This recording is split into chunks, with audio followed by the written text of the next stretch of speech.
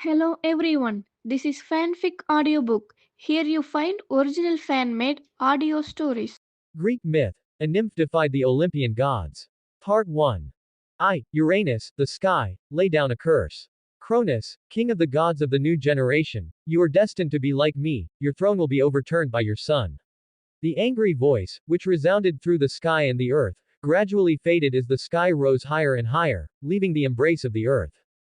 Cronus, the god of time, became the second generation king of the gods, surrounded by Gaia and the Titans, and together with his queen of the gods, Rhea, he ruled over Mount Othryus.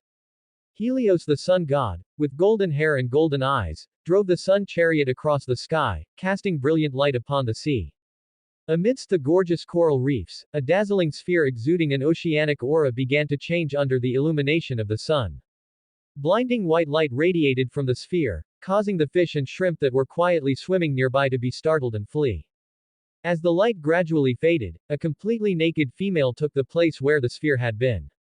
A moment later, she slowly opened her eyes. The eyes of this bright and beautiful young girl were as blue as the sea, revealing a faint sense of tranquility and clarity. Her long, silvery white hair was draped casually over her fair body. As if adapting to this new body, she stood up slowly from the coral reefs, and the gentle seawater wrapped around her, instantly transforming into an elegant and beautiful white dress. The fish and shrimp that had fled in a panic seemed to be bewitched by the girl's beautiful appearance. They swam back to her side, curiously blowing bubbles. Surrounded by the school of fish, the girl looked at the unfamiliar surroundings, and the tranquility in her eyes was replaced by confusion. Her name came from her grandmother who adored her. Her grandmother had searched the vast dictionary and found the two characters, Yanxi, to be her name. Yanxi was originally a female college student from Earth. One weekend, she went to a temple on the mountaintop with her roommates to pray. On the way down, she unfortunately stepped on a pebble and slipped off the cliff. In the last moment before closing her eyes, she saw herself being swallowed by a white light, after which she fell into a long slumber, until today, when the sunlight of the sun god awakened her. Suddenly, memories flooded into Yan Zai's mind like a tide, and she understood her new identity in this world. Dione, one of the 3,000 Oceanids born to Oceanus, the ocean god among the 12 Titans, and Tethys, the goddess of the sea. At this moment, Dione was utterly devastated, because this was the Greek mythological world, which lacked ethics and morality. In this world, mothers and sons could marry, brothers and sisters could reproduce, and women without power had to be vigilant and guard against various forms of harassment and schemes from male gods. Thinking of this, Dione revealed a smile that was uglier than crying.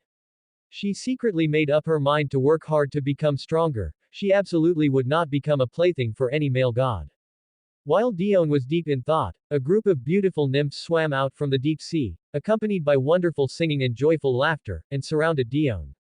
Noble daughter of Tethys, newborn goddess, our beautiful sister, our loving mother has felt your birth and invites you to go with us to our mother's temple. Dione thought of her identity in this world and returned their smile. My beautiful sisters, I am willing to go with you. Seeing that Dione was so friendly, the beautiful nymphs took Dione by the hand and swam towards the temple of Tethys, the goddess of the sea, amidst laughter and joy. In the temple decorated with coral, shells, and various pearls, the goddess with deep blue long hair sat on a huge shell throne shining with five-colored light, looking lovingly at Dione as she entered the temple.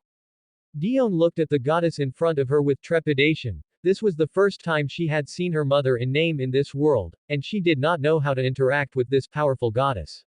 Seeming to notice Dione's unease, the loving Tethys, goddess of the sea, beckoned her to come to her side. Dione stepped forward, and the goddess reached out and embraced her. My dear daughter with beautiful white hair, I welcome your birth.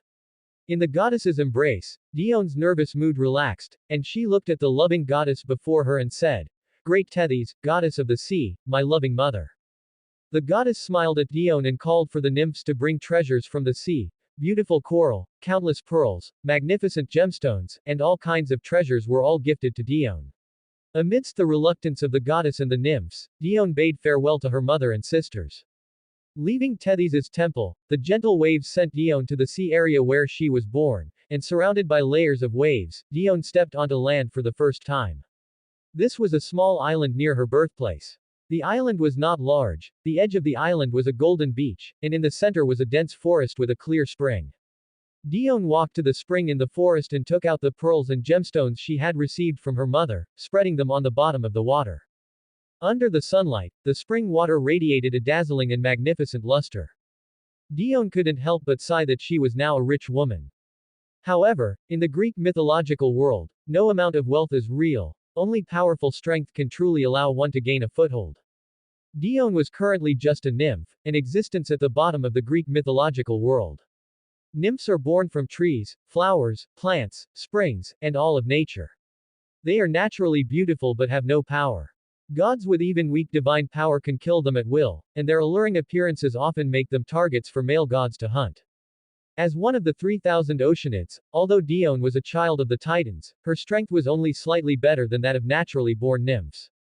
Only Oceanids who possessed divinity, like Métis the goddess of wisdom or Clymene, could escape the fate of being mere nymphs and have a say in this world.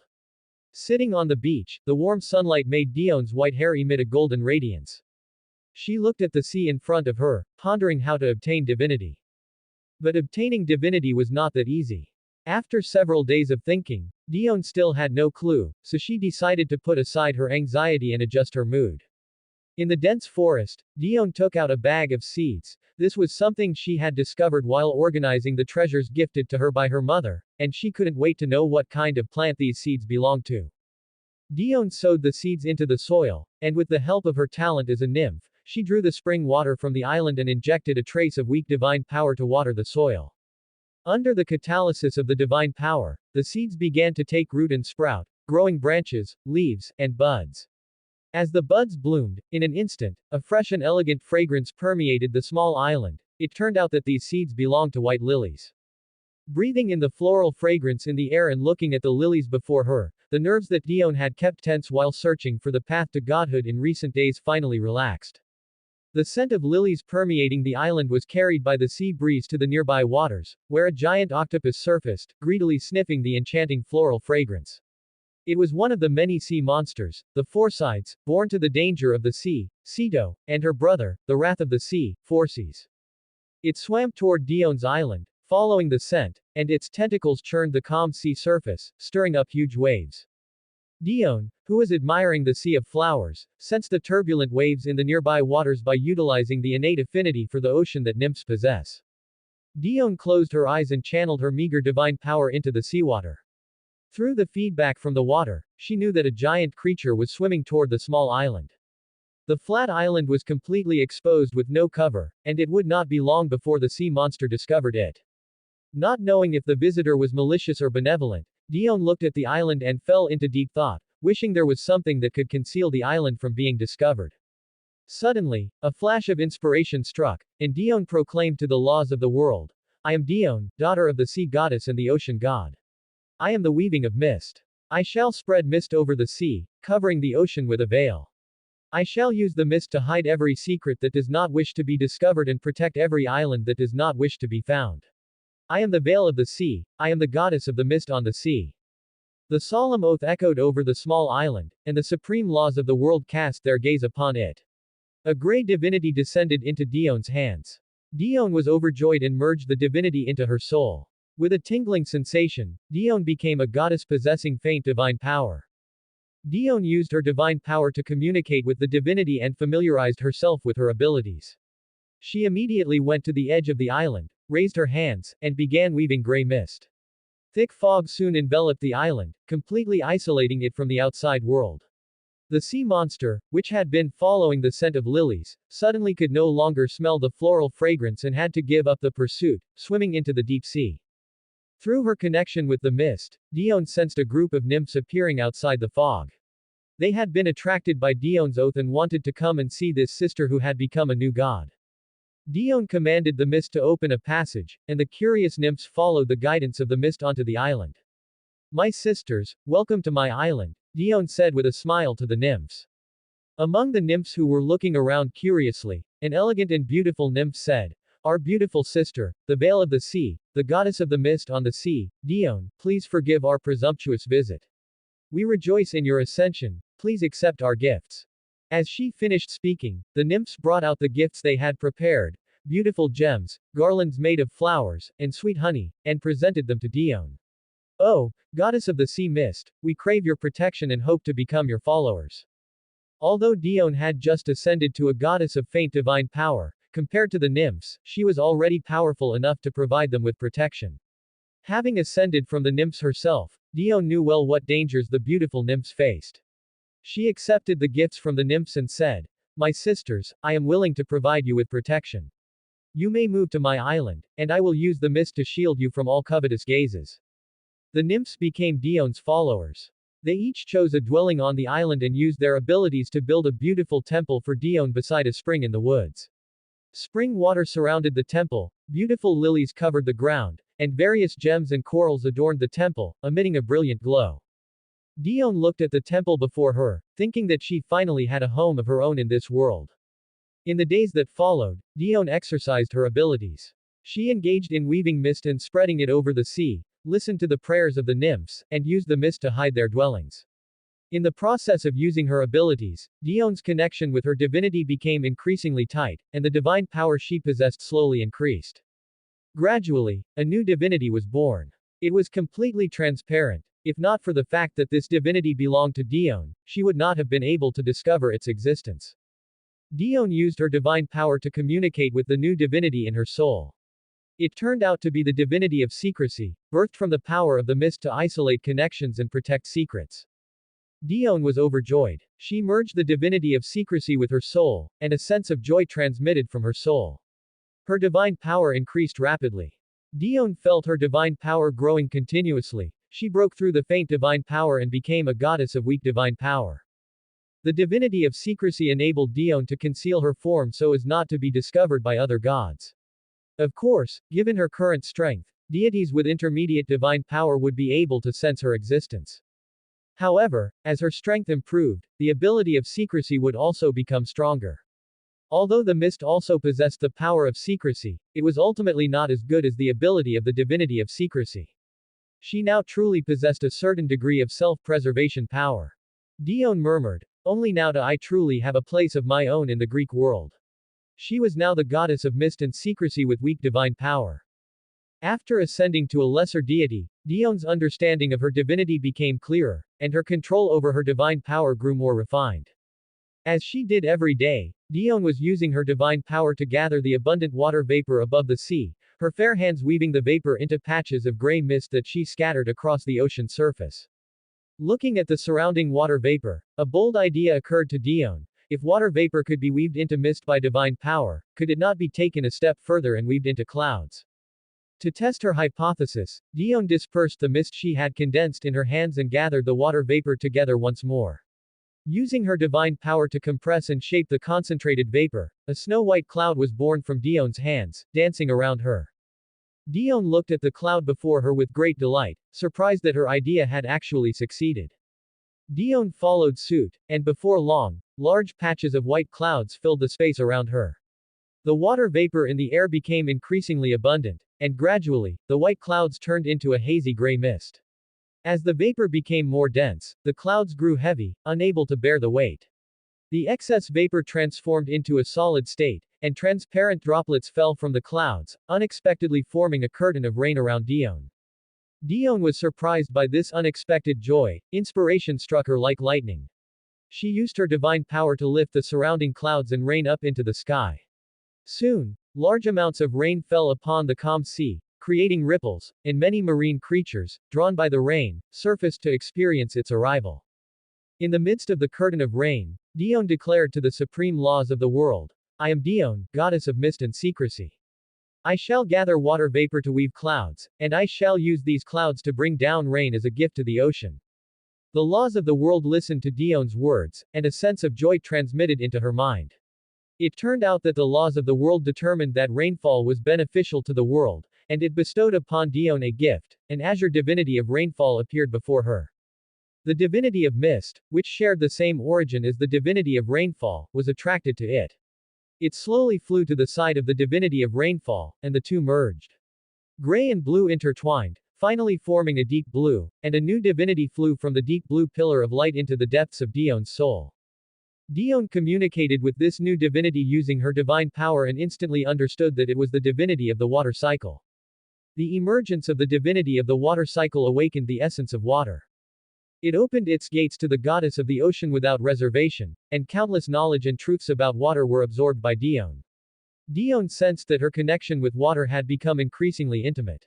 A surge of abundant power emanated from the divinity, continuously enhancing Dione's strength. As her aura climbed steadily, Dione reached the peak of a lesser deity. She only needed to accumulate more divine power to successfully break through and become an intermediate deity. Dione withdrew the divine power she had scattered around her. Now, a deep blue divinity shone brilliantly within her soul, while a barely noticeable transparent divinity shimmered and faded alongside it. Dione looked at her two divinities with satisfaction, then rose and flew toward the island shrouded in mist. The island had been completely transformed by the nymphs. Using their natural affinity for nature, they had planted many fruit trees on the island and raised many pearl mussels in the surrounding waters. Many small, weak creatures had also made this island their home, and the island was now vibrant and lush with greenery. Sensing the arrival of their main deity, the nymphs hurriedly picked fruits and brought out fine wine brewed from them, gathering around their main deity to congratulate her on her ascension. Only if their main deity was powerful could they be better protected. Dione lay lazily on a shimmering seashell, enjoying the service of the nymphs. Eating sweet fruits and drinking mellow wine, she couldn't help but sigh that this was the true meaning of life. At this moment, Dione realized she had not yet named her little island. Terrible at naming things, Dione looked at the mist-shrouded island and announced to the surrounding nymphs, "From now on, the place where we live shall be called Misty Island. The lily is my sacred flower, symbolizing my power." The nymphs sang aloud because their home now had a name, and the lilies all around swayed with the song, expressing their own joy. After obtaining the divinity of the water cycle, Dione became increasingly busy. She gathered water vapor to weave into mist and clouds, scattered the mist over the sea, cast the clouds toward the sky, and rain fell from the ocean all the way to the land as she flew. Under the nourishment of the rain, scattered green buds covered the land. Plants drank in this heavenly nectar, their leaves becoming greener and their fruits growing fuller, and Mother Earth let out a satisfied hum. Dione guided the excess water on the ground to flow toward the sea. Where the water passed, rivers and springs formed, providing habitats for many water nymphs, who were grateful to Dione, the goddess who governed the water cycle. As the water flowed into the sea, Dione finished her work. Her divine power had increased, and the shackles preventing her from ascending to an intermediate deity were gradually loosening. It wouldn't be long before she would achieve her promotion. Dione flew toward Misty Island. At that moment, a brown-haired goddess outside the island caught her attention. Her eyes were bright, shimmering with the light of wisdom. Seeing Dione flying over, the brown-haired goddess smiled and spoke. "My dear sister, Dione, who governs the water cycle, I am Métis, the goddess of wisdom. I have come on my mother's orders to invite you to attend the gathering at Mount Othris." As she welcomed the goddess of wisdom, Métis, into her temple, Dione asked in confusion, "My beautiful sister, Métis, goddess of wisdom, what kind of gathering is it, and what preparations should I make?" Métis took Dione's arm and said, 7 days from now, the king of the gods, Cronus, is inviting all the gods to a banquet to celebrate his victory. This is the first banquet to be held since the War of the Gods, and Mother specifically asked me to invite you to share in this joy." Dione nodded in agreement, arranged to meet Métis at the temple of the goddess of the sea in 7 days, and then gratefully bade farewell to the goddess of wisdom. This was supposed to be a joyous occasion, but Dione began to worry about gifts. The king of the gods, Cronus, was incredibly powerful, and she had no suitable gift for him. Perhaps it would be better to craft a gift for the queen of the gods, Rhea. At the same time, Gaia, the mother of earth and one of the primordial gods, would also be attending, so she needed to prepare a gift for her as well. After pondering for a moment, Dione decided to weave 2 garments as gifts for the queen of the gods and the mother of earth. Because she spent her days weaving mists and clouds, Dione's skill in weaving had already reached perfection. She took clouds from the sky as fabric, transformed pearls cultivated by the nymphs into thread, and crushed beautiful gemstones to create starlight to adorn the piece. A graceful and luxurious white dress soon appeared in Dione's hands. Under the sunlight, the white dress shimmered with iridescent light, with specks of starlight appearing and disappearing. The surrounding nymphs could not help but marvel at the goddess's craftsmanship. Dione intended to give this starlight gown to the queen of the gods. After entrusting the gown to the surrounding nymphs, Dione began creating the second garment. She continued using clouds as fabric and pearls as thread, weaving white lilies and green vines onto the clouds. In a moment, a garment wrapped in green vines and blooming with lilies was completed. Waves of lily fragrance and the fresh scent of plants permeated from the gown. It was full of vitality. Dione looked at her two masterpieces with satisfaction, and the longing gazes of the surrounding nymphs did not escape her notice. She smiled at the nymphs around her, and clouds and pearls were woven into beautiful gowns that fell into the hands of the nymphs. The nymphs couldn't wait to change into their new clothes. They surrounded Dione, singing joyfully and offering endless praise. While the nymphs were laughing and singing, an unexpected event occurred. A white divine office suddenly appeared deep within Dione's soul. She connected her divine power to the divinity and realized that this was a weaving divinity born from her crafting of the garments. Dione raised an eyebrow. She had not expected that by chance, she would acquire a weaving divinity belonging to the realm of humanities. In Greek mythology, there are many gods skilled at weaving, such as Athena, the goddess of wisdom, war, and arts, who is a goddess adept at weaving. Dione's weaving divinity only possessed weak divine power, and it was not very useful for Dione, who possessed the natural water cycle divinity. However, who would complain about having too many divinities? Dione accepted it gladly and integrated this divinity into her divine fire. During these few days, Dione utilized her weaving divine power to weave various blue gowns adorned with pearls and coral, intending to give these garments to her sisters and mother. She also wove a new outfit for herself. Clad in an elegant gown, the goddess was radiant and moving. Beneath the white-based dress, blue wave patterns woven from foam adorned the hem. Tiny pearls were scattered like stars, emitting a brilliant luster under the sunlight. A crown woven from white lilies rested upon the goddess's silver-white hair. In that instant, the world seemed to lose its color. When the appointed day arrived, Dione took the prepared gifts and swam into the sea. The gentle waves carried the goddess to the outside of the temple of the goddess of the sea, Tethys. The goddess of wisdom, Métis, was already waiting outside the temple, and she took Dione's hand and walked into the temple. Inside the temple, Tethys, the goddess of the sea, looked at Métis and Dione as they entered with a smile. She was surrounded by many beautiful goddesses. Métis greeted their mother with Dione and introduced the surrounding goddesses to Dione one by one. They were the eldest sister of the Oceanids, Styx, the goddess of oaths, Clymene, the goddess of fame, Eurynome, the goddess of watery pastures, and Electra, the goddess of shining clouds. Dione smiled and nodded to each of her sisters. She raised the gifts she had brought and said, "My loving mother, goddess of the sea, and my beautiful sisters, these are gowns I made using my weaving divinity. I hope you like them." The goddesses were full of praise for Dione's gifts and marveled at her ingenuity. Tethys, the goddess of the sea, took out a pearl necklace inlaid with seashells and placed it around Dione's neck, saying, "My kind-hearted and ingenious beautiful daughter, thank you for the gifts you brought for me and your sisters. This necklace condenses my divine power, and it can strengthen your connection to the origin of water." Besides the ancient sea god Pontus and the god of the ocean Oceanus, the goddess of the sea was the deity closest to the origin of water, and she was favored by the origin of water. Dione was grateful for her mother's gift. With this necklace, she could better link to the origin of water and master the power of the water cycle more quickly. After giving the gifts, the goddess of the sea looked at her daughters in the temple and said, "It is about time, let us head to the gathering on the sacred mountain together." With the circulation of divine power, Tethys led her daughters as they flew toward the distant sacred mountain. The towering sacred mountain, surrounded by clouds and mist, constantly echoed with the joyous laughter of the gods. Tethys brought her daughters and flew towards the banquet site at the top of the mountain. Dione was led by her sisters to sit at a long table nearby, while Tethys took her seat among the 13 thrones at the very front of the banquet.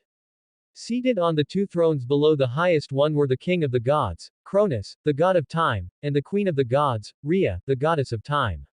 On the thrones to the left of the king of the gods sat 5 powerful male gods, who corresponded to the 5 goddesses on the right of the queen of the gods. They were Dione's parents, Oceanus, the god of the ocean that encircles the world, and Tethys, who gave birth to the Oceanids. Koios, the god of celestial bodies, who sired Asteria and Leto, the goddess of nurturing and mother of Apollo and goddess Artemis, and Phoebe, the goddess of radiance who governs the Delphic oracle. Hyperion, the ancient sun god who governs light, and Ea, the mother of light, they gave birth to Helios, Selene, and dawn goddess Eos. The remaining 4 were Iapetus, father of the prophet Prometheus and god of soul and speech, Creus, the god of vitality and growth, who is the father of Astraeus, the god of stars, and Perses, the god of destruction, Mnemosyne, the mother of the nine muses, and Themis, the goddess of justice who gave birth to the Horae and the three fates. A rich sense of vitality appeared. Amidst the fragrant scent of plants and soil, Gaia, one of the five primordial gods, mother of the gods, and Mother Earth, arrived gracefully. The gods rose to welcome her. Rhea led Gaia toward the highest throne. Cronus watched this scene, his eyes darkening for a moment, but he quickly regained his smile to welcome Gaia. Amidst the clinking of goblets, the time for the gods to present their gifts soon arrived. Dione walked forward respectfully, bowed her head to the king of the gods, and presented a gown of starlight to the queen of the gods. Rhea looked at the beautiful gown before her, her face lighting up with joy, and she accepted it with a smile. Turning around, Dione then presented a gown scented with lilies and fresh plants to Gaia. Gaia accepted the gift and nodded with great satisfaction.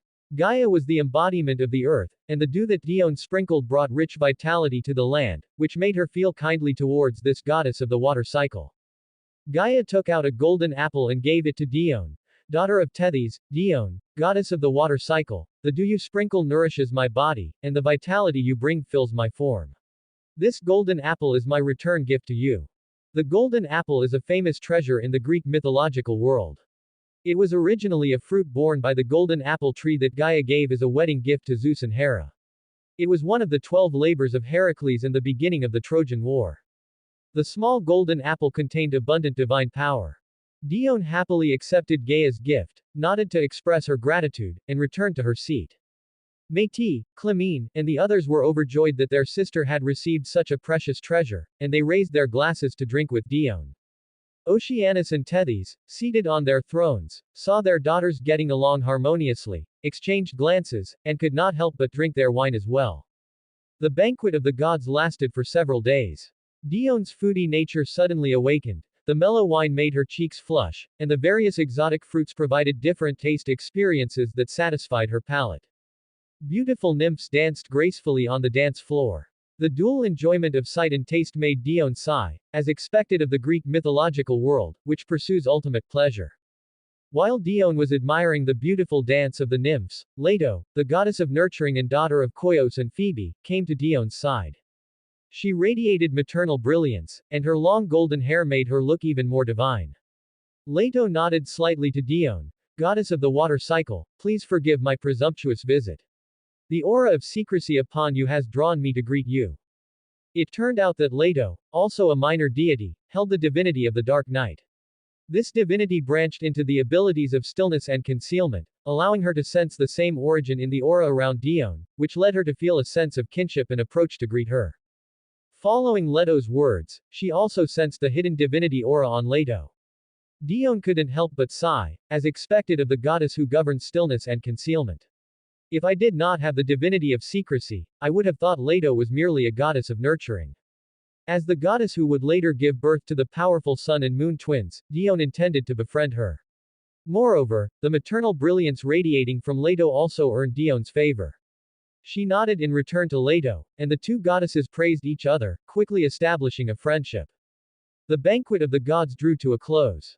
Dione and Leto exchanged gifts. She presented Leto with a pair of earrings made from pearls cultivated on the Misty Island, and Leto reciprocated with a piece of fabric made from weaving starlight. The two goddesses said their goodbyes and agreed to meet again. Dione walked towards her father and mother, who were holding hands. Looking at the new goddess he had never met before, Oceanus the god of the ocean shook his white beard and laughed heartily. My newborn daughter, my beautiful treasure, I admire your wisdom. The ocean has burst with new vitality because of your arrival.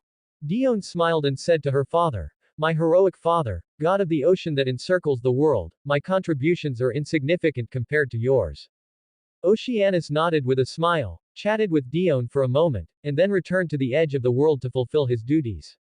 Dione also said goodbye to her mother and sisters one by one, then rode on a cloud of weaving and flew towards the Misty Island. Returning to Misty Island, Dione took out the golden apple gifted by the Earth Mother Gaia amidst the curious gazes of the nymphs. The glowing golden apple exuded an enticing aura, and the faint divine power overflowing from it made the surrounding air become fragrant. Dione swallowed hard. If she were to eat this golden apple, she would immediately ascend to become a goddess of intermediate divine power. But that would be too wasteful, Dion thought. Since the golden apple is the fruit of the golden apple tree, could she use this fruit to cultivate a tree, thereby harvesting countless golden apples? Adhering to the concept of sustainable development, Dion went to the depths of the 100-fruit forest planted by the nymphs on the left side of the island, buried the golden apple in the soil, and cast her divine power to form a curtain of rain above the soil. As the rain fell continuously, the color of the soil changed from light to dark. Soon the soil had absorbed enough moisture, and the excess rain overflowed to soak the surrounding land, yet the golden apple showed no signs of sprouting at all. Dion hardened her heart and injected her divine power into the rainwater. As her divine power was continuously injected, the power within Dion's body was rapidly consumed, and sweat gradually slid down from her forehead. Just at the moment when Dion's divine power was about to be exhausted, the silent soil stirred, and a golden sprout emerged from the soil, greedily absorbing the divine power-infused raindrops. Withdrawing the injection of divine power, Dion gasped heavily and fell to the ground, disregarding her image. The three divine sparks in the depths of her soul, forming a triangular formation, spun rapidly as the surrounding water elements continuously surged into the depths of her soul, turning into sweet nectar to nourish her parched soul. As time passed, Dion's depleted divine power was restored, and there was even a faint trend of breaking through. She injected divine power to accelerate the operation of her divine sparks, and at the same time, the necklace gifted by the sea goddess Tethys was activated. Attracted by the sea goddess's divine power, the source of water manifested, and rich water elements enveloped Dion. Several water-type divine sparks were drawn to Dion, flying out from the source of water and circling her affectionately, emitting brilliant light. With a crisp sound like glass shattering, Dion successfully ascended to intermediate divine power. The source of water withdrew its gift, the surrounding anomalies vanished, and the dense water elements slowly dissipated, leaving only the divine sparks surrounding Dion still emitting light. A feeling of lightness and tingling traveled from her soul to her toes, and sitting cross-legged, Dion opened her eyes. Her eyes, as blue as the sea, became even more profound. She reached out and caught the dancing divine sparks, and through the connection of her divine power, these divine sparks revealed their true names: frost, snowfall, surf, and tsunami. Dion's joy was written all over her face, and she used her divine power to integrate these divine sparks into the depths of her soul. The white glowing frost and snowfall instinctively were attracted to the water cycle divine spark. They intertwined with the water cycle divine spark, dancing up and down, and finally merged into one. Specks of white light appeared on the originally deep blue water cycle divine spark, its shape becoming more rounded and its aura becoming more profound. From then on, Dion mastered all three states of water: solid, liquid, and gas. Her understanding of water became more sophisticated, and her connection to the source of water became increasingly close. As for the remaining two divine sparks, the surf divine spark was merely icing on the cake for Dion and did not bring any substantial improvement, but the tsunami divine spark delighted Dion greatly, as this was her only divine spark oriented towards combat. The secrecy divine spark was oriented towards self-preservation, and the water cycle divine spark possessed considerable combat ability but was more oriented towards support. The appearance of the tsunami divine spark made up for Dion's lack of combat ability. Although she had never fought anyone, Dion believed that her strength was outstanding among gods with intermediate divine power. Gods with intermediate divine power already possessed the qualification to build a temple on Mount Othris. Responding to the call of the sacred mountain with her divine power, water elements condensed into an entirely azure temple on the mountain. Pure white ice and snow turned into steps and stone pillars, and a large number of lilies bloomed outside the temple, emitting a rich fragrance, while gray-white mist surrounded the temple. A temple symbolizing Dion's divine sparks came into being. Finishing the establishment of the temple on the sacred mountain, Dion left the 100-fruit forest and returned to the temple on Misty Island. The nymphs had long since prepared sumptuous food and mellow wine. Dion nodded in response to the nymphs' congratulations and began a banquet of ultimate enjoyment to celebrate her ascension. Now, Dion was a powerful goddess of intermediate divine power who governed the water cycle, tsunami, secrecy, and weaving. Ending the celebratory banquet, Dion began her own duties. After her strength had improved, Dion's work became much easier. She utilized her divine power, and the surrounding water elements continuously solidified into white clouds that flew towards the sky. She waved her hands gently, and silvery raindrops fell instantly, causing a pleasant tinkling sound to ring out over the land and the sea. The Earth Mother also closed her eyes amidst this pleasant sound. Flying amidst the clouds, a golden-haired deity on the ground caught Dion's attention. He was using soil to mold human-shaped sculptures according to the image of the gods. Under the operation of his divine power, these clay figures actually turned from soil into flesh and blood, from dead objects into living, breathing humans. Dion instantly thought of the birth of the Golden Age humans, and she realized the identity of this golden-haired male god. Dion, who had been a human in her past life, was also full of curiosity and joy regarding the birth of her kin.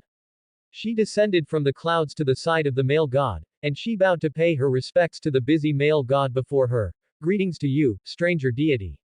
I am Dion, who governs the water cycle.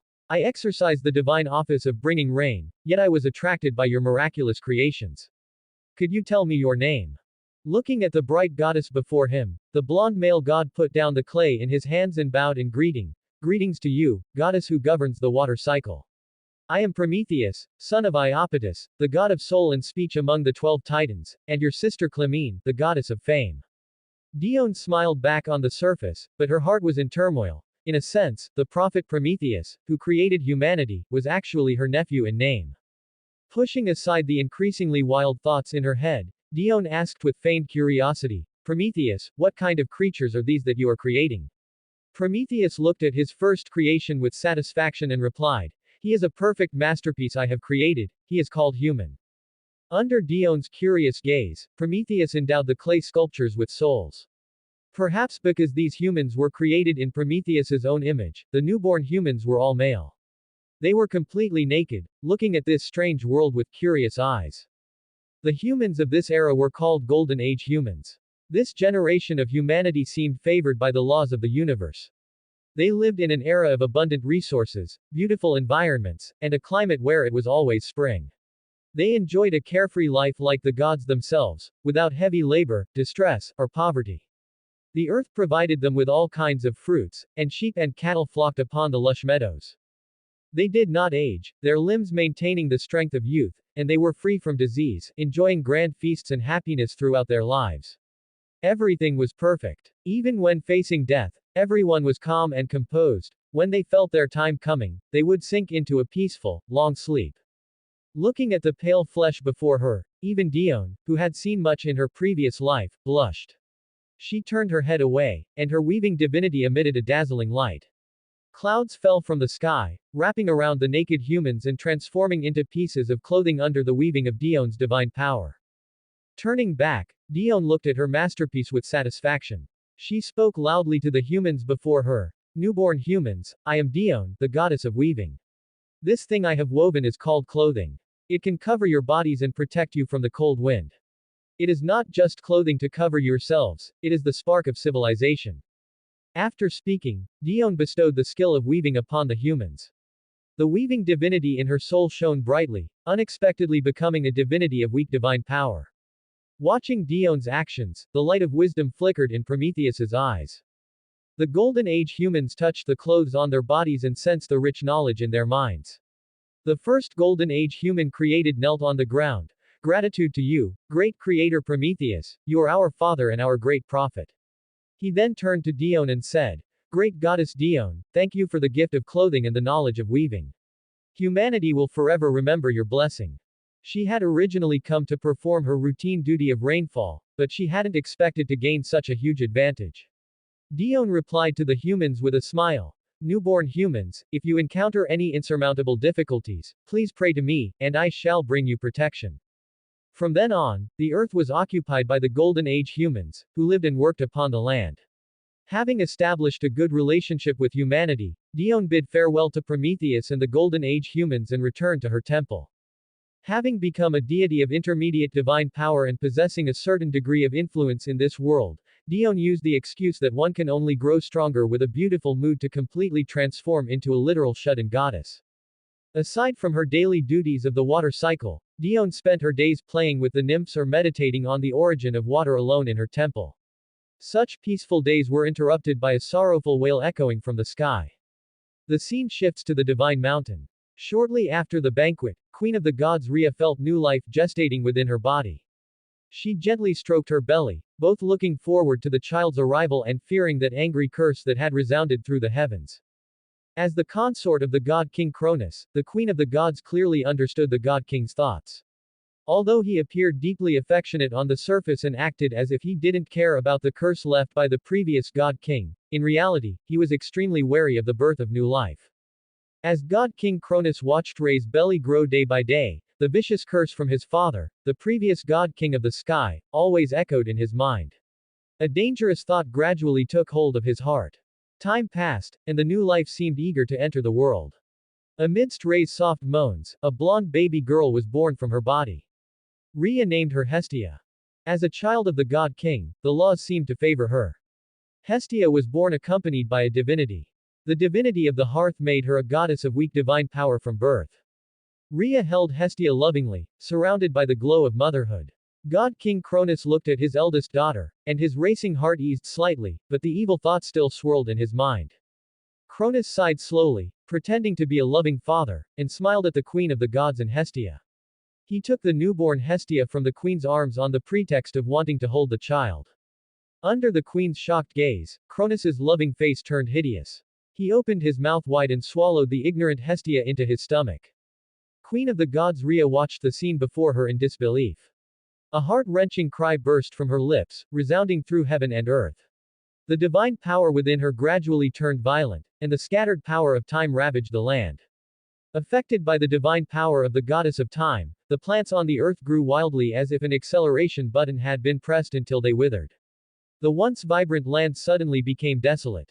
The never-aging Golden Age humans were also affected. Their strong bodies became hunched, and their youthful faces were covered in wrinkles. They knelt prostrate on the ground, praying for the protection of their father Prometheus and Dione, who had once taught them the knowledge of weaving. The prayers of the Golden Age humans reached Dione's ears, and she hurriedly flew out of Misty Island to the human dwellings. Dione scattered mist to surround the human settlement, blocking the divine power of time. She then activated her godhead of secrecy, hiding the mist-shrouded human settlement within this chaotic torrent of time. Sensing the chaos on the Earth Mother Gaia appeared and wielded her divine power. The scattered divine power of time across the land was calmed by the Earth Mother, and the desolate Earth instantly donned a layer of greenery under the drive of her divine power. Having resolved the chaos, an angry Gaia arrived at Mount Othrys. Queen of the gods Rhea rushed to the Earth Mother's side and wailed, "Great Mother, please protect your poor granddaughter." Hestia was swallowed into the belly of her terrible father Cronus as soon as she came into this world. "I beg you, merciful Mother Goddess, you must save my daughter." God King Cronus sat on the throne symbolizing the power of the God King, looking at everything before him with cold eyes. Gaia looked at his posture and scolded loudly, "Cronus, your father wounded my heart as a wife and mother because of his endless desire for me and his severity toward you all. Now that you have taken the throne of the God King, are you going to follow in his footsteps and harm your children and wife?" Facing the Earth Mother's cold gaze, the God King said, "My proud and selfish mother, I love my wife Rhea deeply, but I will not let my father's curse come true. My children are merely imprisoned in my belly, this is already my greatest concession. Even your authority, mother, cannot shake my position as the God King." Hearing Cronus's cold words, a massive amount of divine power condensed from the Earth Mother and pointed directly at the God King. Cronus was not to be outdone, his power over time resisting the Earth Mother's divine majesty. For a moment, they were evenly matched. "My dearest youngest son, I can no longer discipline you. Since you have made the wrong choice, then fate will surely not forgive you." The Earth Mother turned to comfort Rhea and then left in resentment. Rhea looked at Cronus, who had become like a stranger, and could only wash her face with tears in her helplessness. The Queen of the Gods, weeping echoed through Mount Othrys, unable to dissipate for a long time. The sorrow of Mount Othrys lingered, and Dione's mood was also affected after returning to Misty Island. Although she had known through the memories of her past life that this scene would happen, it had only been a vague myth. When she was truly in the world where the story took place, the God King's tyranny made Dione, also a woman, feel unfortunate for the Queen of the Gods' plight. Thinking that Cronus would eventually be overthrown by his despised wife in league with his youngest son Zeus, Dione's mood improved slightly. This truly fits the old saying, retribution will come sooner or later. Stimulated by this event, Dione's desire to become stronger grew day by day. She needed to plan carefully for her future. Dione now controlled four godheads: water cycle, tsunami, weaving, and secrecy. The godhead of weaving belonged to the humanities side. At the current stage where humans had not yet developed, it could not provide much utility. The godhead of secrecy was too mysterious. Dione currently had no clue how to improve this godhead, so she could only set it aside as well. The next two godheads were both related to the water element and belonged to the natural aspect of divinity. The godhead of water cycle made Dione think of climate. After all, precipitation is an important factor of climate, and she could start developing from this aspect. Another basic element of climate is temperature. Dione, who held the godhead of water cycle, possessed the ability of ice and snow. A godhead of cold would be almost effortless for her to obtain. As for the divine power of heat, the Hyperion family of the god of light lineage popped into Dione's mind. It seemed she would have to put some effort into the sun god's family. And the godhead of tsunami naturally made Dione think of natural disasters. Tsunamis, floods, hurricanes, blizzards, and so on were all components of natural disasters. Aside from tsunami, Dione could obtain flood and blizzard through the godhead of water cycle, but the godhead of hurricane could only be obtained with the help of the wind god's power. According to Dione's memory, the four great wind gods of the east, west, south, and north were the children of Astraeus, the god of stars, and the dawn goddess Eos. Thinking of this, Dione couldn't help but feel a bit embarrassed. Since the dawn goddess Eos was a child of the god of light Hyperion, Dione thought to herself, it seems I'm stuck dealing with the sun god's family. Whether it's temperature or hurricanes, I can't get around them. I really have to plan this out well. Because she had no friendship with Hyperion's family, Dione planned to gather information from her friend, Leto, the goddess of nursing, at the upcoming gathering. When the banquet on the divine mountain ended, the two goddesses had agreed to meet together, and Dione calculated that the date was approaching.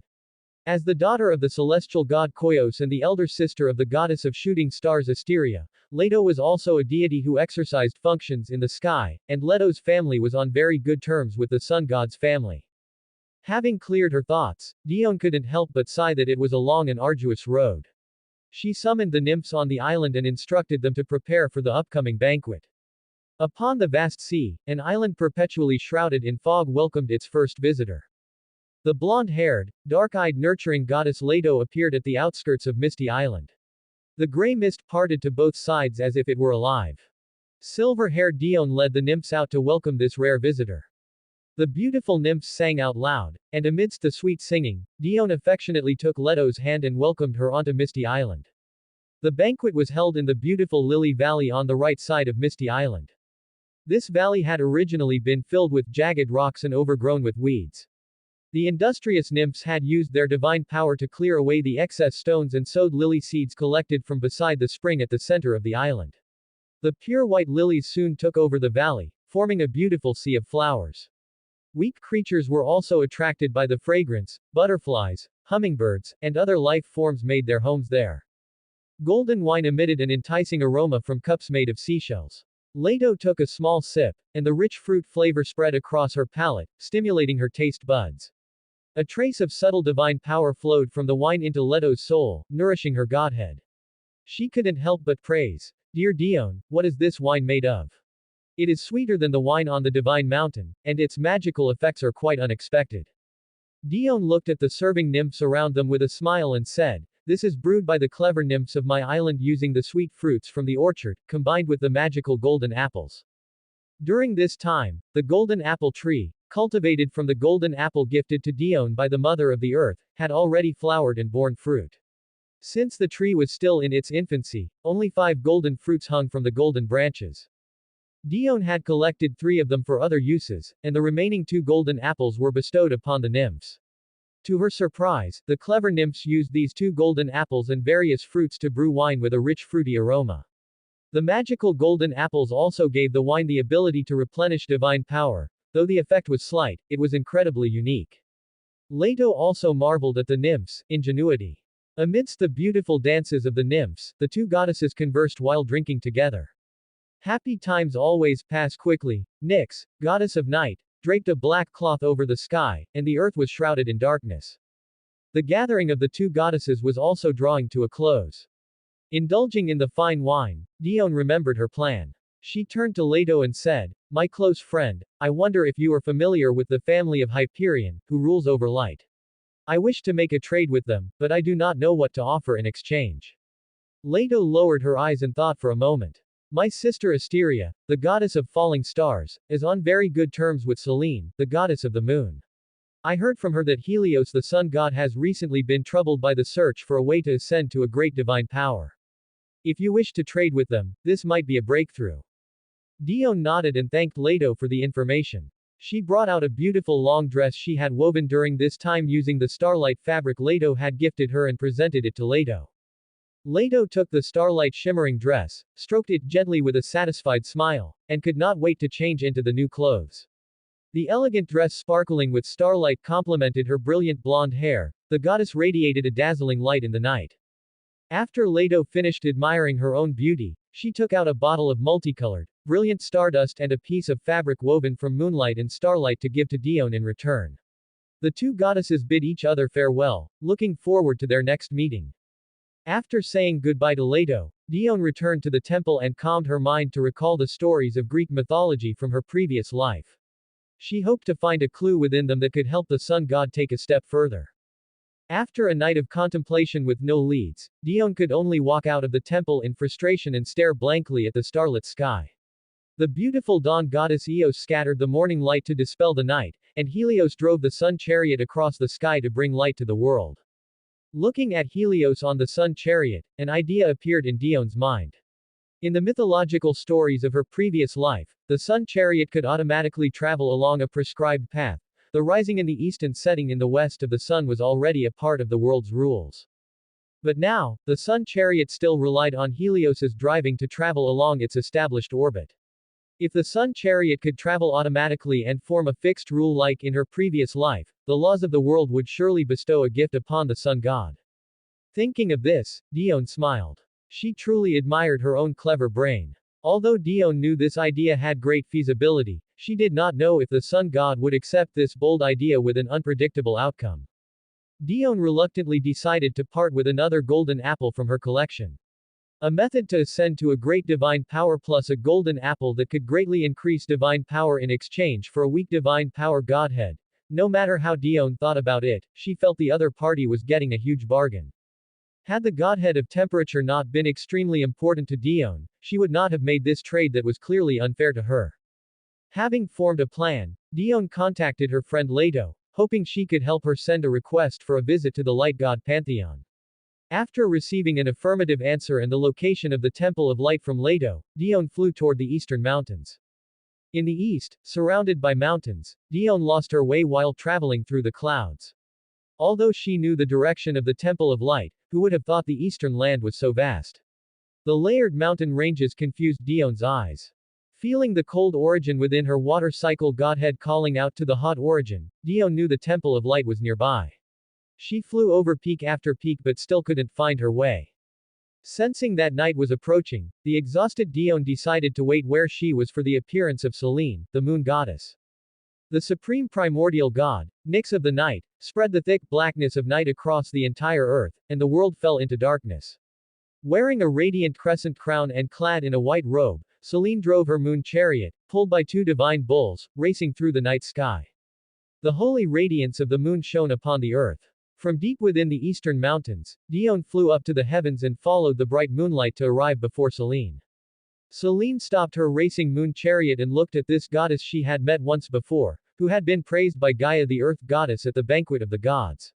She asked in confusion, "Goddess in charge of the water cycle living on Misty Island, I am exercising my duties, driving the moon chariot to bring light to the earth. Why do you block my path for no reason?" Dione bowed and replied, "Selene, who brings light to the night, please forgive my rashness. I came to the east to visit your father, the great god of light Hyperion, but I lost my way among these layered mountains. Thus, I had no choice but to seek your help when the moon chariot appeared in the sky." Selene smiled at the lost goddess before her and invited Dione to ride the moon chariot with her to her residence. Riding the moon chariot for the first time, Dione felt very curious. The divine bulls pulling the chariot were pure white, and their jade-like horns were shaped like crescents. They raced forward with effort, and moonlight spilled from the chariot onto the earth all along the way. The two goddesses sat on the moon chariot and conversed. After a moment, the chariot stopped before a towering, radiant temple. Having been notified by Selene's divine power, Dawn goddess Eos had arrived outside the temple early to wait. She curiously observed Dione, who had arrived with her sister on the moon chariot. After leading Dione to Eos, Selene returned to her moon chariot and continued flying into the night sky to fulfill her duties. Eos greeted the guest before her kindly, "Goddess in charge of the water cycle, my sister has already informed father of your arrival, and he specifically sent me to welcome you." Nodding back to Eos, Dione followed her into the temple. Hyperion, who governs light, sat upon a throne made of gold and observed Dione as she entered. Beside him sat the radiant goddess of radiance Thea, who gave the visitor a bright smile. "My greetings to you, the great god of light Hyperion, and the mother of radiance, the beautiful goddess Thea. Please forgive my unannounced visit." Dione curtsied to the two powerful ancient deities on the throne. "Please sit, the most cherished young daughter of my brother and sister, Dione, who governs the water cycle. Your exquisite weaving skills at the banquet of the gods were unforgettable. A few days ago, Leto informed me of your request for a visit. May I ask what business you have?" Hyperion's majestic voice echoed in the temple, and with a wave of his hand, a golden throne rose from the floor. Dione sat on the throne and replied with a smile, "Great Hyperion, I have heard that your powerful eldest son, Helios, is on the verge of breaking through the threshold of great divine power. I may have a method that can assist in his promotion." "Oh, wise goddess, what method do you have?" Hearing Dione's words, Hyperion showed a curious look and signaled Dione to continue. Dione informed Hyperion of her idea regarding the sun chariot and made her request to exchange for a godhead. Hyperion fell into deep thought. After a moment, he spoke, "Goddess in charge of the water cycle, your wisdom can even be compared to your sister, the goddess of wisdom Métis.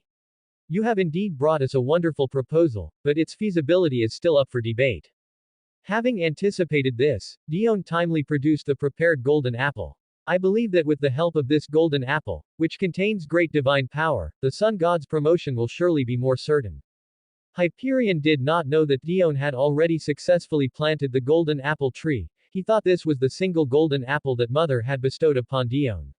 Seeing Dione bring out such a precious treasure, Hyperion no longer wavered and readily agreed to Dione's deal. He signaled Eos to call Helios the sun god. Helios, who was cleaning the sun chariot, arrived at the temple led by Eos. Dione looked at the handsome, blonde-haired, blue-eyed god before her.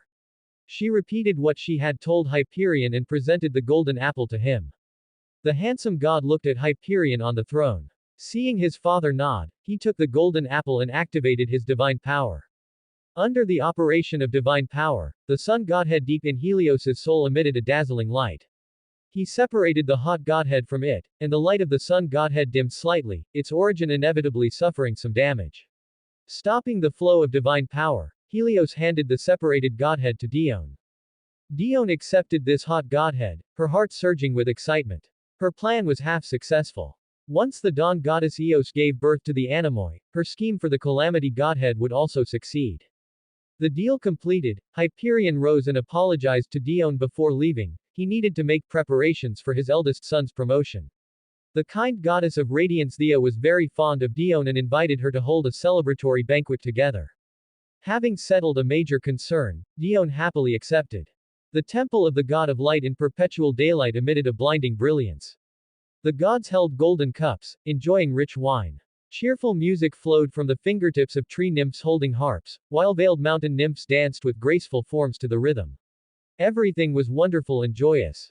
The lowing of divine cattle rang out abruptly amidst the beautiful melody, and a black-haired goddess wearing a crescent crown approached gracefully.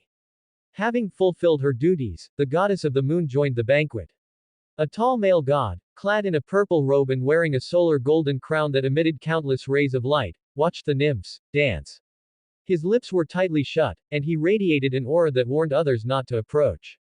As the saying goes, within one palace, the climate varies.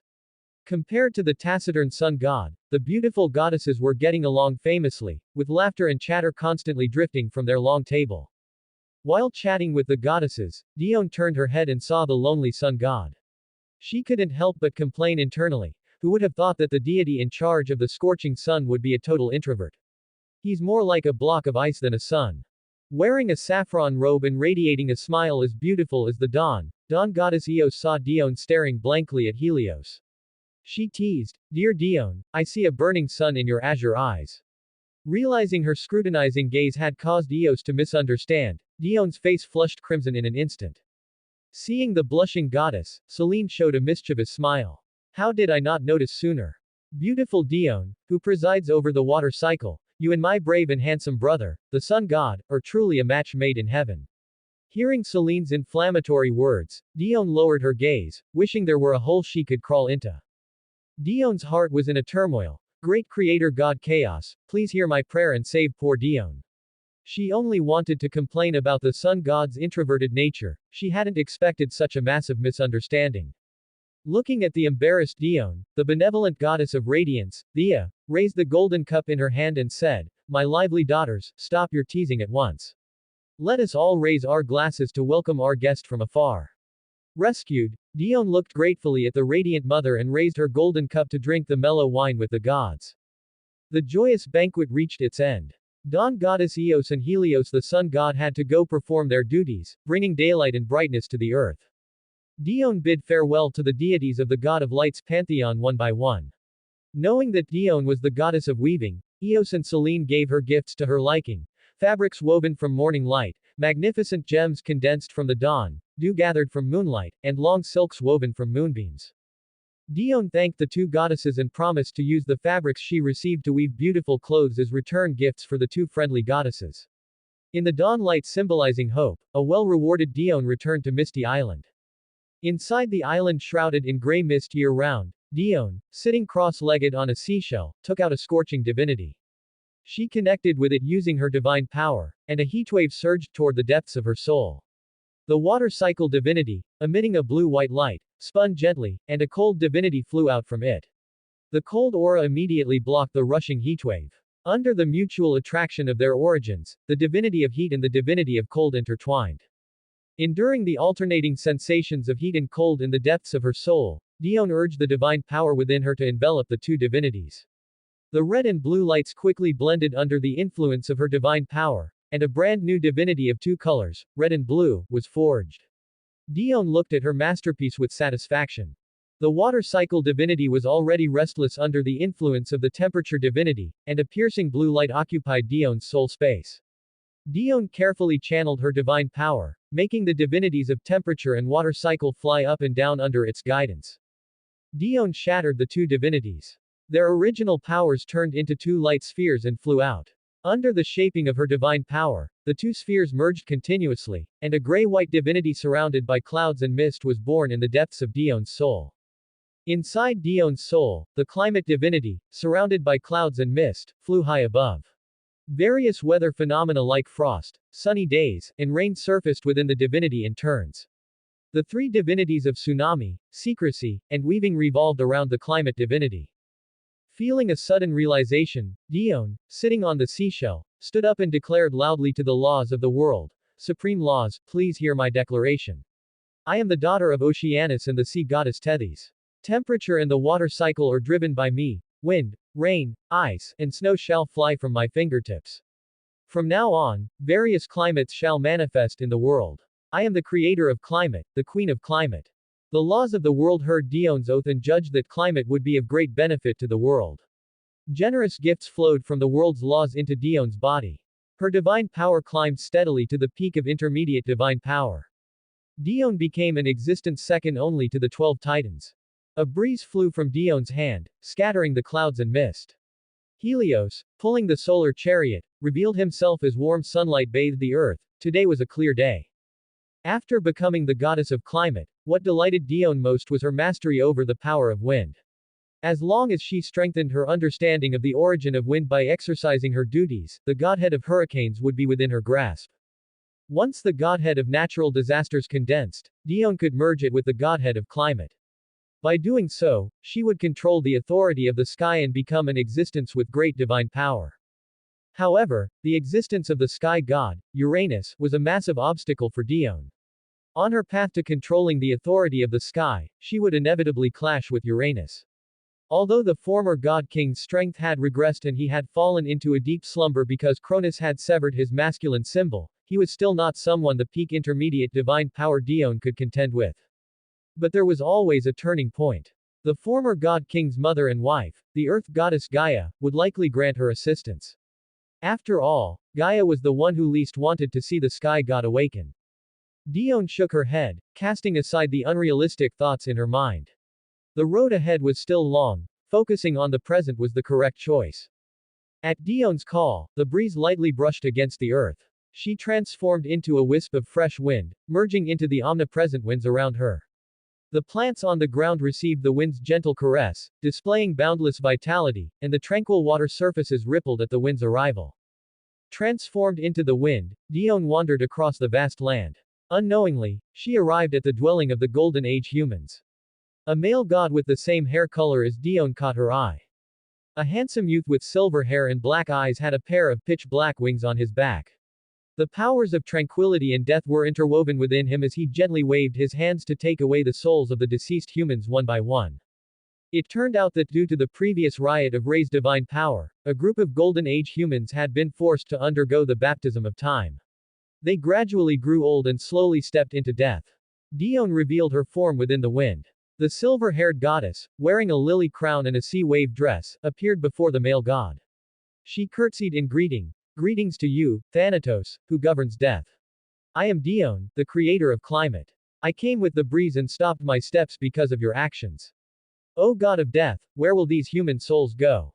The god of death, Thanatos, returned the greeting. Greetings to you, controller of climate, beautiful goddess Dione. Even I, dwelling in the underworld, have heard of your name. As for these human souls, they will follow me into the underworld to live. Seeing Dion's curious gaze, the god of death Thanatos extended an invitation. Beautiful goddess, I wonder if I might invite you to accompany me in sending these human souls to the underworld. Perhaps you might even see the beauty unique to the underworld. Dione was also incredibly curious about the underworld. She readily accepted Thanatos' proposal and transformed into a wisp of breeze to travel with the god of death to the far west. Passing through the black rift of the far west, Dione entered the underworld deep beneath the earth. The first thing to catch her eye was a large black river surging forward, known as the River of Pain. On the surging river, a bearded old man rowed a creaking, dilapidated wooden boat toward Dione. Dione thought to herself, with such a broken wooden boat, will it really not fall apart halfway through the journey? Thanatos, lacking the ability to read minds, could not hear Dion's inner thoughts. He waved to the old man and led the human souls and Dione onto the ferry. On the dilapidated wooden boat, Thanatos introduced Dione. This is my brother, Charon, the ferryman of the Styx. Do not look down on this wooden boat for being old, it is the only thing that can sail upon the Styx. Then he turned to Charon and said, Charon, this is the goddess of climate, Dione. I have invited her to visit the underworld. Dione and Charon greeted each other. The aged Charon spoke, Goddess who governs the climate, is the climate on the earth truly so rich and colorful? Our underworld only ever has cloudless, tranquil black nights. Dione responded with a smile. Yes, ferryman of the Styx. On the earth, there are sunny days with bright sunlight, misty rainy days, snowy days shrouded in ice and snow, and overcast days surrounded by clouds and mist. All sorts of climates manifest upon the earth. Charon said longingly. Beautiful Dione, the climate you govern is truly miraculous. If only I could see such weather in the underworld as well. Hearing Charon's words, a thought flashed through Dion's mind. She exerted her divine power to lift the water vapor condensed over the Styx into the sky. Black raindrops carrying the aura of the underworld soon fell from the sky, bringing ripples across the Styx. Both Charon and Thanatos watched this unprecedented sight in amazement. Before they could recover their senses, an even more miraculous scene occurred. The moment the black raindrops touched the soil of the underworld, enchanting red flowers burst through the ground, blooming all along the banks of the Styx. Tiny red orbs of light flew from the flowers, their brilliant red bringing a different kind of color to the dark underworld. Spider lilies, like fire and sunset clouds, clustered on both banks of the river Styx, forming a brilliant sea of flowers. Vitality erupted in the desolate underworld, and the wandering human souls were drawn by this life force. They gathered on the banks, greedily sniffing the breath of life as if they had returned to the vibrant land where they once lived. The gods of the underworld also sensed the anomaly taking place. Aside from the primordial god Erebus, who slept in the Temple of Night, and Tartarus, the embodiment of the abyss who had long slumbered in its depths. The other gods arrived at the sea of spider lilies with inquisitive gazes. They were the handsome blonde god with sleepy eyes, the twin brother of the god of death, the winged Hypnos. Eurynamos, the god of decay, with blue skin like a fly, fangs, and a body emitting the stench of decay. Born from the blood of Uranus and filled with the sky god's hatred, the snake-haired goddesses Alecto, Megara, and Tisiphone, holding torches and viper whips.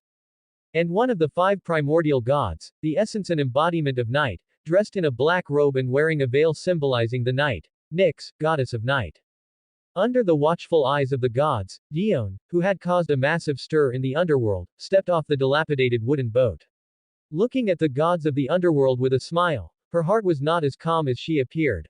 I just wanted to see if the authority over climate could be used in the underworld. I didn't expect it to cause such a commotion. And as expected of the underworld gods, they all look more terrifying than the gods on earth. The gods of the underworld deferred to Nyx. Dione, whose mind was racing, walked before the goddess of night, who was surrounded like the moon by stars. Casting aside her extra thoughts, she knelt and saluted the primordial god. Salutations to you, supreme primordial god, embodiment of night, mistress of the underworld, the powerful and beautiful Nyx. I am Dione, the goddess of climate, daughter of the Oceanus and the Tethys. A charming smile appeared on the beautiful face beneath Nyx's veil. She reached out her hands to signal Dione to rise and said, "Greetings, goddess in charge of climate.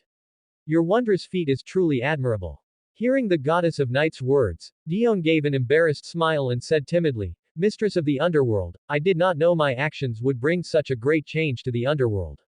Please forgive my unintentional mistake." "This is no mistake, my dear Dione. You have brought the breath of life to the lifeless underworld. The dead souls are revitalized because of you, and the underworld rejoices in your actions." After speaking, the goddess of night produced a transparent sphere of light that had no aura or fluctuations. "The divinity of secrecy within you makes me feel a sense of kinship.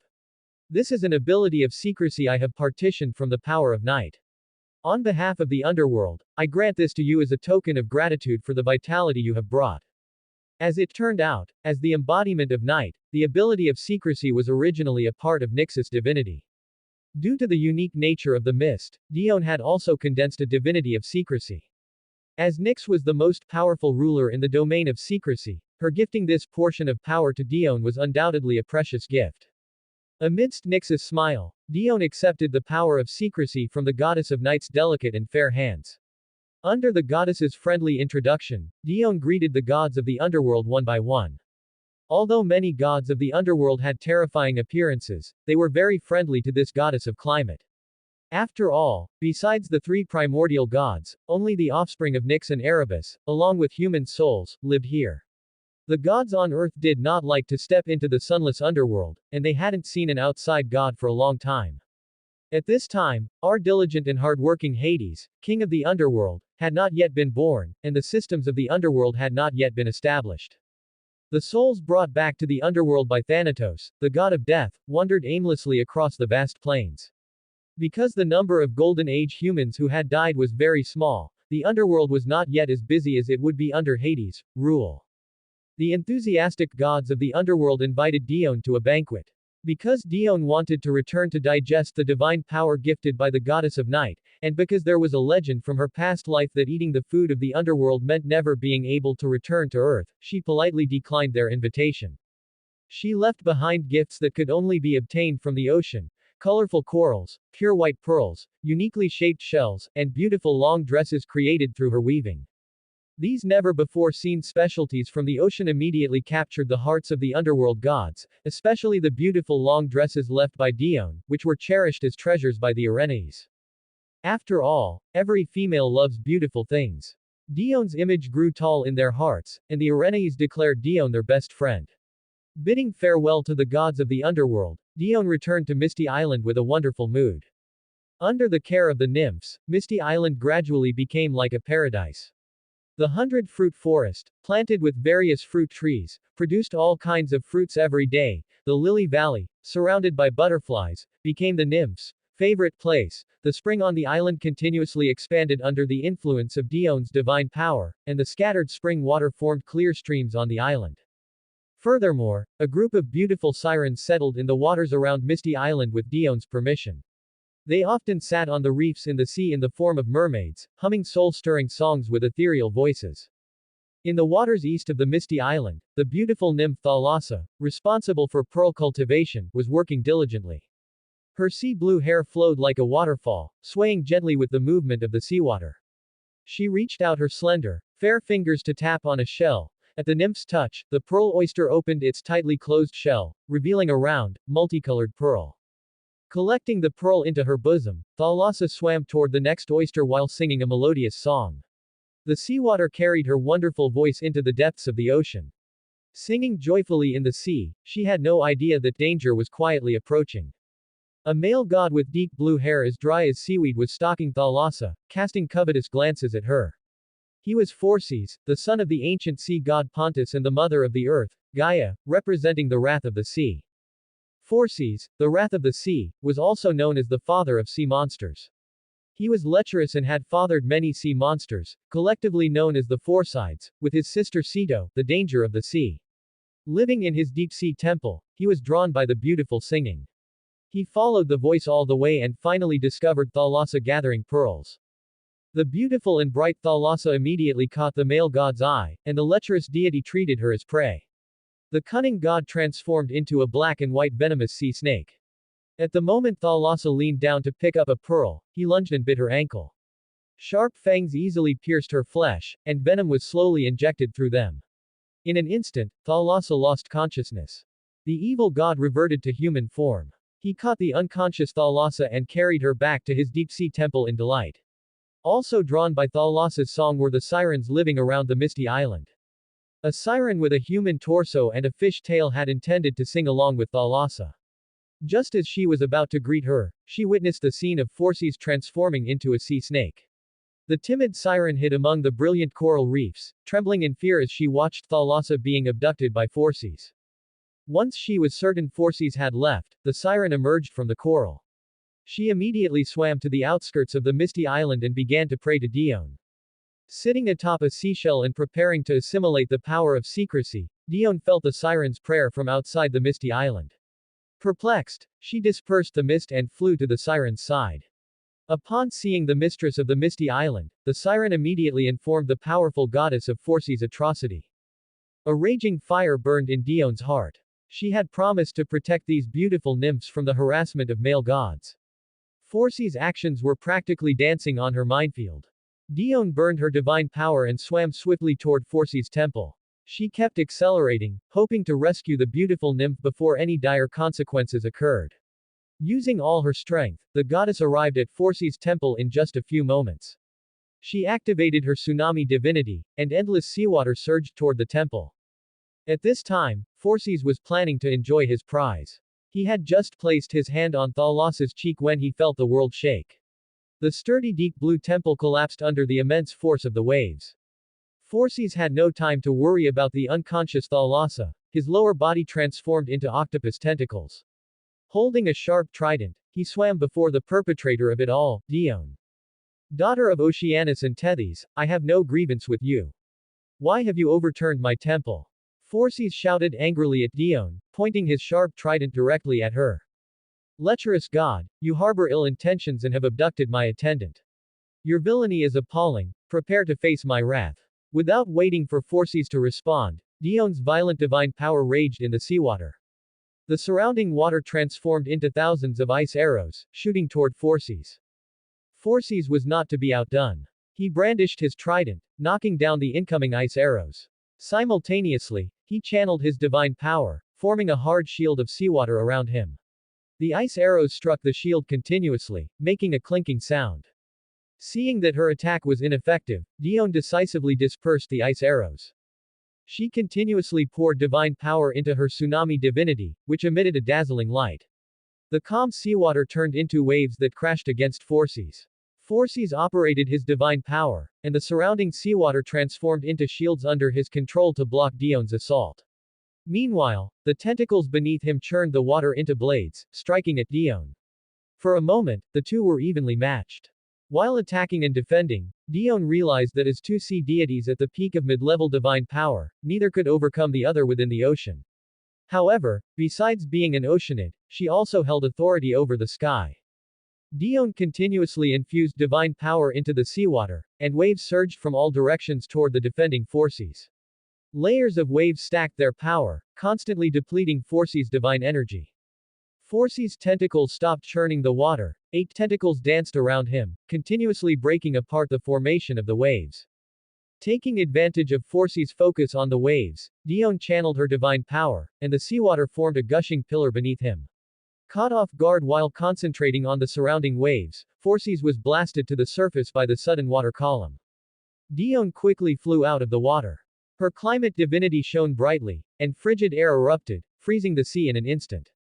Forces also recovered from his sudden panic. Realizing the goddess before him wanted to block his use of the ocean's power, he immediately thrust his trident into the ice beneath his feet, trying to connect with the sea's power to break the frozen surface. Watching Forces' actions, Dione had a flash of inspiration. She activated her secrecy divinity and infused its power into the ice, severing Forces' connection with the ocean.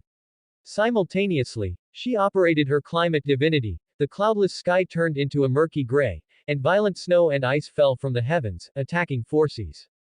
Forces tried to communicate with the ocean's power to resist the raging snow, but he found that the normally intimate ocean had lost contact with him.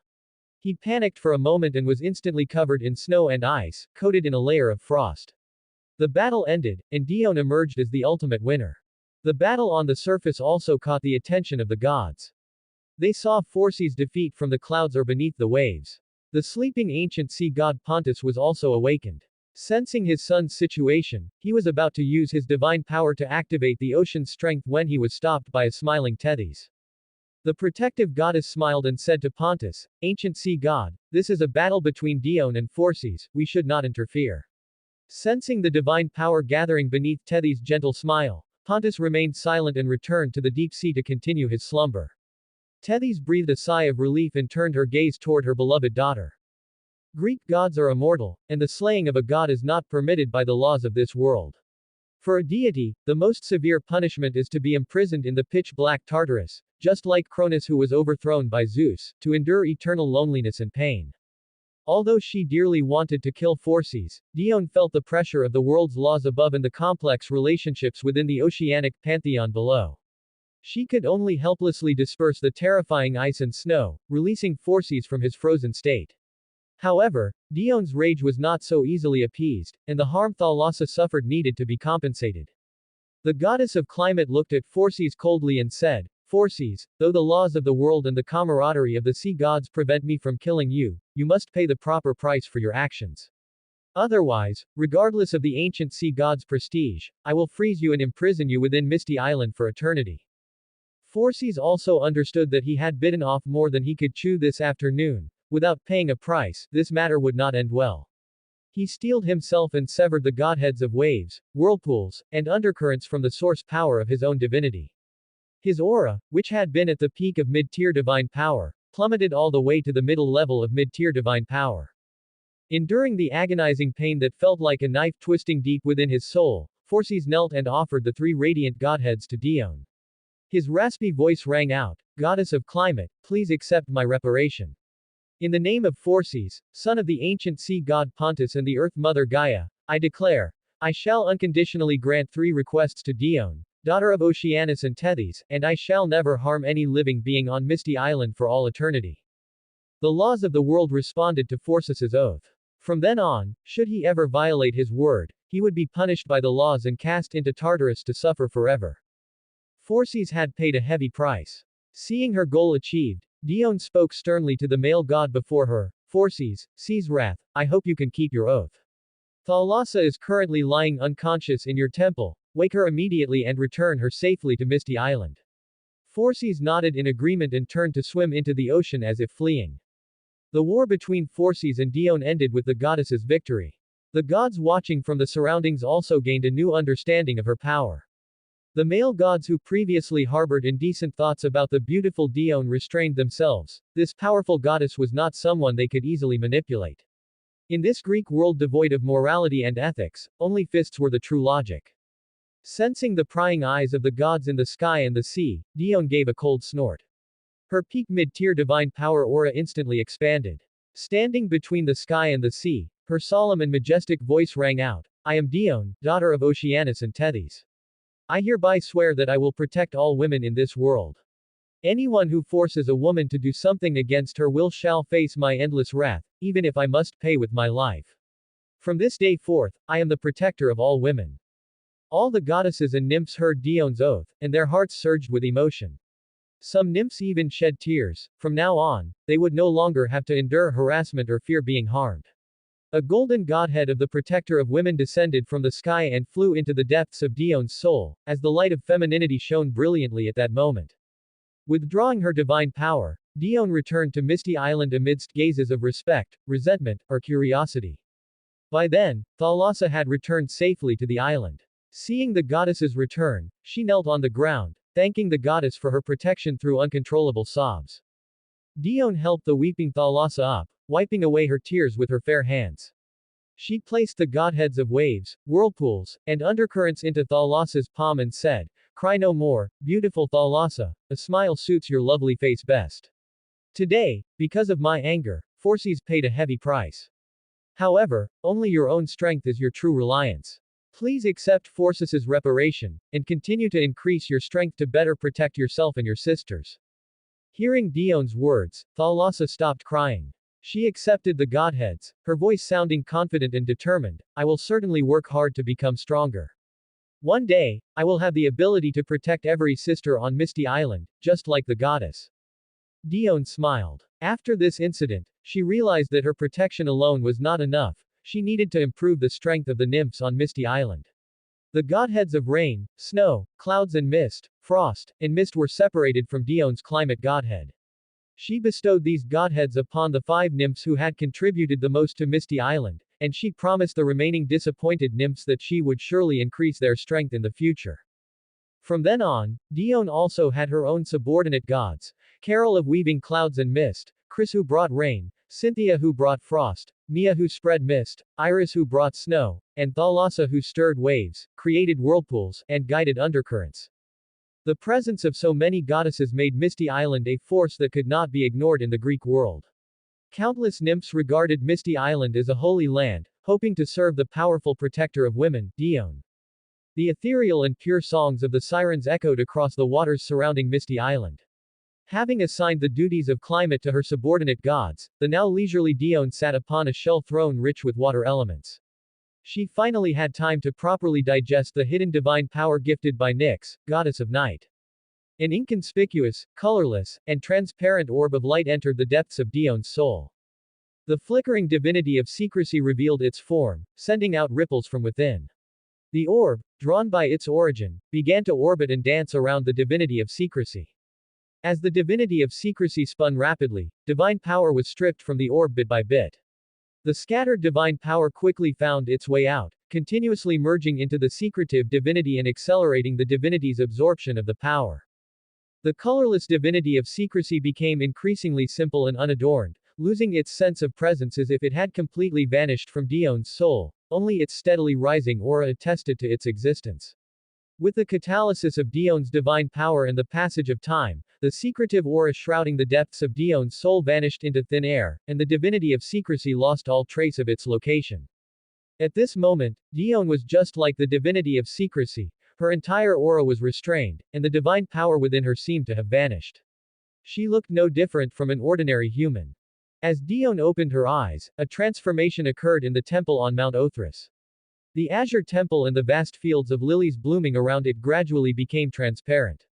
Where the massive temple once stood, only faint ripples remained. Only by using divine power to observe closely could one capture a glimpse of the temple's form. The various changes in the temple signaled that Dione had become the most powerful existence aside from the primordial gods and the titans.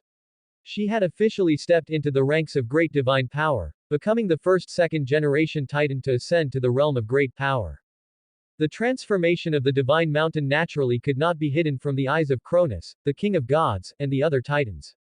Their impression of Dione was still stuck on the battle of the 2 goddesses from a few days ago. They hadn't expected that in just a few short days, this goddess who had shown such great skill would break through the threshold of great divine power. Oceanus and Tethys were even more incredibly proud. The loving Tethys immediately left her temple and flew toward Misty Island. Oceanus, who was unable to leave due to his duty of encircling the world, waved his hands, and a gift followed the guidance of his divine power to land precisely within the temple on Misty Island. Dione, who was currently familiarizing herself with her divine power, caught this gift from the sky. It was a magnificent scepter half the height of a person. The white shaft was smooth and lustrous, with golden patterns emerging upon its pure white surface. The end of the scepter was a sharp cone, while its tip was set with a blue gemstone the size of a chicken egg. A rich oceanic aura emanated from it, and the gemstone seemed to contain flowing liquid that occasionally flashed with faint light as it reflected the sun. The aura of Oceanus radiated from the scepter, and Dione knew this was a gift from her father. She infused her divine power into the scepter, and a sense of familiarity originating from their shared source came over her as the laws of the ocean manifested within it. Dione loved the gift so much she couldn't put it down. Being poor at naming things, she gave the scepter a simple and easy to understand name, the Ocean Scepter. While studying the scepter, Dione sensed the arrival of Tethys. She put away the scepter and dispersed the mist surrounding the island. The goddess with deep blue hair arrived gracefully in a light blue dress. Seeing Dione step out of the temple, she revealed a brilliant smile and affectionately took Dione's hand, saying, "My beautiful daughter, you always manage to surprise me. I am sincerely joyful for your promotion." Tethys took out a shimmering pearl crown and placed it on Dione's silver white hair. Light blue divine power flickered upon the pearl crown, with the light of wisdom sparkling within it. This was a gift given to Tethys by Métis, the goddess of wisdom. She had infused it with the divine power of wisdom, which could help the wearer maintain a clear mind at all times. Tethys had then projected parts of the laws of the ocean into it, forging it into its final form. Not only could it enhance the wearer's connection to the source of water, but due to the power of the laws contained within, even a human without divine power could exert strength no lower than that of a weak divine power while wearing it. Receiving such precious gifts from Oceanus and Tethys made Dione feel the presence of family even in this strange world. A divine messenger from the holy mountain interrupted the warmth between Dione and her mother. The king of gods was holding a grand banquet to celebrate the birth of another deity with great divine power. As the protagonist of the banquet, it was naturally impossible for Dione to be absent. After bidding farewell to the messenger who left to report back, Tethys took Dione's hand and walked out of Misty Island. Styx, the goddess of oaths, Clymene, the goddess of fame, Eurynome, the goddess of water meadows, and Electra, the goddess of shining clouds, had already been waiting for a long time. They each presented Dione with gifts and blessings. A shell chariot pulled by 4 legendary and beautiful creatures, unicorns, descended slowly from the sky. The chariot stopped on the surface of the sea, kicking up snowy white waves. The goddesses boarded Tethys' carriage one after another and set off together for the banquet on the holy mountain. The towering divine mountain was surrounded by clouds and mist that lingered year-round, blocking the curious gazes of the Golden Age humans on the earth. The eternal radiance atop the peak shone through the layers of mist, illuminating the mountain and the surrounding lands. A magnificent shell chariot pulled by holy unicorns stopped outside the grand temple, and the elegant and beautiful ocean goddesses slowly stepped down, walking gracefully with Tethys at their head. Under Dione's surprised gaze, the Tethys, smiled and pushed Dione, the star of the banquet, to the very front of the procession. She led the goddesses as they walked together behind Dione, watching her most beloved daughter with a proud gaze.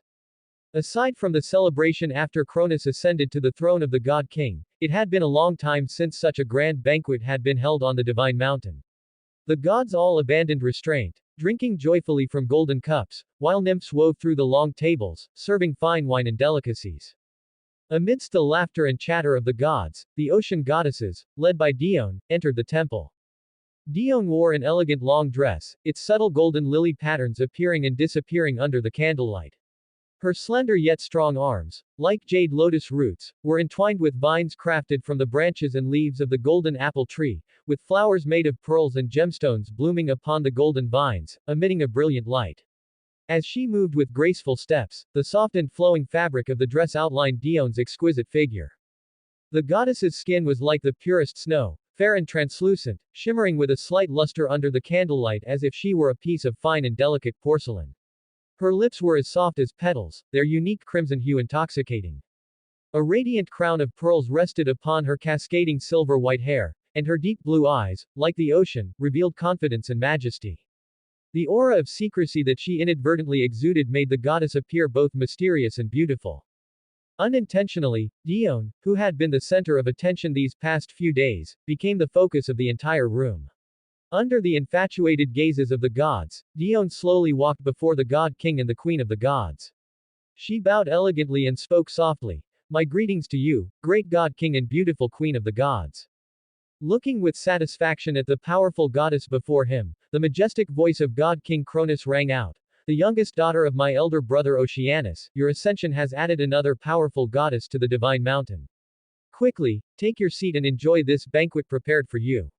Beside him, the queen of the gods also managed a forced smile, her eyes fixed with an unreadable gaze upon Dione, who was hailed as the protector of women. After returning the greeting and thanking God King Cronus, the perceptive Dione felt Ray's subtle gaze. She suppressed her rising curiosity and sat down at a long table in the front row of the banquet. The magnificent temple was filled with a joyful atmosphere. Smiling as she perfunctorily thanked the gods who came to congratulate her one by one, Dione felt a flash of impatience. As a shut-in, she only wanted to flee back to Misty Island and make merry with the beautiful nymphs at this moment. But since she was the star of the banquet, Dione could only resign herself to becoming a walking smile machine. Seeing the weariness hidden beneath Dion's smile, Leto approached slowly, holding a cup of fine wine. "My dear friend, you've certainly been the center of attention these past few days. Even I, busy with my ascension, have heard of your glorious achievements." During this time, Leto had also successfully ascended to intermediate divine power. The maternal radiance upon her became increasingly apparent, and the divinity of the night hidden in the shadows also emitted subtle fluctuations. Dione leaned close to Leto's ear and whispered, "Stop teasing me, Leto. Hurry and help me escape this place of false pleasantries." Leto chuckled and intimately took Dion's arm, sneaking her out of the temple. The gods in their revelry did not notice that the star of the banquet had vanished. They remained intoxicated and unable to pull themselves away from the wine. Only Rhea, who had been watching Dione the entire time, noticed her slipping away. Rhea spoke indifferently to the god king, who was joking with the other gods. "Cronus, the restless child in my womb has exhausted my strength. Please allow me to return to my chambers to rest." The god king, who had been all smiles, suddenly turned cold. He nodded silently, watching the departing Rhea with an icy gaze. It turned out that during this period, Queen of the gods Rhea had successively given birth to Demeter, the goddess of agriculture, grain, and harvest, Hera, the goddess of marriage, Hades, the future king of the underworld, and Poseidon, the future king of the seas. Unsurprisingly, these newborn deities had barely opened their eyes to look at the world before they were swallowed by Cronus, just like Hestia. As her children were swallowed one by one, Rhea, who used to wash her face with tears, gradually became cold. Her bright eyes turned hollow, and she moved like the walking dead.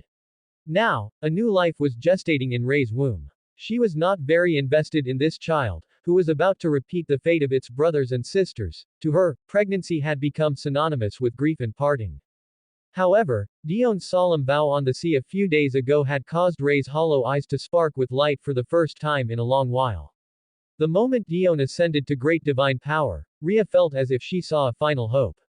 She made up her mind to plan a way out for this unborn child. She would have him escape the shackles of fate. Caressing her protruding belly, Rhea, radiating a maternal glow, followed the figures of Dione and Leto with firm steps. Outside the grand temple of Mount Othris, verdant foliage and a riot of colorful flowers intertwined to create a beautiful and tranquil garden. Dione and Leto were strolling along a smooth pebble path. A gentle breeze blew, and a faint floral fragrance filled the air, bringing peace and comfort to their souls. "It's been a long time, dear Leto. Many days have passed since our last meeting. Thank you for delivering the visiting card to the God of Light's family on my behalf. Since you have just successfully advanced, the gift I prepared but hadn't sent yet has finally found its use." Dione smiled faintly, and a veil as light as a cicada's wing, woven from mist, appeared in her hand. "I think you will definitely like this gift. Goddess of weaving, I don't think there is another deity in this world whose craftsmanship surpasses yours." Leto took the exquisite veil and impatiently put it on her face. The black veil softened Leto's rich maternal aura, adding a touch of mystery instead. Dione condensed water vapor into a mirror. Leto looked at her reflection, which was completely different from usual. A smile appeared on her rounded face hidden beneath the veil. I truly wish I had a pair of hands as nimble as yours, so I could weave different beautiful garments for myself every day. The function of this veil is not just to add beauty. Dione gave a cunning smile, and the divine power of secrecy was infused into the veil. Following a ripple in space, Leto's body gradually became transparent until she completely disappeared before Dion's eyes, much to Leto's astonishment. Rhea, who had hidden herself behind the dense flower bushes, looked at the invisible Leto in surprise. The divine power of time permeated the garden, yet she could not detect Leto's presence at all. My friend, this is truly an unexpected and exquisite gift. Its ability fits so perfectly with my divinity of dark night, your thoughtfulness always touches me. Removing the magical veil, Leto's full figure reappeared with a subtle ripple in space. Oh, beautiful goddess, your liking it is my greatest honor. That surprised look of yours truly makes my heart flutter, Dione teased Leto. She was about to continue teasing her friend when the receding tide of time's divine power was sensed by the keen Dione. She retracted her smile, turned toward where the divine power was dissipating, and spoke aloud. Respected Queen of the Gods, instead of seeking pleasure in the temple, why are you hiding here secretly peeking at us? Dione had long been suspicious of Ray's burning gaze at the banquet. Now, seeing the Queen of the Gods actually spying on her, her mind couldn't help but concoct a grand drama. Contrary to Dion's thoughts, Rhea stepped out from the bushes with a face full of exhaustion and melancholy. She bowed to apologize to the two goddesses. Goddesses, please forgive my sudden intrusion. I noticed you left the banquet early, and having a request in my heart, I could only follow. After saying this, Rhea watched Dione tensely, her hands clenched into fists and her eyes filled with obvious struggle. The tactful Leto saw that the person the queen sought was not herself. She bowed slightly to bid farewell to the queen and Dione, leaving the two of them alone. As Leto's figure grew more distant, the conflicted queen made up her mind and fell to her knees before Dione with a thud. This sudden turn of events left Dione rooted to the spot. She never expected things to develop this way. Coming to her senses, she hurriedly bent down to help the kneeling Rhea up. At the same time, the divine power of secrecy spread from her, and mist shrouded the entire garden, blocking out all possible detection. Refusing Dion's outstretched hand, the kneeling Queen Rhea spoke slowly. Protector of women, powerful goddess of secrecy, I beg you to have pity on me, a mother. Because the cruel god king fears the curse, he has swallowed my children into his belly. Now, a new life is about to arrive, and I implore you to save my child. Dione had not expected Rhea to seek her out because of the birth of Zeus. That sorrowful voice that had echoed through heaven and earth surfaced in her mind again. Whether through the myths of her past life or her personal experiences in this one, she had long sympathized with Ray's plight. Moreover, as the protector of women, she would not refuse this desperate mother. Please stand up, noble queen. I cannot refuse a mother's plea, nor do I wish to see a tragic fate repeat itself. I only wonder what I can do for this unborn child. Hearing Dion's words, Ray's face lit up with joy. This time, she did not refuse Dion's assistance and slowly stood up. Seeing hope, Rhea smiled for the first time in a long while. She said sincerely to Dione, kind-hearted goddess, please accept my most sincere thanks. You have brought the last ray of hope to my dark life. Rhea bowed deeply to Dione. Goddess who governs secrecy, even with all my strength, I cannot detect your miraculous invisibility. I hope that after I give birth to this child, you can secretly take him to your territory to raise him. I will use another method to deceive the god king and make him swallow a fake child. In the original Greek mythological world, Rhea hid Zeus's existence with the help of the goddess of night, Nyx, and with the help of the Earth Mother, sent Zeus to be raised on the island of Crete. She never expected that she would replace the goddess of night and the Earth Mother, helping to hide Zeus's existence and even becoming his foster mother. Dione, who was just a single female college student in her past life, felt that she had a long and difficult road ahead. Respected Queen of the Gods, I accept your request. This is a holy lily infused with my divine power. When the child is about to be born, you can contact me through it. Dione handed the holy lily, condensed from divine power, to Rhea, who carefully tucked it away. She lowered her head and caressed her slightly bulging belly. My unborn child, no matter the cost, mother will surely ensure you grow up healthy. Then she looked up at Dione again. Kind goddess, I do not know how I can repay your help. You may make any request of me, and I will do my best to fulfill it. Dione, who had no immediate ideas, made an agreement with the Queen of the Gods to claim her reward after the matter was successful. After thanking Dione once more, Rhea bowed in farewell and returned to her chambers to prepare early for her bold idea. Clearing the pervasive mist, Dione returned to her temple with much on her mind. By this time, the temple was already in chaos. Mellow wine poured from cups, flowing slowly across the long tables, the liquid shimmering with an enticing glow under the candlelight, and the air was filled with an intoxicating fragrance. The gods' faces were flushed as they sprawled in all directions, some even had their clothes slipping off, revealing fair and sturdy bodies. It was truly a debauched revelry of luxury and excess. Looking at the scene before her, Dione, who had been worried about how to explain her midway departure, felt a great weight lift from her heart. She knew that whether she, the guest of honor, was present was now irrelevant to these pleasure-seeking deities.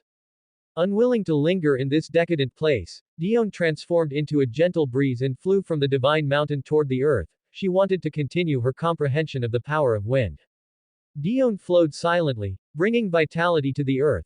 The wind blew across the meadows, and the grass swayed. The wind blew across the sea, and the waves danced. The wind blew through the forests, and the leaves rustled.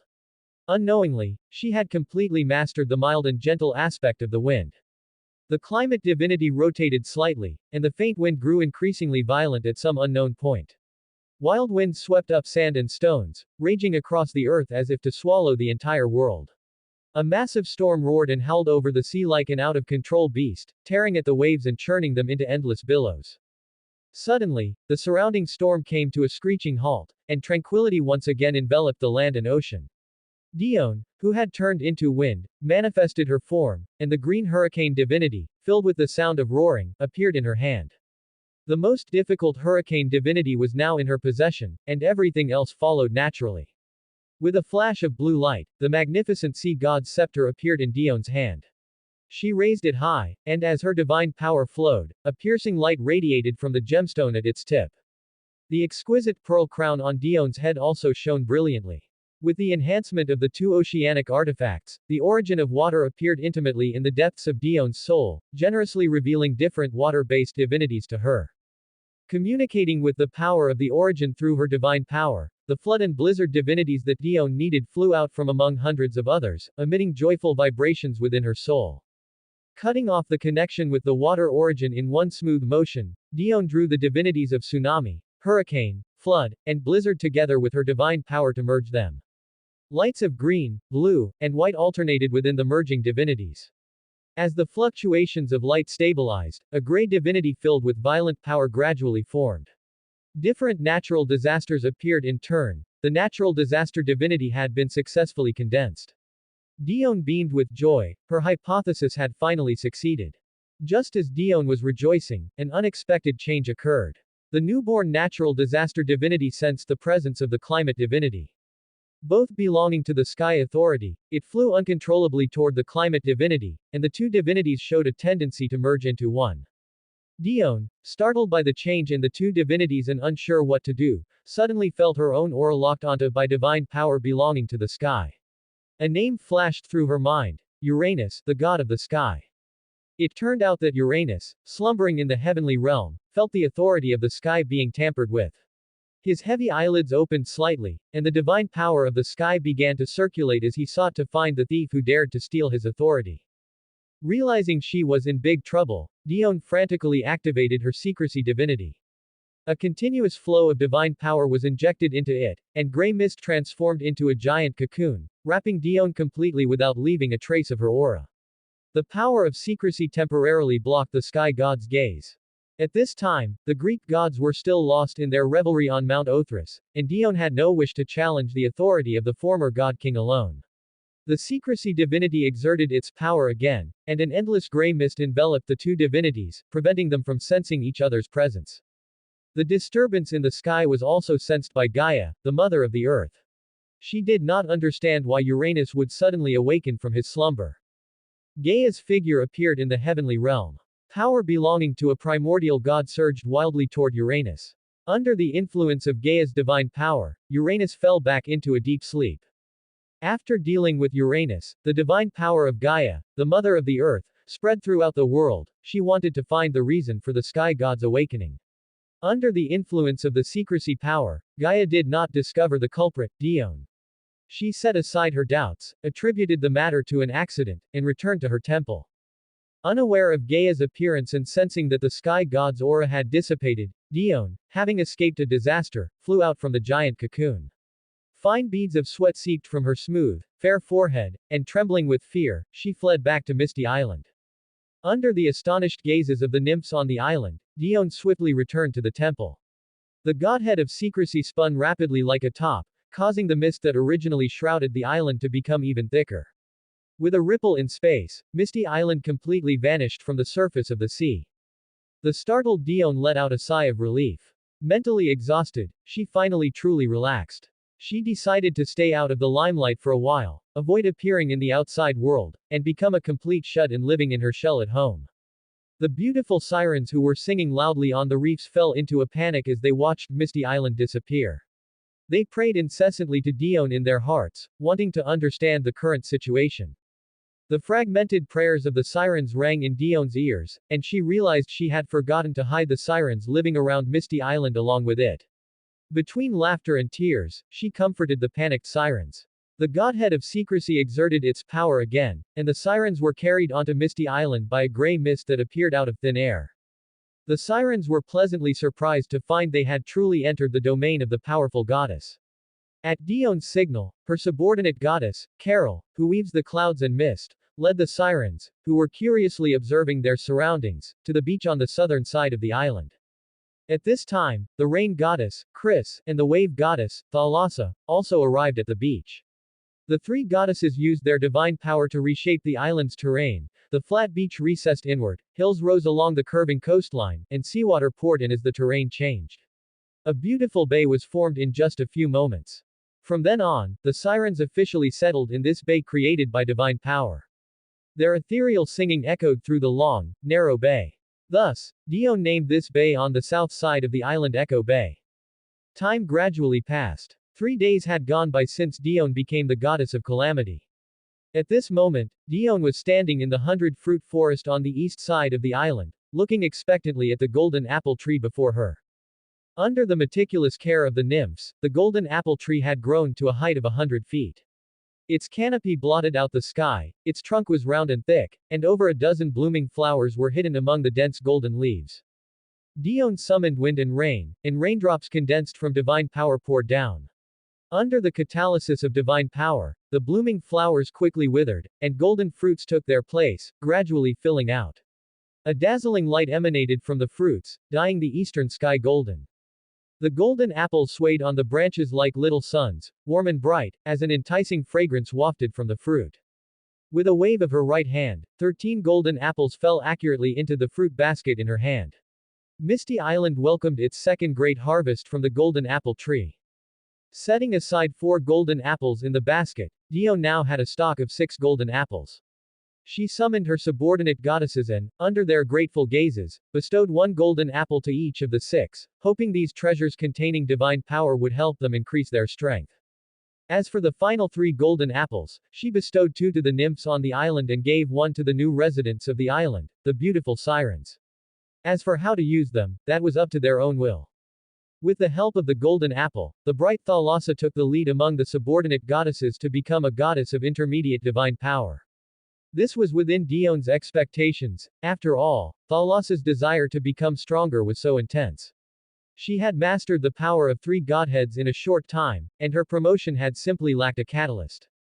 Beyond Dione's expectations, another deity was born on Misty Island.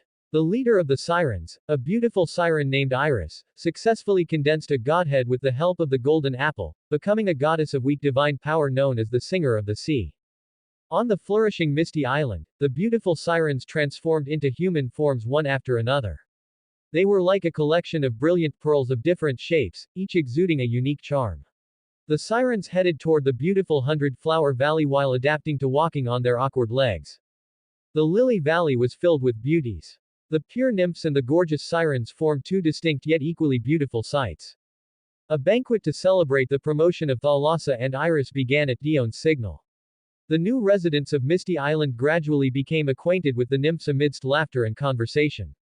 The ethereal singing of the sirens flowed through the valley, and the beautiful nymphs danced gracefully to the rhythm of the songs.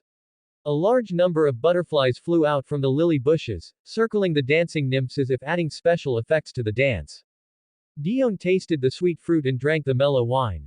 Looking at the beauties and the scenery before her, she couldn't help but feel the urge to complain to herself. I didn't expect to experience the joy of being an emperor in another world. No, Dione, you can't be so greedy for pleasure. As the delicate, fair hands of the nymphs lightly massaged Dione, a wave of tingling pleasure washed over her. Dione, who had just gained some resolve, was once again beguiled. Indulging in pleasure and forgetting all else, her heart surged. If I'm an emperor, then so be it. The joy of being an emperor is truly unexpected. Fortunately, this was the Greek mythological world. If Dione had transmigrated into a historical drama, she might have become a veritable fatuous ruler who only knew how to indulge in pleasure. On Mount Othris, ever since parting ways with Dione, the queen of the gods, Rhea, seemed like a different person. She, who had once been indifferent to everything, had transformed back into a gentle and dignified queen of the gods, with a warm, sun-like smile often gracing her lips. Cronus was surprised by Rhea's transformation. Suspicious, he secretly investigated her but found nothing unusual. He temporarily suppressed his confusion, believing that Rhea had finally come to her senses. In the choice between her children and her husband, he, who could grant her the position of Queen of the Gods, had ultimately prevailed, which put him in a great mood. Inside the palace, the dignified Rhea stood beside Cronus, pouring intoxicating wine from a silver flagon in her hand. She set down the flagon, raised a golden cup, and respectfully brought it to the lips of the King of the Gods. Cronus, hurry and taste the wine I brewed myself. Watching Rhea's submissive and affectionate demeanor, Cronus drank the wine and praised, My dear Rhea, this wine is as rich and sweet as the fragrance upon your body. This intoxicating aroma makes me swoon, and my love for you flows like the tide. Forcing herself to suppress the disgust in her heart, Rhea put on a shy act, not daring to look the King of the Gods in the eye, and turned her head away with a blushing face. At the same time, her hands were not idle. She poured another cup of wine, her red lips parting slightly. Say no more, Cronus. Your sweet words always stir my heartstrings.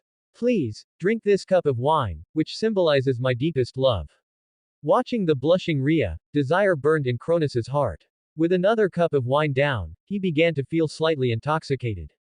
Under Rhea's sugary barrage, the King of the Gods, having consumed 2 more cups of wine, collapsed completely onto the table. Cronus, is the wine specially prepared by Mother Good? Every intimate contact with you these days has made me feel incredibly disgusted. If it weren't for my children, I would never have humbled myself like this for you. Looking at the unconscious King of the Gods, Rhea felt a deep, genuine loathing for him. Sensing that her child was about to be born, Rhea had sought help from Gaia, Mother Earth, and obtained the wine that could make a deity fall into a brief slumber. For these past few days, in order to gain Cronus's trust, she had worn a mask and acted every single day. Every meeting with the King of the Gods made her feel utterly uncomfortable. The time for the wine's effect was limited, and the child in Rhea's womb began to stir restlessly. She put away her disgust for Cronus and hurriedly took out the lily gifted by Dione. As she infused it with divine power, her words were transmitted through the sacred lily to the secluded misty island.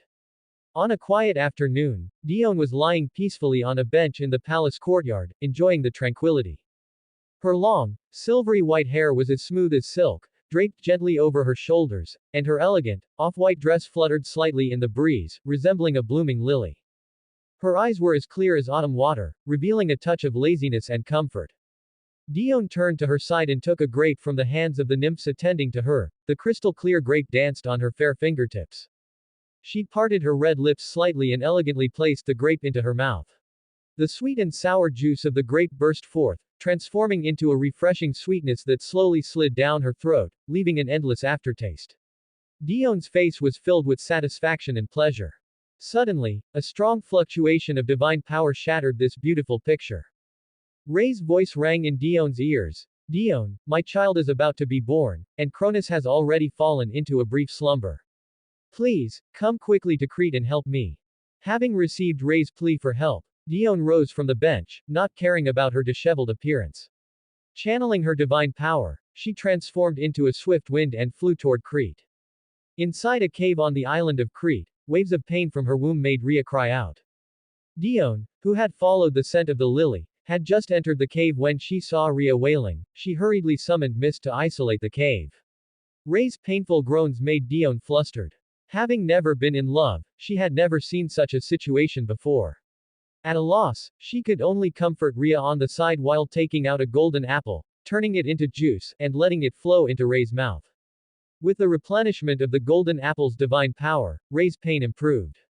Ah! With a shrill cry, the golden-haired, blue-eyed male god successfully descended into the world. Dione wrapped the newborn deity in soft cloth made from weaving clouds. With her left hand, she picked up the child, who was staring at her with large, round eyes, and with her right hand, she supported the weak Rhea. Taking the child from Dion's hands, Rhea looked lovingly at her son, who was surrounded by thunder and possessed weak divine power from birth. My child, from now on, your name shall be Zeus. As if knowing he had a name, Zeus let out a happy giggle. Looking at Zeus with reluctance, Rhea steeled her heart and handed him over to Dione. She turned her head away as if fleeing, crystalline tears sliding from her eyes. Dione, the king of the gods is about to wake up. Please, quickly take Zeus back to your territory. Under the protection of your power of secrecy, the king of the gods will not discover any clues. Ray's voice came with a sob. I must also return to the mountain to deal with the king of the gods. My treasure, my dear Zeus, I entrust him to you. Rest assured, Rhea. I will keep our promise and raise Zeus well. Holding Zeus, Dione said earnestly. Rhea took a deep breath, turned back to take one last look at Zeus, who was already asleep in his swaddling clothes, and turned to fly toward Mount Othrys. The power of secrecy enveloped Dione. Holding Zeus, she concealed her form and rode the wind toward the misty island. Upon returning to the mountain, Rhea quickly calmed her emotions and took out a stone filled with the aura of life that she had obtained from Gaia. With the infusion of Ray's power of time, rich vitality burst forth from the stone, and the hard rock softened into a mass of liquid, gradually taking the shape of Zeus under the sculpting of her divine power. That's the end of part 1. Part 2 is coming soon. Thanks for watching. Please subscribe and support our channel for more stories. Hello everyone, this is Fanfic Audiobook. Here you find original fan-made audio stories. Greek myth. A nymph defied the Olympian gods. Part 2. Inside the flickering candlelit temple, slender flames danced upon holy white candles, and the shadow of the king of the gods, Cronus, gradually elongated as the flames swayed. Rhea stood quietly before Cronus, cradling Zeus, who was disguised as a stone, waiting for him to awaken. Within a few breaths, Cronus's fingers, resting on the long table, twitched slightly. He lifted his groggy head, his eyelids trembling as his vision gradually focused. Through blurred sight, he saw the graceful and curvaceous Rhea standing before him. Cronus squeezed his eyes shut and shook his head. As he opened them again, his gaze regained its clarity. Cronus asked Rhea, my beautiful queen of the gods, how long have I been asleep? That fragrant wine was truly unforgettable, your brewing skills are becoming increasingly refined. Only then did he notice the child in Ray's arms. He looked again at Ray's now flat abdomen, and having sorted out what had transpired, Cronus said majestically, I did not expect our child to have been born while I was asleep. Beautiful Rhea, bring the child to me so I may see him. At this moment, Rhea did not show her usual expression of resistance. She generously handed Zeus into Cronus's hands, then looked at the majestic king of the gods with infatuated eyes. My dear Cronus, you have been asleep for only a moment, and this child has just been born. I have named him Zeus. Now, please swallow him and let him slumber within your body. Ray's unusual words aroused Cronus's suspicion. The power of time surged, tracing back everything that had occurred within the temple. However, Rhea, who was also a deity of the time domain, had long been prepared. She had already combined the power of secrecy left by Dione on the lily with her own power of time to tamper with everything that happened after the king of the gods fell into a coma. Through the verification of the power of time, Ray's words matched the history traced back by divine power. Looking at the vibrant Zeus before him, Cronus used his divine power to probe but found nothing amiss. He first swallowed Zeus in one gulp to join his siblings, then looked at the uncharacteristically behaving Rhea with a scrutinizing gaze. The infatuation in Ray's eyes did not dispel Cronus's doubts. He mused, my wife, you have always resented me for cruelly swallowing our children to ward off the curse. Why are you willing to actively hand Zeus over to me today? Cronus stared into Rhea's eyes, his right hand gently lifting her chin. Calming her inner nervousness, Rhea performed with the best acting of her life. She gripped Cronus's right hand with both of hers and placed it against her chest, deep love emerging from her eyes. Great King of the Gods, my husband, after thinking about it for these days, I have finally understood. As we both share the origin of time, we are a pair born to be together.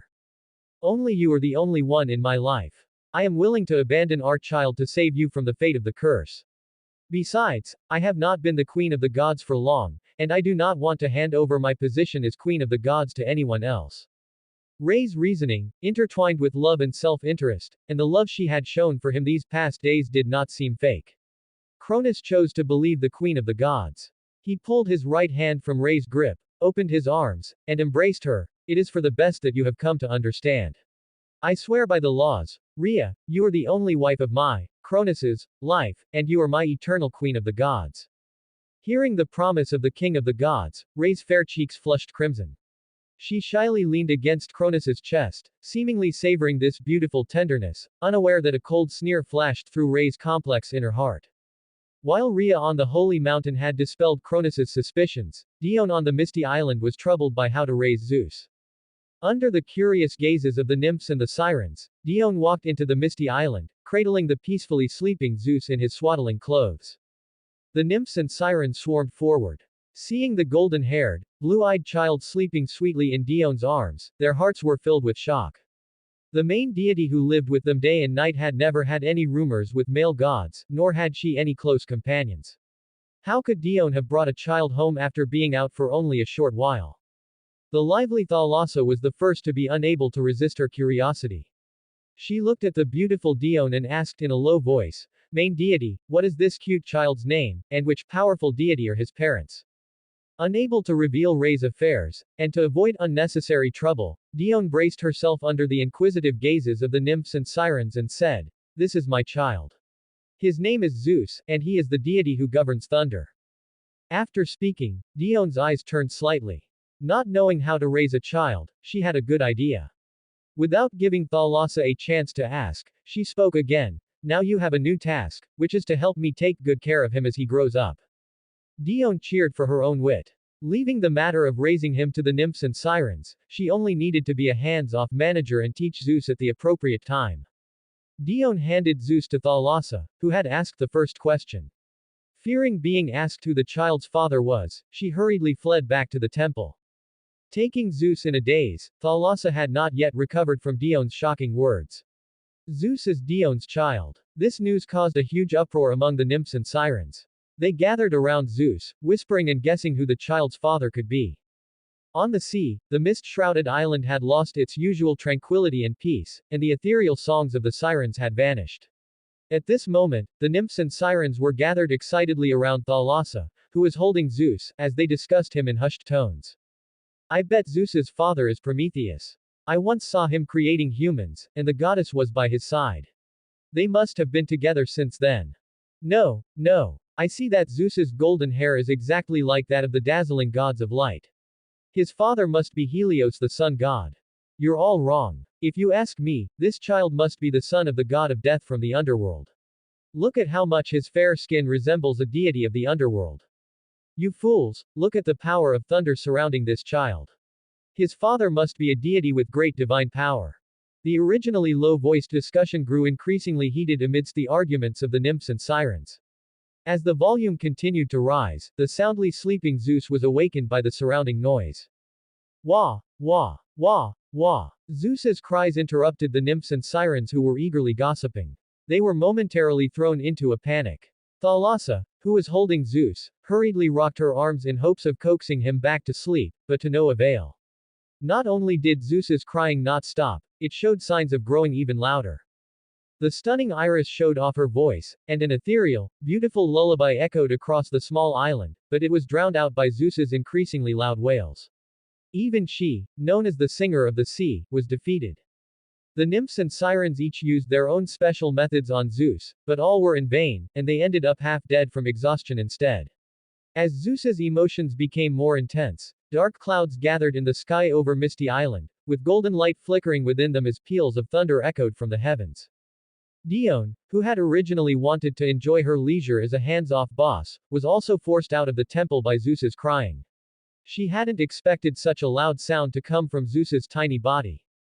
Dione quickly flew to Zeus's side and witnessed a terrifying scene. Several bolts of golden lightning, as thick as arms, descended from the sky and enveloped the nymphs and sirens. As the lightning faded, their fair faces had turned black, and their beautiful, smooth hair had been blasted into a natural perm by the lightning. Dione, who had narrowly escaped the ordeal, twitched the corner of her mouth.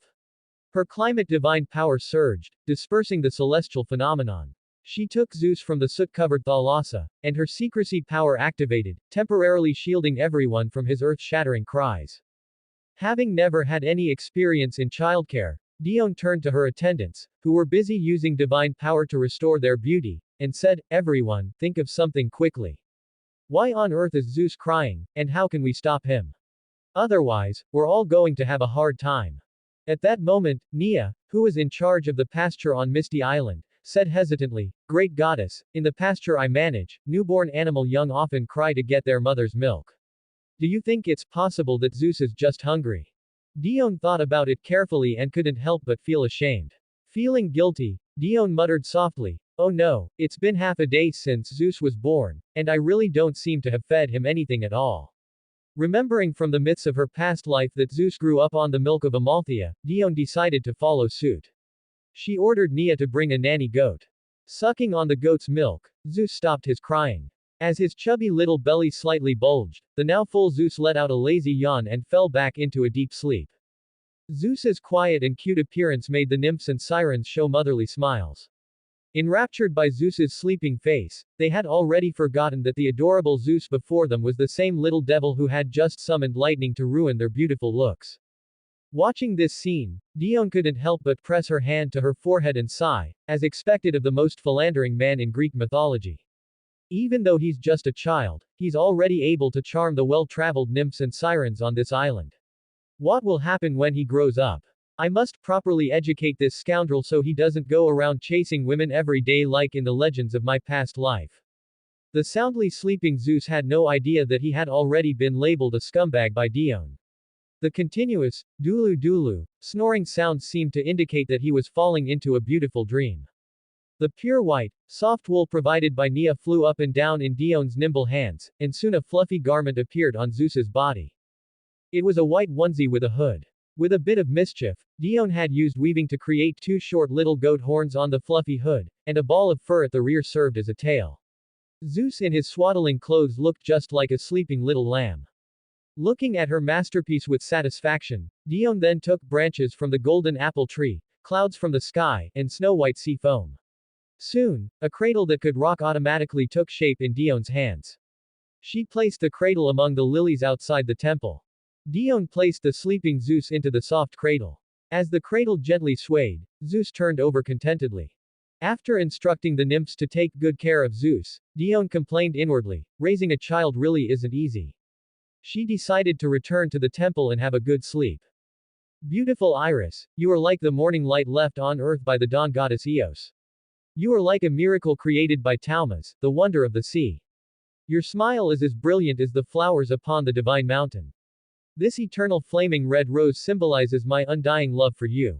A golden-haired youth of 12 or 13 knelt on one knee, holding a bouquet of exquisite roses high in his hand. The white-haired goddess with bright eyes and pearly teeth gazed into the youth's sapphire eyes, which shimmered with infatuation. She reached out her fair, slender right hand and accepted the beautiful flowers amidst the youth's endless praises. Bowing her head to lightly sniff the charming fragrance, ice and snow divine power condensed at her fingertips. Under the youth's startled gaze, the goddess of wind and snow, Iris, froze him into a block of ice. Zeus, thank you for the compliments, but you have already said these words to countless nymphs and sirens on Misty Island. I truly hope you can come up with a different script next time. Ignoring the pleading eyes of the frozen Zeus, the beautiful Iris held the bouquet of roses and stepped through the wind and snow toward Dione's temple to lodge a complaint. The growth speed of gods is astonishing. In just 5 short days, the infant in swaddling clothes had grown into a high-spirited youth. This was perhaps also related to the power of the golden apples. To ensure Zeus grew up healthy, Dione had also exhausted her efforts. She endured the pain of taking the remaining 5 golden apples from her small treasury and ordered the nymphs caring for Zeus to feed him half a golden apple dissolved into juice every day. Having invested so much, Dione decided to add another charge to the payment she had yet to claim from Rhea. After all, these were precious golden apples.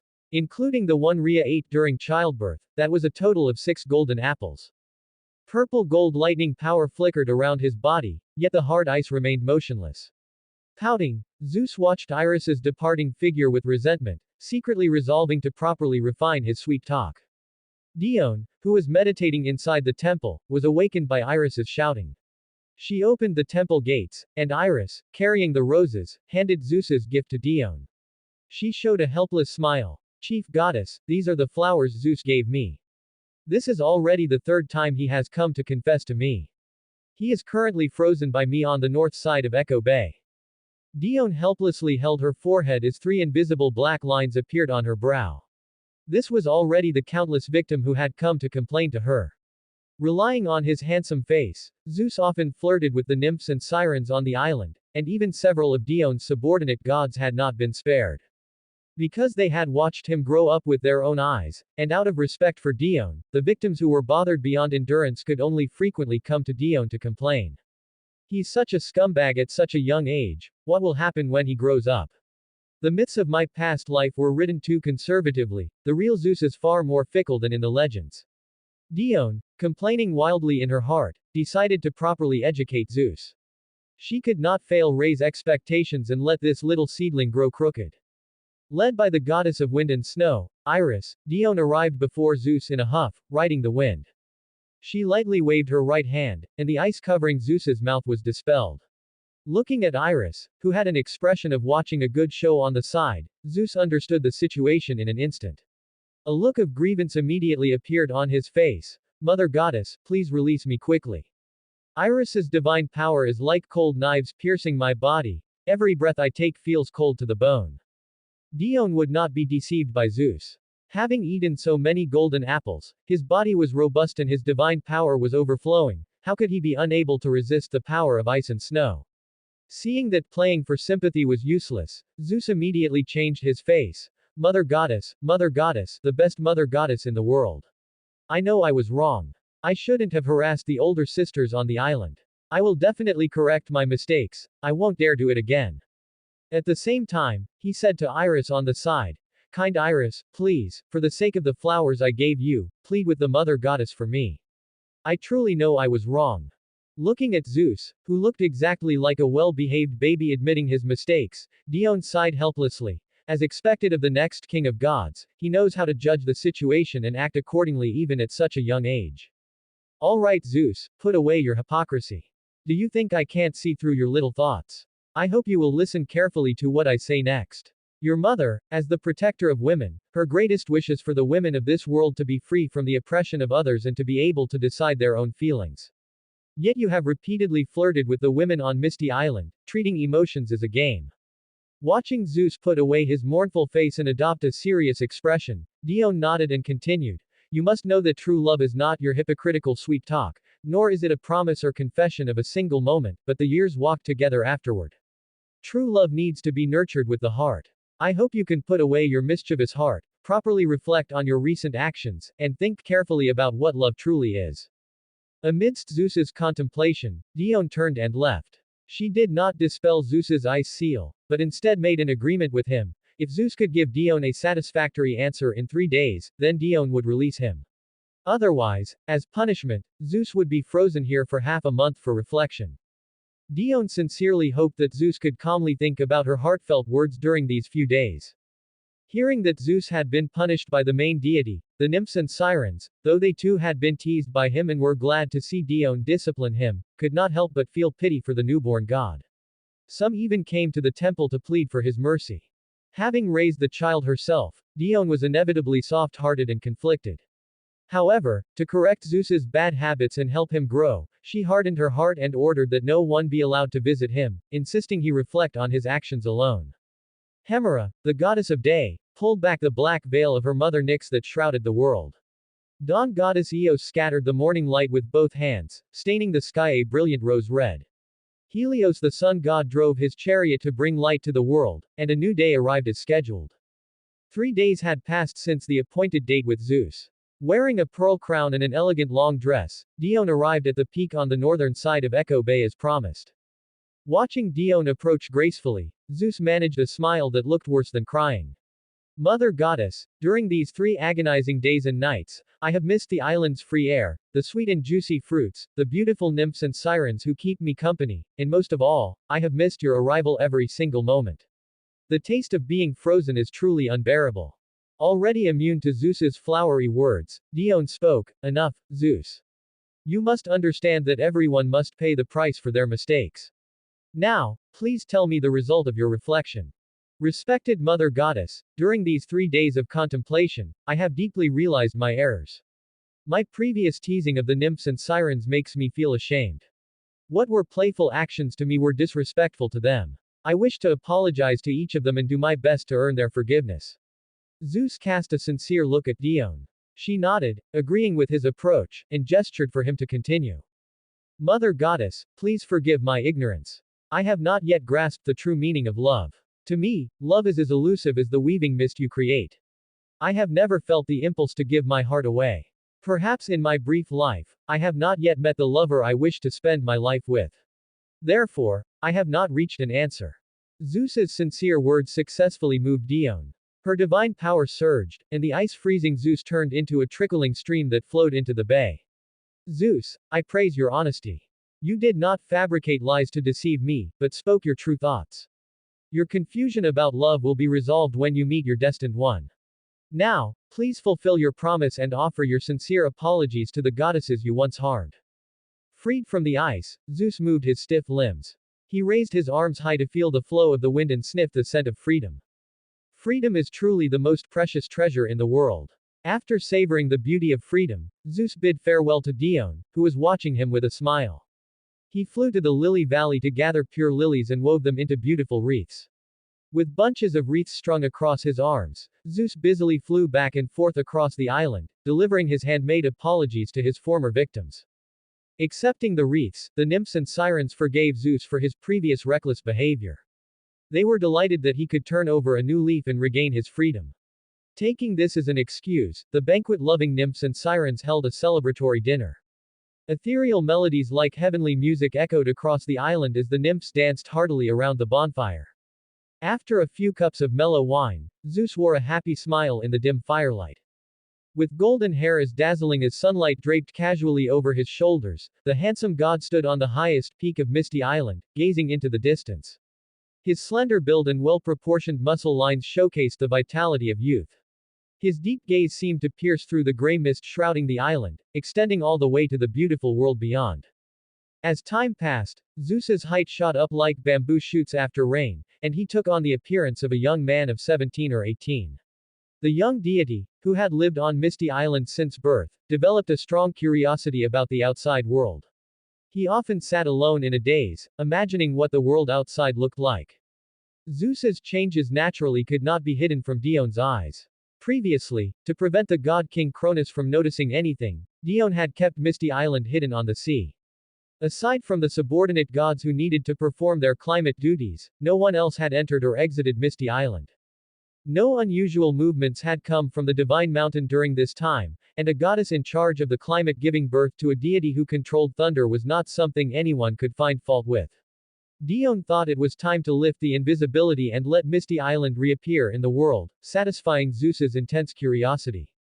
Having received Dione's summons, Zeus came to the temple with doubt, calculating his recent behavior in his mind, fearing he had made another mistake. Watching Zeus walk into the temple sheepishly, Dione smiled and stepped down from her throne to embrace this son she had taken in. As Zeus stood there in confusion, she spoke with a smile, "Dear Zeus, you have gradually grown up without realizing it. I have noticed your recent restlessness. You must also begin to learn how to exercise your power. How about this? In a few days, you will accompany me to perform climate duties and use your power of thunder to help the wind and rain arrive. If you perform well, you will gain the right to enter and exit Misty Island independently." Gray rain clouds flew from Dione's hands into the sky. The dense dark clouds, like a massive black curtain, blocked the sun's rays and gradually swallowed the once bright sky. The young deity wandered among the clouds, surrounded by purple gold lightning. He hurled terrifying bolts toward the earth. The rolling peals of thunder served as a prelude to the storm, and raindrops as large as beans fell like pearls from a broken string, nourishing all things on the earth. The roar of thunder drew searching gazes from all directions. The young and powerful deity beside Dione, the goddess of climate, caught the attention of the gods, who wondered which newborn deity this was. On the divine mountain, the god king and the queen of the gods also noticed the anomaly in the sky. Cronus lamented that the laws seemed to favor his elder brother Oceanus's family too much. First, there was Dione, who had ascended to a great divine power in a short time, and now there was a new god who, though only possessing weak divine power, was a deity in charge of thunder, making it only a matter of time before he became a great divine power. The moment the queen of the gods, Rhea, saw Zeus, tears welled up in her eyes. That blonde hair, those blue eyes, and the thunder godhead all indicated that this deity was her son.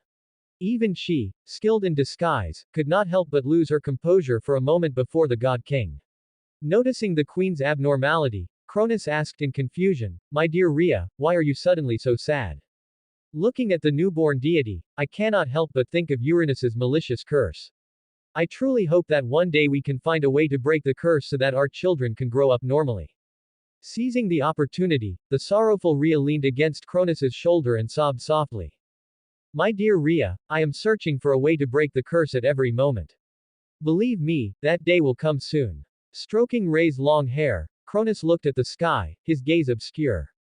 Standing upon the clouds, Dione watched Zeus continuously release lightning and nodded with satisfaction. She came to Zeus's side and gave him a gentle push forward. Zeus, it is time to swear your duties to the laws of the world. Gaining the recognition of the laws will help you master your power, and the generous laws will also grant you unexpected gifts. Heeding Dione's teachings, Zeus thought for a moment and then swore solemnly, Ubiquitous laws of the world, please listen to my oath. I shall release lightning to herald the coming of wind and rain. I shall use the roaring thunder to awaken all sleeping things. I shall use terrifying thunderbolts to punish all gods who violate the laws. I am the warning and the wrath of the sky. I am Zeus, the one who commands the thunder. Just as Dione had expected, the laws responded to Zeus's oath and brought him a gift. The aura of the thunderous power around Zeus became increasingly terrifying. The punishment godhead appeared deep within Zeus's soul and was absorbed by the thunder godhead. The arrogance unique to youth stimulated Zeus's nerves, and divine power surged wildly under his command. In an instant, dazzling electric light and roaring thunder filled the horizon, crowning Zeus amidst the lightning and storm. The master of lightning had stepped into the ranks of intermediate divine power. Having exhausted his divine power, Zeus collapsed onto the clouds. A helpless expression appeared on Dione's face. She exerted her divine power, transforming it into a fine drizzle that fell into Zeus's parched soul. Feeling the tingling sensation from his soul, Zeus gradually fell into a deep sleep. Carrying Zeus back to the temple on Misty Island, she looked at the sleeping youth. His handsome face no longer matched the cute image in Dione's memory. The image of Zeus looking like a king while swearing to the laws surfaced in her mind. Dione thought that Zeus had truly grown up. As an intermediate divine power, he now had the ability to protect himself, and it was time for her to tell him the truth. In the legends of her past life, Zeus used schemes to rescue his siblings imprisoned in Cronus's belly and worked with them to overthrow the god king's rule. She wondered what choice the real Zeus would make. If he was unwilling to fight the god king, Dione would use her own power to protect Zeus's secret from Cronus, allowing him to live a normal life like an ordinary god.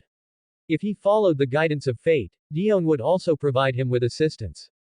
After all, because of Ray's story, she had long been dissatisfied with Cronus.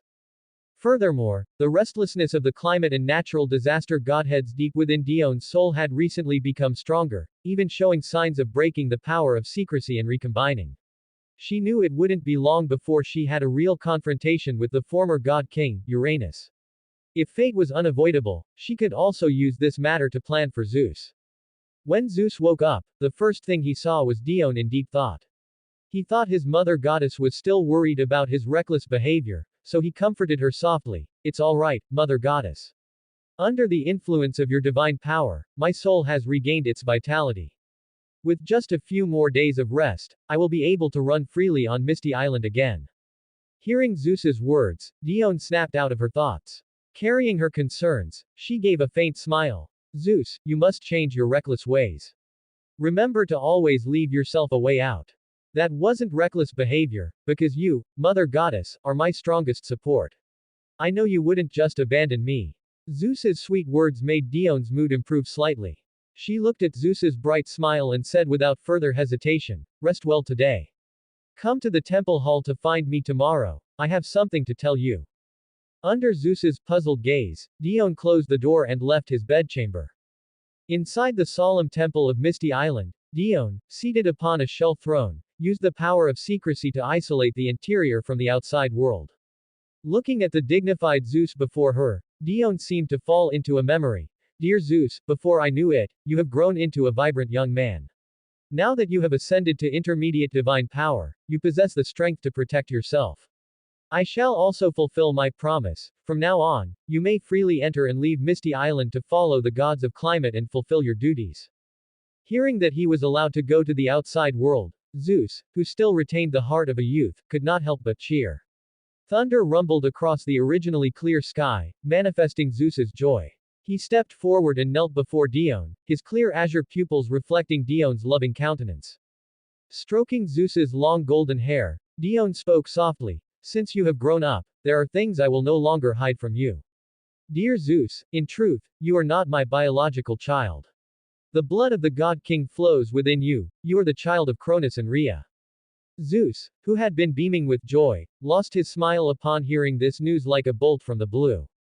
His throat moved, and he opened his lips to say something, but no words came out. A long silence fell over the temple. Dione gently stroked Zeus's back, and his stiff body gradually relaxed under her soft comfort.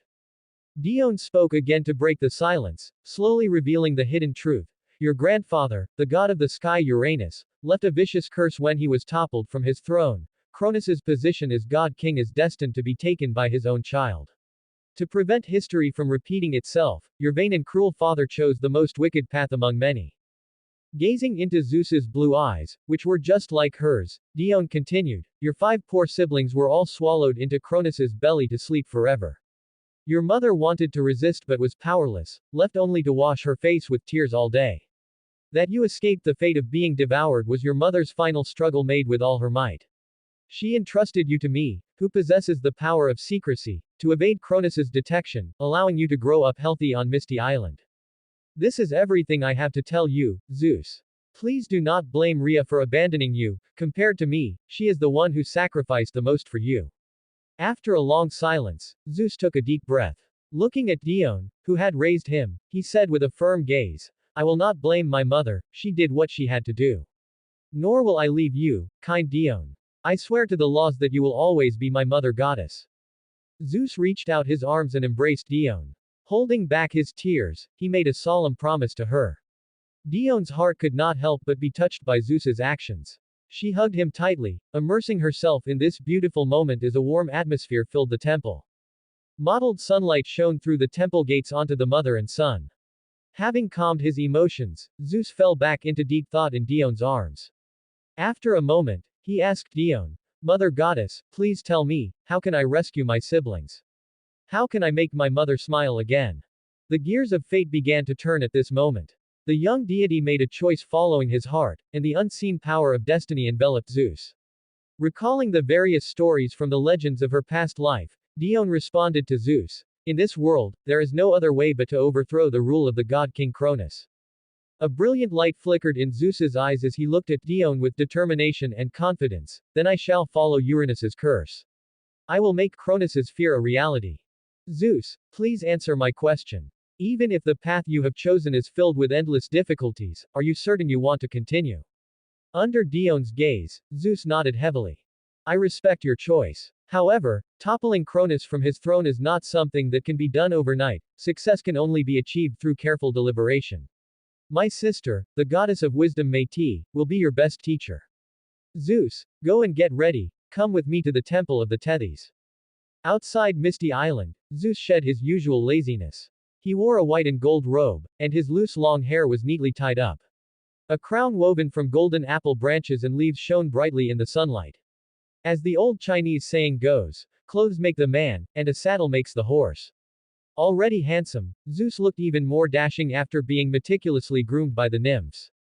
Dione, also dressed in her finery, looked at Zeus, who was admiring himself, and muttered softly, I didn't realize it, but this kid actually looks decent when he's properly dressed up. Amidst Dione's inner complaints, steeds formed from seawater leapt from the surface, pulling a magnificent carriage adorned with coral that stopped beside her. Dione and Zeus boarded the carriage together. At her signal, the horses reared their front hooves and neighed, then plunged into the sea with a whoosh, racing toward the temple in the depths of the ocean like a bolt of lightning. Deep in the ocean, horses formed from seawater let out high-pitched, long whinnies. A magnificent carriage slowly pulled up at the entrance of a radiant temple, and a bright goddess stepped down.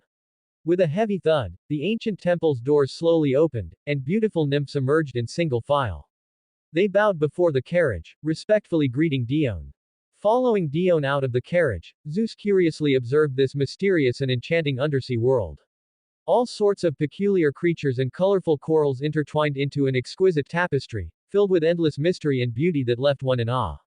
Mother of secrecy, Goddess Dione who presides over climate and natural disasters, and this unfamiliar young deity, please follow us into the temple. The ethereal voices of the nymphs rang out. Dione awkwardly grabbed Zeus, who was mesmerized by the undersea scenery, and followed the procession of nymphs into the temple of the Tethys. My dear child, you have grown to the point where you no longer need your mother's help. You left without a word during the last banquet on the sacred mountain, and just a few days ago, you made me a grandmother without my knowledge. The sorrow in my heart is as ceaseless as the flowing seawater. Looking at Dione leading Zeus into the temple, the Tethys, hypocritically wiped away non-existent tears and teased her sorrowfully. Don't make fun of me, dear mother. Regardless, I will always be your most beloved daughter. See, haven't I come to you for help?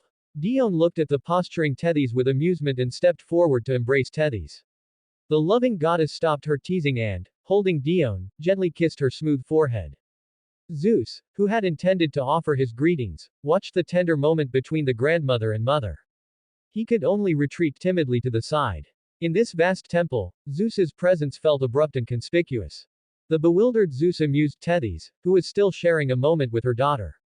She lowered her arms from Dione and said, My dear daughter, hurry and introduce me to this handsome male god. Before Dione could speak, Zeus, who was adept at reading the room, knelt and bowed to Tethys. My dear grandmother, ancient and beautiful Tethys, I am Zeus, who presides over thunder. Tethys smiled and nodded, gesturing for Zeus to rise. She studied this grandson who had appeared out of nowhere and, as Dione expected, asked the fatal question, My dear daughter, which powerful male god exactly caught your eye? Dione gave an awkward smile and, under Tethys's inquisitive gaze, recounted Zeus's origins and the purpose of their visit. Upon learning the truth, the Tethys was initially shocked, but she returned to a state of tranquility a moment later. After listening carefully to Dione's story, Tethys fell into deep thought. Zeus, unable to guess Tethys's inner thoughts, was incredibly nervous. Dione, knowing her mother's personality, simply watched Tethys quietly as she pondered. For a time, the temple fell into a long silence. After a moment, Tethys gave the nervous Zeus a faint smile and summoned a beautiful nymph. Inform my dear daughter, the wise Métis, and ask her to come to the temple for a discussion. The beautiful nymph nodded in agreement and transformed into a glamorous mermaid, swimming toward Métis' domain. Then, Tethys spoke to Zeus again. Dear Zeus, I do not care who birthed you. Since my dearest daughter treats you as her child, you are a deity of the ocean lineage. Whatever choice you make, the ocean will always support you. Looking at the goddess who was as loving as Dione, Zeus gratefully knelt and bowed once more. Greetings to you, my beloved mother, my sister whom I haven't seen in a long time, and my nephew, whom I've never met, who carries the bloodline of the god king. A gentle voice drifted in as Métis, the goddess of wisdom, bowed to the Tethys, turned to embrace the smiling Dione, and finally looked at Zeus with eyes that saw through everything, uncovering this little-known secret.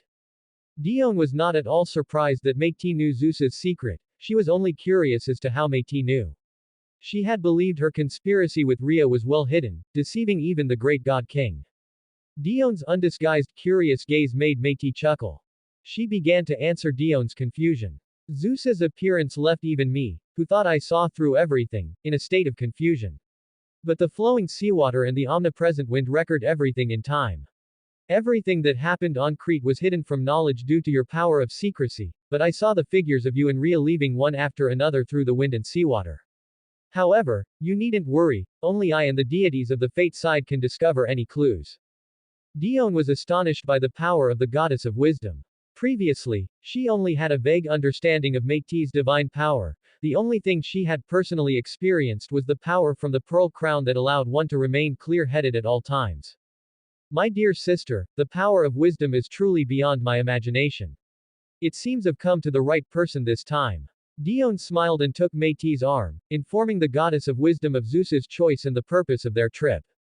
Zeus, I am willing to provide you with assistance. The power of wisdom is far greater than you imagine. Are you willing to learn the true essence of wisdom from me?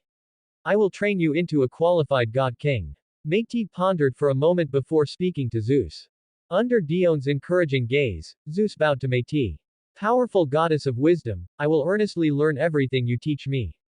At the invitation of the Tethys, Dione, Métis, and Zeus enjoyed a happy dinner together in the temple.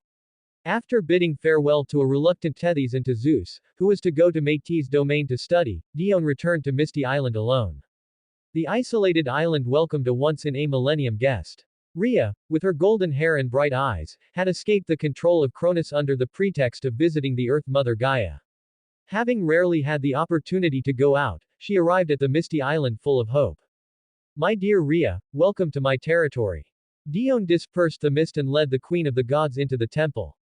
Thank you, Dione. I am grateful for everything you have done for me. As soon as I had the chance to go out, I couldn't wait to come to you.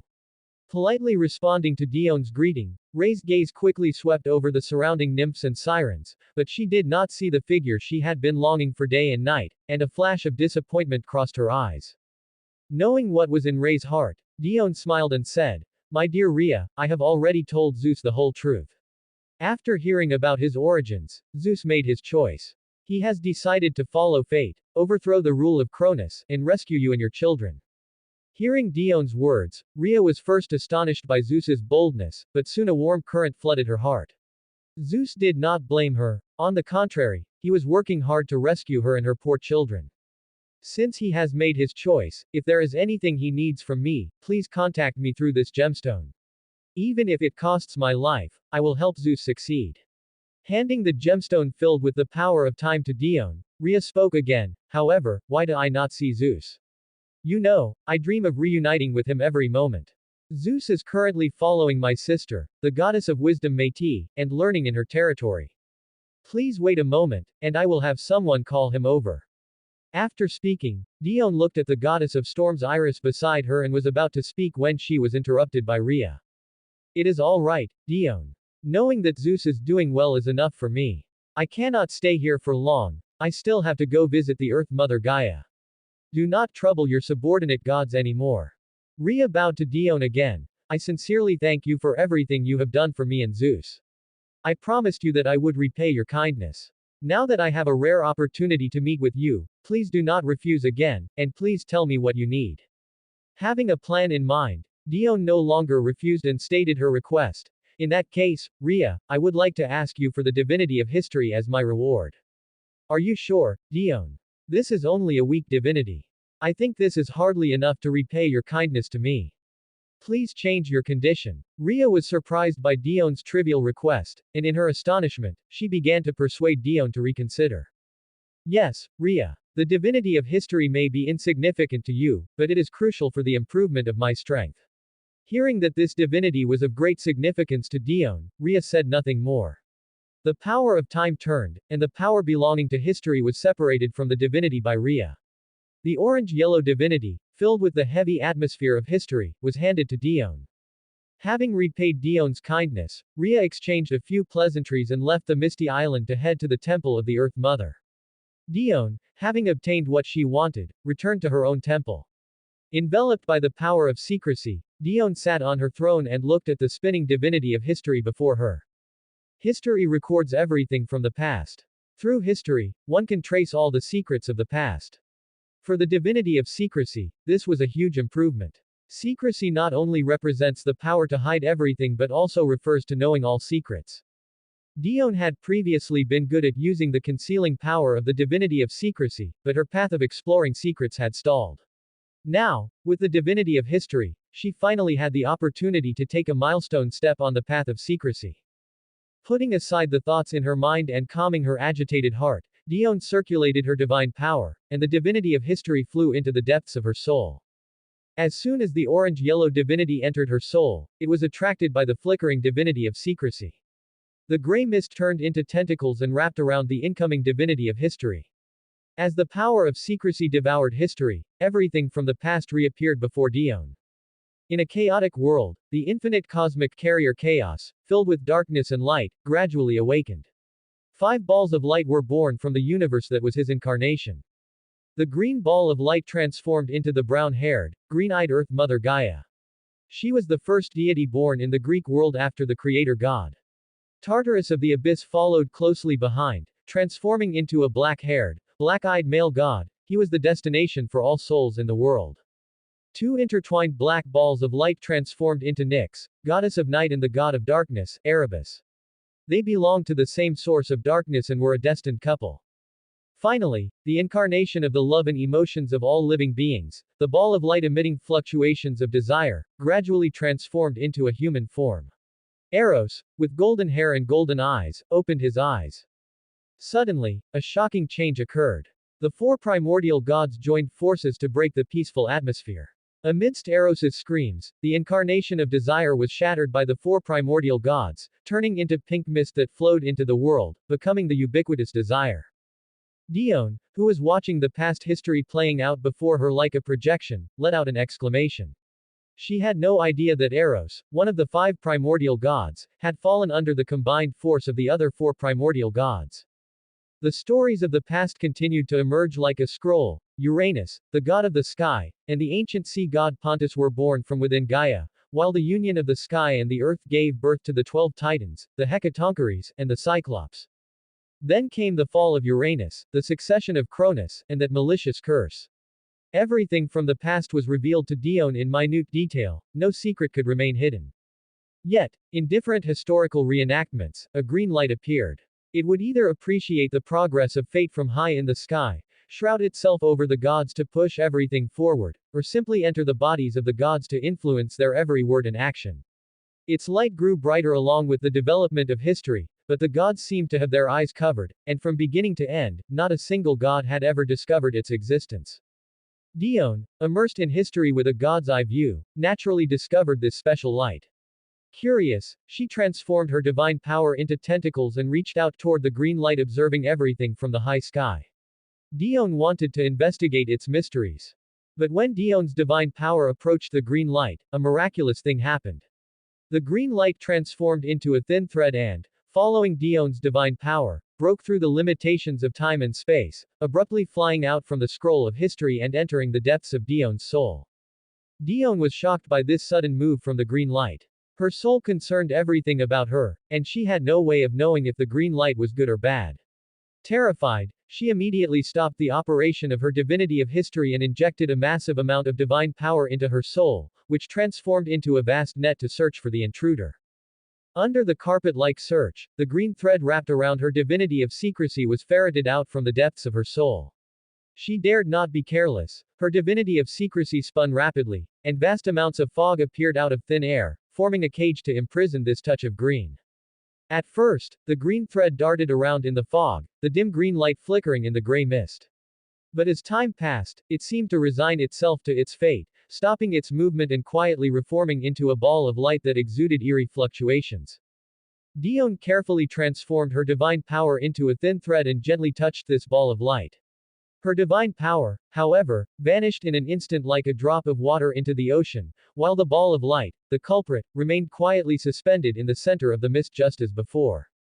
The appearance of the ball of light piqued Dione's competitive spirit. She carefully observed the quiet ball, confirming that it could not pass through the power of the mist to enter her soul again, and then Dione slowly injected divine power into the ball. The green ball of light was like a bottomless black hole, devouring the divine power Dione continuously poured into it.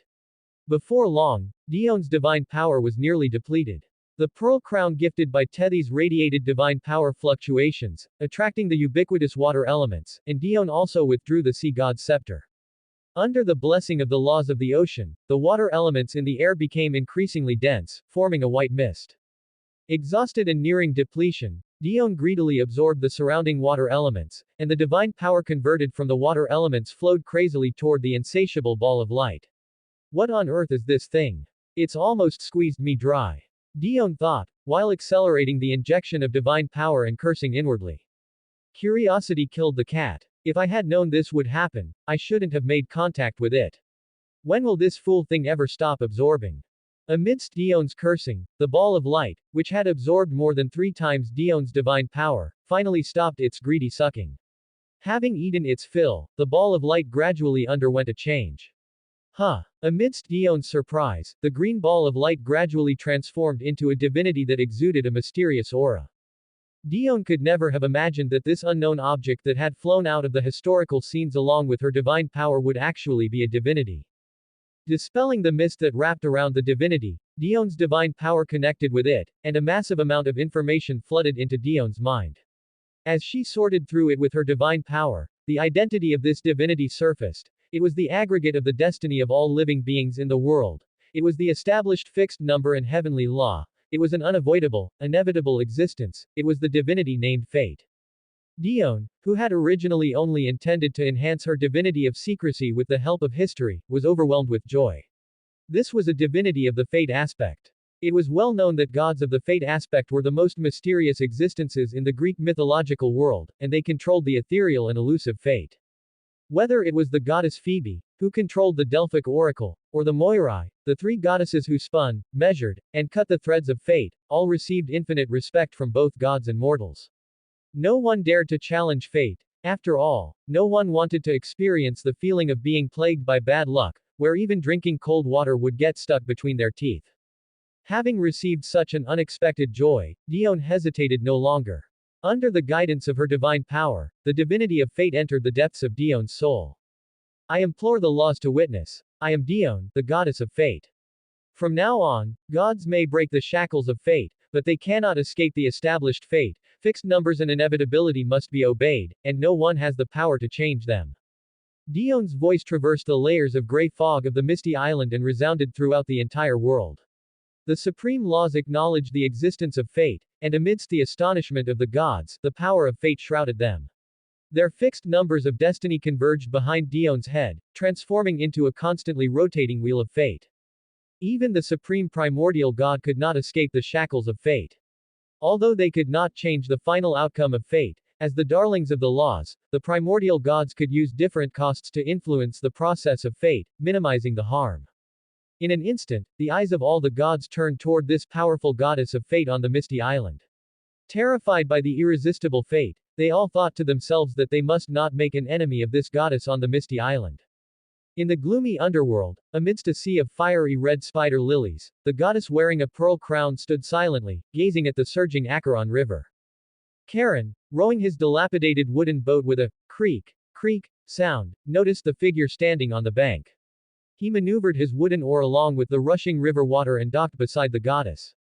What an honored guest. Long time no see, goddess who brings life to the underworld. Charon, the ferryman of the river Styx, greeted the goddess with a hearty laugh. He extended his left hand and beckoned, inviting Dione to board the ferry. It has indeed been a long time, ferryman of the river Styx. Of all in the underworld, you are the most diligent. Dione smiled and teased Charon, who waited for souls on the river Styx day and night without rest. Newly ascended goddess of fate, your oath is deafening even here in the underworld. Please, do not tease me, I fear that your casual words might cause my fate to remain permanently upon this river Styx. Charon took a black-silver goblet from his robes, and waves of death energy radiated from the black water it contained. This goblet is filled with water from the Acheron River. Even for a god, drinking it brings endless suffering. Please accept my gift so that my fate may be a little easier. Oh tilde my dear Charon, I dare not alter your fate at will. After all, the lost souls cannot do without your ferry. Dione accepted Charon's gift and placed a beautiful pearl from the sea of mists into his hand. This pearl contains the power of secrecy. It can help you conceal your form for a short time. Thank you for your gift.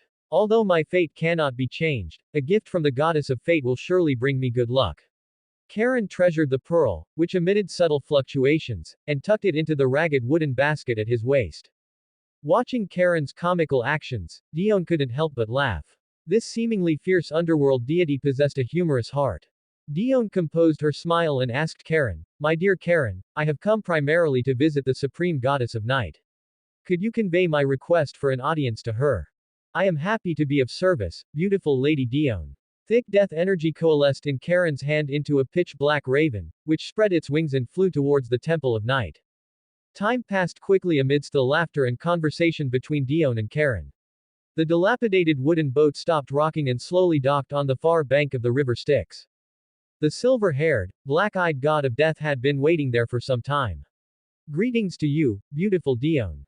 Congratulations on your increased strength." Thanatos smiled on his pale face. "Mother already knows the purpose of your visit, she sent Hypnos to receive you.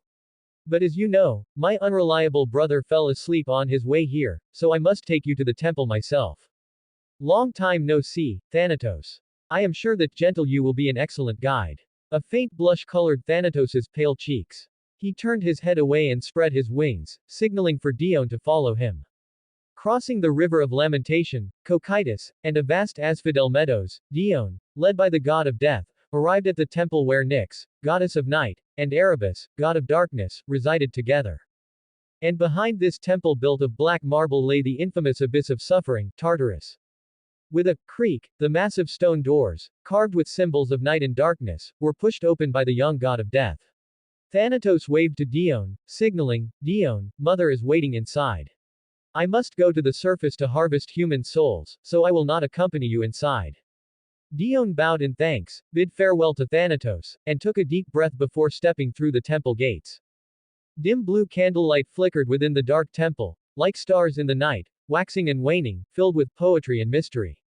Veiled, the supreme Nyx, goddess of night, sat upon her throne and smiled as she watched Dion step into the temple. A pitch-black marble throne slowly rose beside Dion. The mysterious and powerful goddess welcomed her rare guest. "Please sit, friendly goddess. It seems you have not let my gift go to waste. The aura of secrecy overflowing from your body feels incredibly familiar to me. I pay my respects to you, supreme goddess of night. Your generous gift has benefited me greatly." Dion curtsied to Nyx, then gently lifted her skirt and sat on the throne beside her.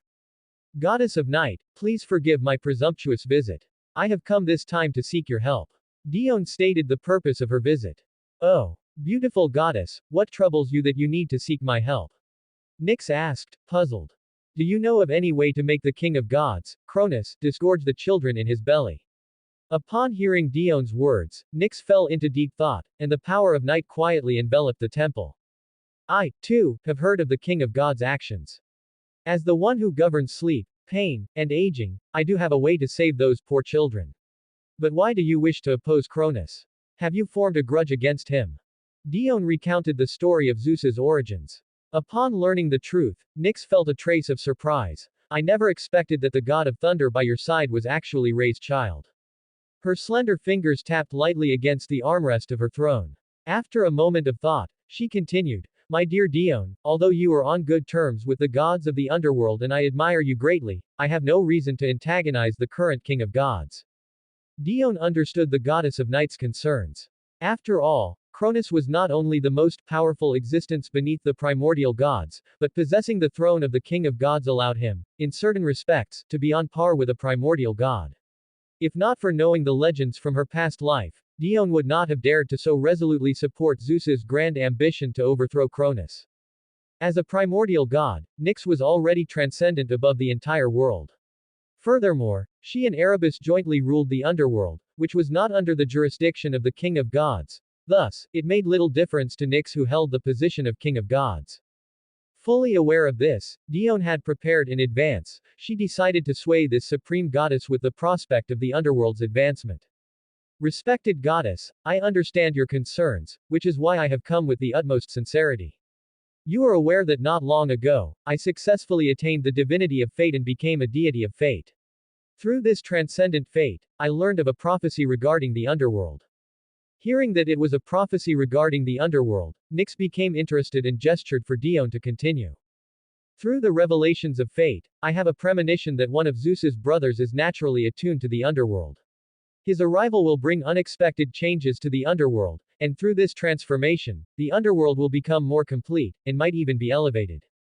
Dion's words struck Nyx's heart like lightning. As one of the creators of the underworld, the possibility of the underworld being elevated was purely beneficial and carried no risks for her as a primordial god. Seeing that the goddess of night seemed moved, Dione struck while the iron was hot. Great goddess, I assure you that your assistance will not be known to anyone. Even if this operation fails, it will not create any rift between you and the king of gods. Nyx's crimson lips, hidden beneath her black veil, let out a light laugh. Even if I were to actively participate in this matter, the king of gods would not have the courage to break relations with me. Nyx's confidence as a primordial god was fully displayed. On the contrary, I am quite interested in the advancement of the underworld you mentioned.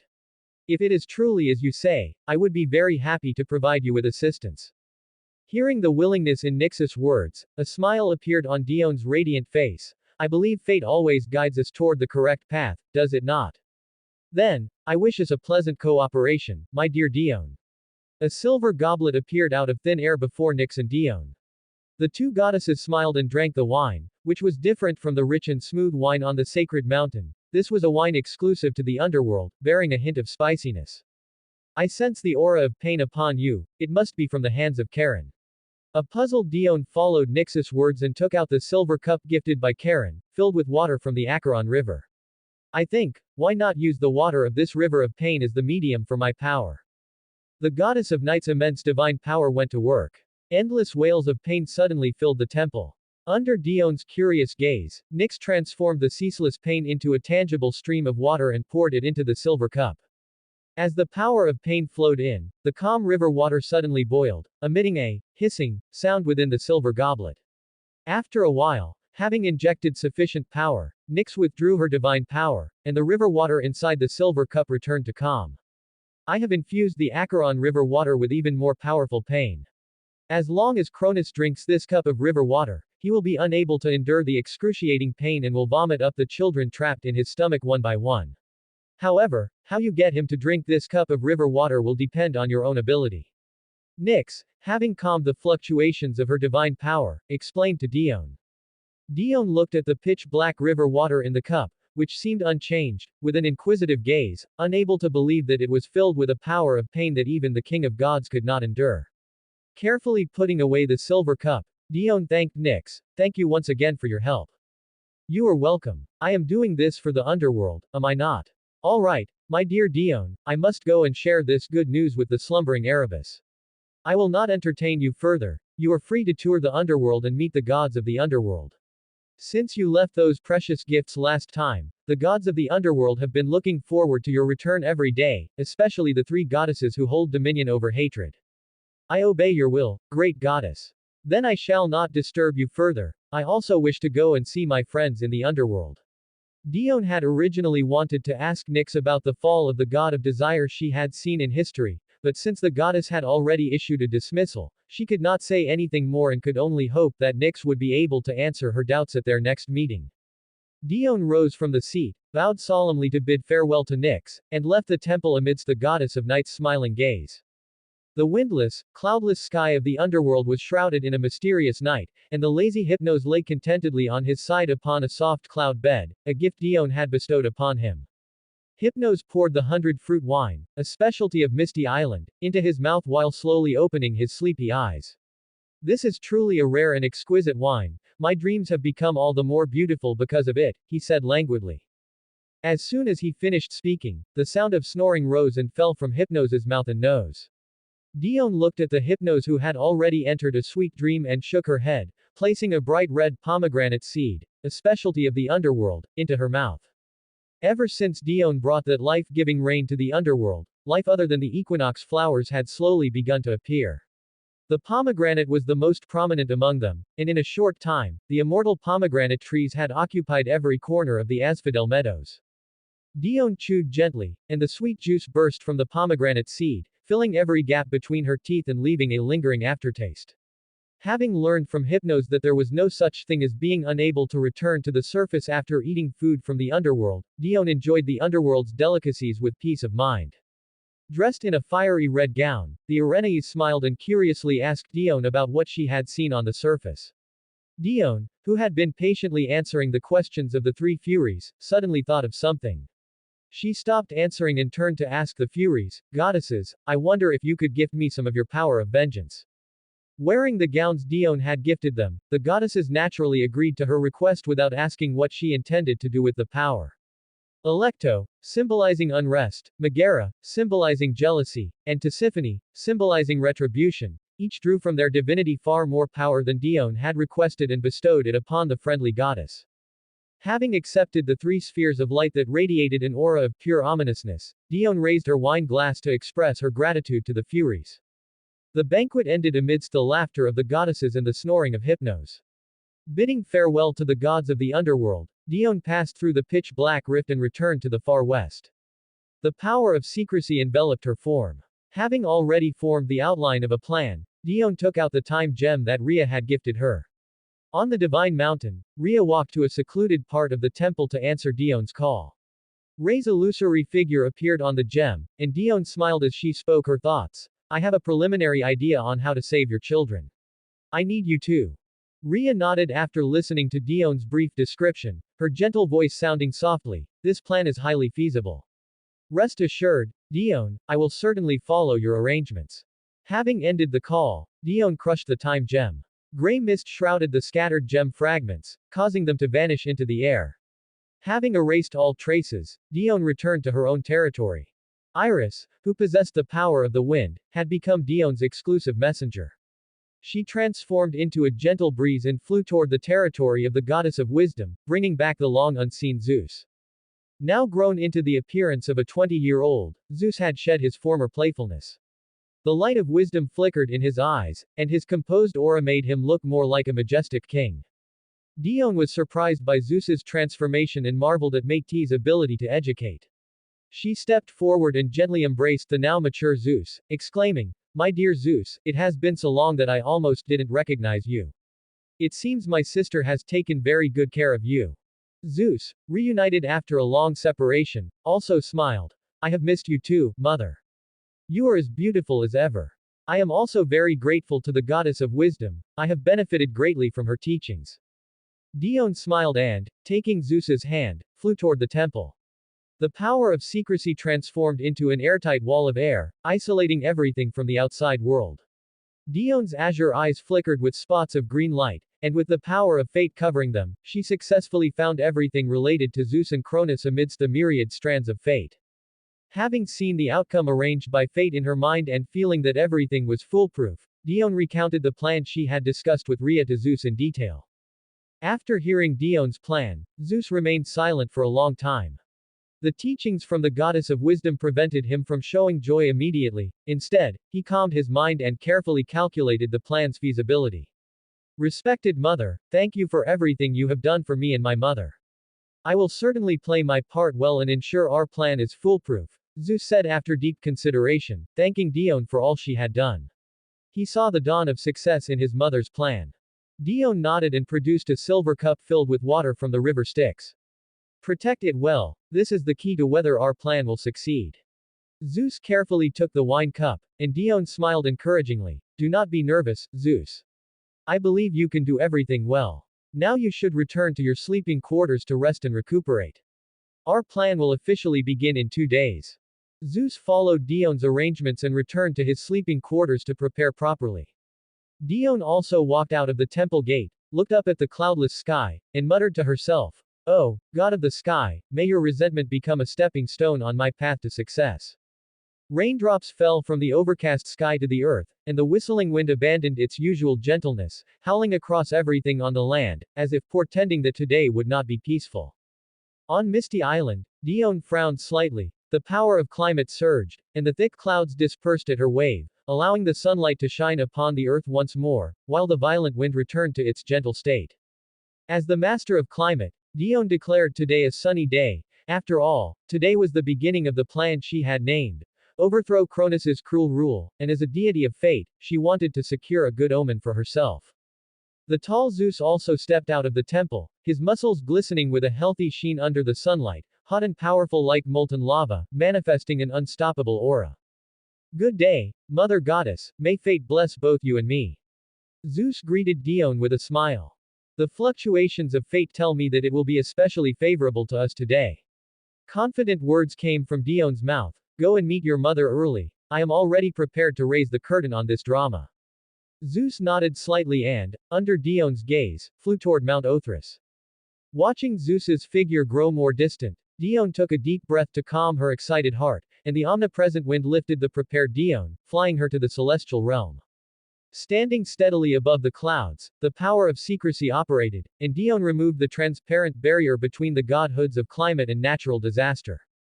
The instant the barrier vanished, the godhoods of natural disaster and climate, which could no longer suppress the attraction of their origin auras, immediately intertwined. Dione let go of her mind, watching intently as the two godhoods that had accompanied her for so long lost their shapes and turned into two balls of light snuggling against each other. The balls of light rotated like taiji fish and gradually shrank in scope. Under Dion's tense gaze, the two balls of light merged into one, forming a brand new godhood, its name, Sky. The moment the Sky Divine Office appeared, a rumbling sound came from the depths of the celestial realm. Sensing his origin power being stolen, the former king of the gods, the powerful Uranus, broke Gaia's divine power shackles, and accompanied by the loud noise, he opened his long sleeping eyes. In an instant, a tyrannical force locked onto Dione and the Sky Godhood. Pressure, surging like seawater, came from all directions, as if this vast sky could not contain her and wanted to expel her. Dione was not to be outdone. The power of secrecy surged, temporarily alleviating the pressure from the sky. Breathing a sigh of relief, she unhesitatingly swallowed the newly born Sky Divine Office into the depths of her soul. Dione pried into Uranus's sky origin, and a portion of the divine power from Uranus converted into Dione's power, helping her resist the expulsion from the sky. Uranus's roar thundered across the world. Foolish thief, you dare to covet my power. I am the embodiment of the sky, the eternal master of the sky. You shall not use the great power that comes from me. Endless pressure struck again, and Uranus used all his strength to try to sever the connection between Dione and the sky. Having just taken control of the sky, Dione was naturally no match for this ancient sky god. She frantically operated her divine power, gradually falling behind in the confrontation. Everything in the sky naturally could not be hidden from the gods. Sensing Uranus's awakening, they were like facing a formidable enemy. The celestial deity Koios and the goddess of brightness Phoebe, who resided in the celestial realm, were the first to arrive at Dione's side. Seeing Dione's weakness, they successively gathered their divine power to help Dione resist the sky's pressure. Cronus and Rhea on the sacred mountain also sensed the shocking change in the sky. Uranus's pressure had left a huge shadow in the king of the gods' heart, and he desperately operated his divine power, flying rapidly to the sky's battlefield. The rest of the Titan gods arrived shortly after the king of the gods and the queen of the gods. Oceanus and Tethys were surprised that the one who had caused this huge commotion was their dear daughter Dione. Having no time to ask Dione about the cause and effect, they all unleashed their divine power to resist the sky god's fury. The addition of the gods gave Dione a moment to breathe, and she hurriedly took out a golden apple to replenish her exhausted divine power. Sensing that his dear daughter was joining forces to help the thief who had stolen his authority, Uranus desperately burned the power of the sky, and for a moment, he actually fought against 13 deities of great divine power, faintly gaining the upper hand. My greedy children, not only did you steal my position as king of the gods, but now you actually want to lay hands on my origin power. Today, I will let you know how powerful I, as your father, am. A majestic pressure emanated from the god-ignited Uranus, and the powerful shockwave almost overturned the gods standing above the clouds. Dione, located at the very front of the gods, bore the brunt of Uranus's fury. Her chest felt stifled, and bright red blood slowly trickled from her pale lips. Just as the situation was about to tilt to one side, amidst Dione's frantic inner calling, Gaia, who had been sleeping in the temple, finally appeared above the sky.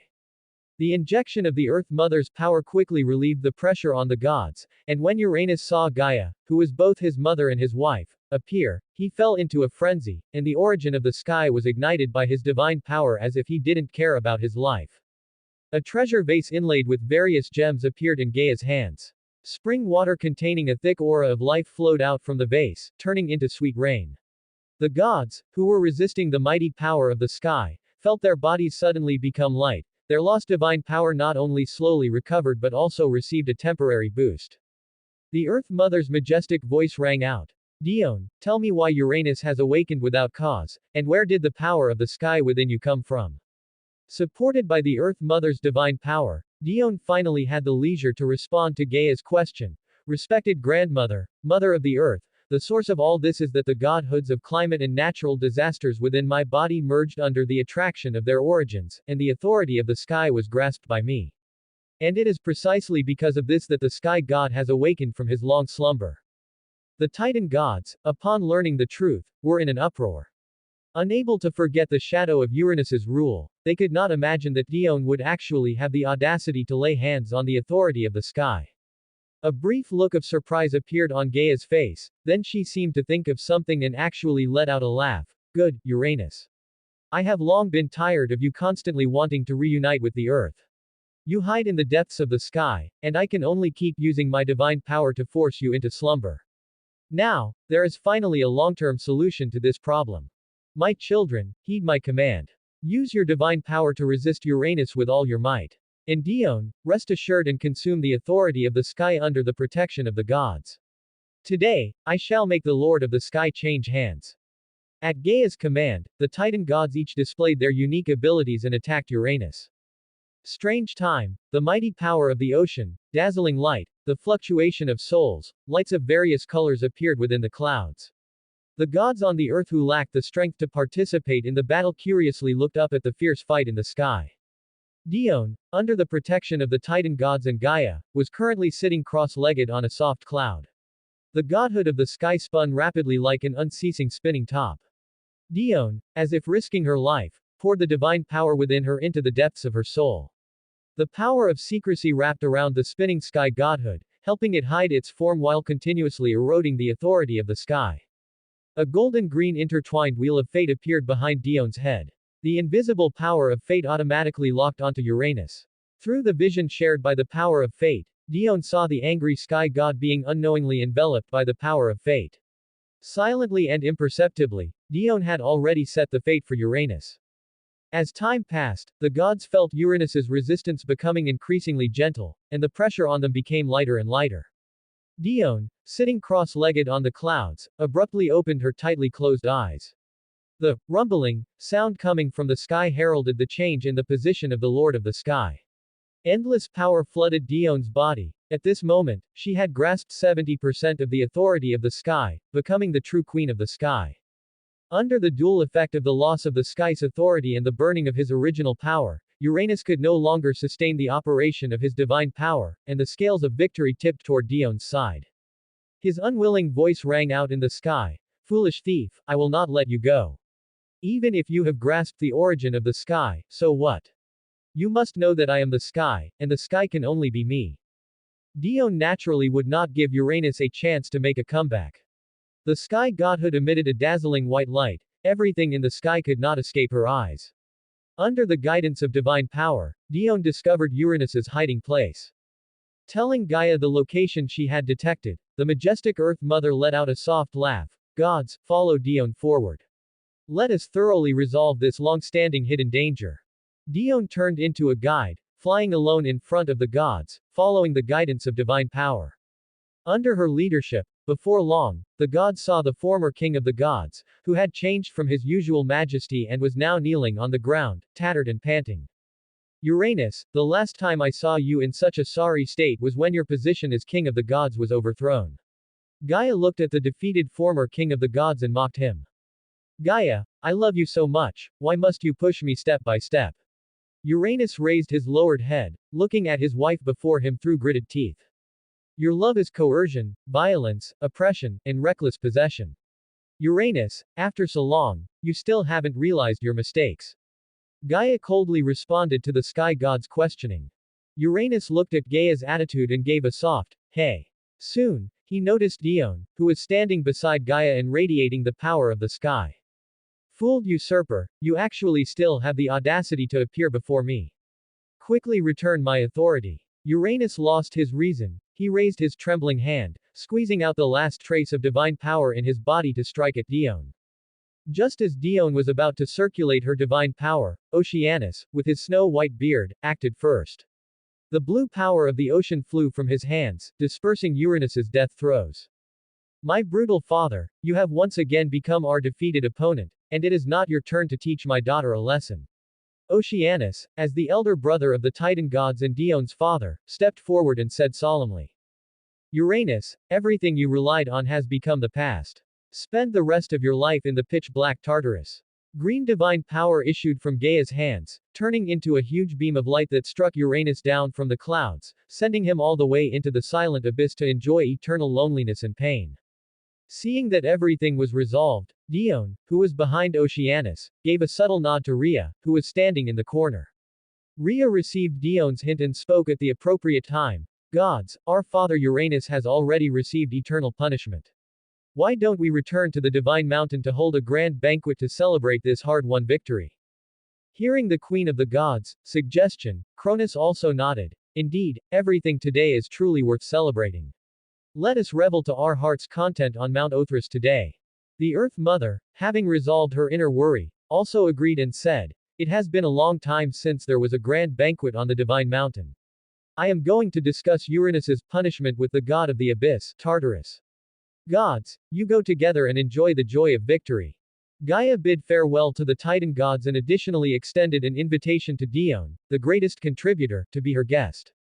Dione gladly agreed and promised the Earth Mother to visit whenever she had time. The mighty procession headed to the divine mountain amidst laughter and cheers, and Dione's plan was about to reach its most crucial step. The majestic Mount Othrys was no longer its usual cold and quiet self, it had become extraordinarily lively. The unrestrained laughter of the gods even pierced through the towering clouds, echoing across the earth, while an atmosphere of joy permeated everywhere. Cronus, the king of the gods, sat upright on his majestic throne. He looked at the frolicking gods, smiled, and picked up a golden spoon to gently tap his intricately carved wine cup. The ding-ding sound from the high platform caught the attention of the gods. Seeing that he had everyone's attention, Cronus nodded with satisfaction and raised the golden cup filled with fine wine in front of him. Gods, let us raise our glasses and congratulate our hero of the hour, the newly ascended goddess of the sky. Instantly, all the deities raised their glasses and turned toward Dione, who was seated at the side. The countless burning gazes made Dione, who suffered from a bit of social anxiety, feel quite uncomfortable. She tugged at the corner of her mouth, struggling to squeeze out a smile. The king of the gods is too kind. My contribution is insignificant. It was largely due to the assistance of the gods that I was able to obtain the authority over the sky. Please allow me to drink this cup of wine first to express my gratitude. After the mellow wine went down, Dione twisted her fair wrist, inverting the gorgeous wine cup in her hand to show her sincerity to the gods. The laughing deities followed Dione's lead and drank the unique wine of Mount Othrys. The king of the gods, having finished his drink, raised the empty cup. A flash of darkness passed through Rhea's eyes, and she waved her hand, signaling the nymphs serving nearby to refill the king's wine. A nymph with golden hair and blue eyes picked up the golden flagon filled with wine and walked to the king. Her bright eyes were like stars in the night sky, full of liveliness and intelligence. A faint elegance flowed from her delicate brows, and her jade-like, bright face shone like a pearl under the candlelight. Cronus, who had seen many beautiful goddesses, was momentarily dazed. He did not recall such a stunning beauty existing on Mount Othrys. As the fragrant wine poured like water into the empty cup in the king's hand, the beautiful nymph bowed to the king and retreated to the side. Indulging in beauty, Cronus returned to his senses. He reluctantly withdrew his gaze from the nymph's graceful back, raised his wine cup again, and laughed heartily. Gods, let us raise our glasses again and drink together. Let this second cup be to celebrate the victory of this great war. The gods drank the wine together once more amidst laughter and joy. The beaming king of the gods felt a sense of drunkenness. The king, who usually had a high tolerance for alcohol, felt suspicious. Perhaps it's because today's fierce battle consumed too much power. Cronus found a perfect reason for himself. He shook his head, extended his wine cup again, and turned his head to stare greedily at the nymph holding the golden flagon, signaling her to come forward and pour the wine. Under the king's gaze, the beautiful nymph lowered her head with a shy smile. She picked up the golden flagon and walked slowly toward the king, while quickly glancing at Dione, who was sitting at the side. Dione, who was constantly observing the nymph's actions, naturally noticed her hint. The power of secrecy quietly and silently wrapped around the divine power obtained from the Furies and flew toward Cronus, who was sitting on the throne of the king of the gods. The slightly darker wine flowed from the golden flagon and soon filled the king's cup. A majestic voice resounded in the temple, "For this third cup, let us all wish for Mount Othris to last forever." As soon as the words fell, Dion's hand under the long table moved slightly. The power of secrecy beside the king dissipated, and the powers of uneasiness, resentment, and retribution immediately scattered. The eyes of the king, already muddled by lust and alcohol, were soon obscured by a layer of gray mist. The power of the three Furies, born from the blood of Uranus, had a miraculous effect on Cronus. Seeing the king's eyes become hollow, Dione, her face hidden by the wine cup, revealed a playful smile. She turned her right hand slightly, adding one final insurance to her plan. The invisible power of fate swirled at her fingertips, manipulating the king's destiny. Under the influence of multiple divine powers, the blinded king did not notice the abnormality in the wine and drank Dion's special brew, just as he had the previous 2 times. Most of the gods, busy with their revelry, did not notice the undercurrents hidden beneath the temple. Even Phoebe, who was well versed in destiny and in charge of the Delphic oracle, only sensed a flash of fluctuation in fate. However, she neither used the power of fate to investigate nor said anything, she only looked at Dion's smiling eyes, which had suddenly turned toward her. Phoebe suppressed the doubts in her heart and raised her wine to drink with the gods during the king's toast. Ah! A heart-wrenching, painful wail suddenly came from the throne of the king of the gods. With a bang, Cronus, unable to bear the pain, clutched his stomach, which was experiencing knife-like agony, and fell from the throne. Beside him, the dignified and gentle queen of the gods watched the king rolling on the ground and laughed maniacally, as if she had gone mad. The gods, having just put down their cups, were shocked by the scene before them and stood up one after another to look at this sudden turn of events. Beads of sweat as large as beans dripped from Cronus's forehead. Pale from the torture of pain, he uncontrollably opened his mouth wide. A stone wrapped in swaddling clothes, radiating a strong aura of life, was the first to be spat out of his mouth. 5 balls of light scrambled to exit from the king's mouth one after another, landing on the ground and transforming into human forms. The first ball of light to fly out transformed into a tall male god with thick, curly blue hair. His face was as rugged and chiseled as if carved by a knife and axe, with sharp, well-defined features. Every muscle of his seemed to have been carefully sculpted, appearing both robust and elegant. His name was Poseidon. The second ball of light transformed into a cold male god named Hades. His skin was as pale as moonlight, and his long black hair draped loosely over his shoulders. His scarlet eyes revealed wisdom, and his tall figure exuded an aura that kept strangers at a distance, possessing a unique and mysterious charm. The third ball of light became an extraordinary-looking blonde goddess. Her deep purple eyes were as large and round as an ox's, her skin was as white as jade and as delicate as grease, and her bright red lips were tender and dripping. Her name was Hera. The fourth ball of light turned into a plump goddess named Demeter. Her hair was as golden and bright as ripe wheat, falling on her shoulders like waves. A rich vitality emerged from her naked body, and countless visions of flowers and plants appeared beneath her feet. The last ball of light transformed into a blonde goddess. Her fair face carried a kind smile, and her fiery red eyes revealed endless joy. She was Hestia, the eldest daughter of the king of the gods, Cronus, and the queen of the gods, Rhea, and the goddess of the hearth. In the candlelit temple, the gods, immersed in astonishment, were soon drawn to the 5 newly reborn deities. They said nothing, instead standing by with keen interest to watch how things would unfold. As the 5 deities were successively liberated, Cronus, who had been slumped on the ground, shook off the influence of the goddess of vengeance's power, his eyes regaining their clarity. The intense pain in his abdomen subsided, and Cronus, propping himself up with one hand and gripping the armrest of his throne with the other, struggled to stand. Exquisite robes flew from Dion's hands to wrap around the 5 naked deities. Rhea, who had been laughing, reigned in her mirth. She looked at the king of the gods, who was struggling to rise beside her, and spoke with cold mockery, "Cronus, I never thought that you, the king of all gods, would have such a pathetic day." After that, she ignored the king of the gods, who was glaring at her with wide, angry eyes, and turned to look at her beloved children.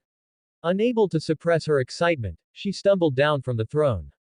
Unable to contain the joy in her heart, Rhea walked quickly but nearly tripped. A beautiful nymphs, standing by to serve, was quick to step forward and steady Rhea by the arm, stabilizing her.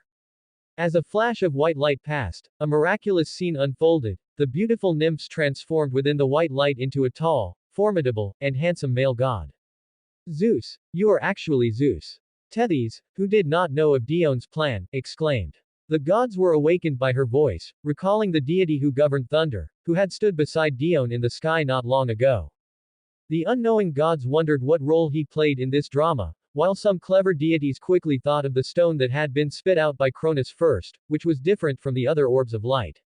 They clicked their tongues in succession, appearing to have discovered some shocking secret.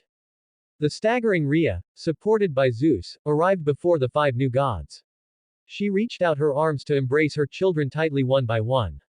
Her face already streaming with tears, Rhea said with a trembling voice, "My children, please forgive your cowardly mother. Forced by your father's might, I could only watch helplessly as you were cruelly devoured by him." Hestia, the eldest sister, was the first to speak to comfort Rhea. "Do not blame yourself anymore, mother. We could feel your deep love for us even through our father's body. Now that we have been rescued, everything is moving in a good direction." Having said this, she reached out her fair right hand to wipe away the tears from the corners of Rhea's eyes, while curiously watching Zeus, who was supporting their mother. Rhea, who had stopped crying under Hestia's comfort, noticed her confusion. She withdrew her left hand, which was being held by Zeus, and pushed Zeus in front of his siblings. "My children, this is your youngest brother, Zeus. It was he and the kind goddess Dione who rescued you from your father's abdomen." Zeus stepped forward to embrace his siblings one by one. The reborn deities expressed their gratitude to him, while Hera, the ox-eyed, felt a different kind of emotion as she looked at the handsome male god who had rescued her, a hint of crimson quietly staining her cheeks. The gods watching from the sidelines were once again shocked by Rhea's words. First the joy of victory, then the astonishment of the turn of events, and finally the unexpected development. Their emotions rose and fell like a roller coaster. They curiously examined the god of thunder, and then turned their heads toward the mastermind of it all, the newly ascended goddess of the sky, Dione. Once again enveloped by the gazes of the gods, Dione wore a majestic expression. The gods were all awed by her powerful aura, unaware that inside, she was frantically pleading for help. "Save me! Save me!" Seeming to sense the request of the goddess of fate, Cronus, having been reduced to a background character, finally struggled to his feet. Knowing the whole truth, he was engulfed in rage. Enduring unspeakable pain, the mighty power of time manifested from him. The surrounding space rippled under the influence of time, and the angry king of the gods seemed intent on reversing everything before him. The disturbance in time shattered the warmth of Rhea's family and also rescued Dione, who had become the center of attention. A golden scepter appeared in Rhea's hand. With the blessing of the scepter, the power of time, sharing the same origin, shone brilliantly, calming the fluctuating power of time in the surroundings. The mysterious power of secrecy also permeated from Dion's hands, enveloping the gods in the temple to protect them from the encroachment of the power of time. Seeing that his attack was useless, Cronus roared. Influenced by the painful power of Nyx, he could not unleash his full strength and could only watch helplessly as the surrounding power of time dissipated under Rhea's strength. "Rhea, you fool, how dare you plot against me?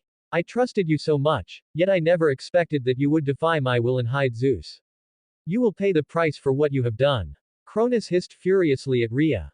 "Poor Cronus, you had better worry about yourself first. My children have already been rescued, and you no longer have anything with which to threaten me. You had better prepare to feel the wrath of a mother." Endless power of time burst forth from Rhea. The queen of the gods shed her usual image of weakness, venting the resentment that had accumulated over a long time. The vast power of time enveloped the king of the gods, who had no power to resist. The passage of time was pressed onto the fast-forward button by Rhea. Cronus's robust body became hunched, his tight skin became loose, and knife-like wrinkles appeared on his face. His thick black hair became sparse and snow-white under the influence of the years. Now appearing as an old man, Cronus screamed. A hoarse voice issued from his mouth, constantly cursing his once intimate wife, Rhea. The gods looked at his pathetic appearance with expressions of lament. The king of the gods, who had not finished cursing, swept his cloudy eyes over Dione, who was watching him with a full smile. Seeming to have thought of something, he stopped cursing Rhea and extended a trembling, aged hand to point at Dione, who was watching the show from the side. And you, fool Dione, I have had no grievances with you in the past, why would you help that fool Rhea to frame me? Oceanus, my brother, is your oceanic lineage going to openly challenge the authority of the king of the gods? Under the king of the gods' fierce gaze, Dione, still smiling, walked elegantly in front of Cronus. Cruel king of the gods, what you have done to Rhea and her children is heinous. As the goddess of protection for women, how could I turn a blind eye? Since you are so afraid of the curse of Uranus, I will generously give you a great gift. As for our oceanic lineage, Dione looked toward Oceanus, who was nodding at her, and Tethys, who was looking at her with loving eyes.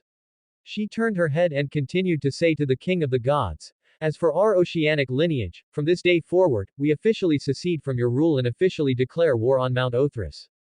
The aged Cronus stared in disbelief at the goddess who had boldly declared war upon him.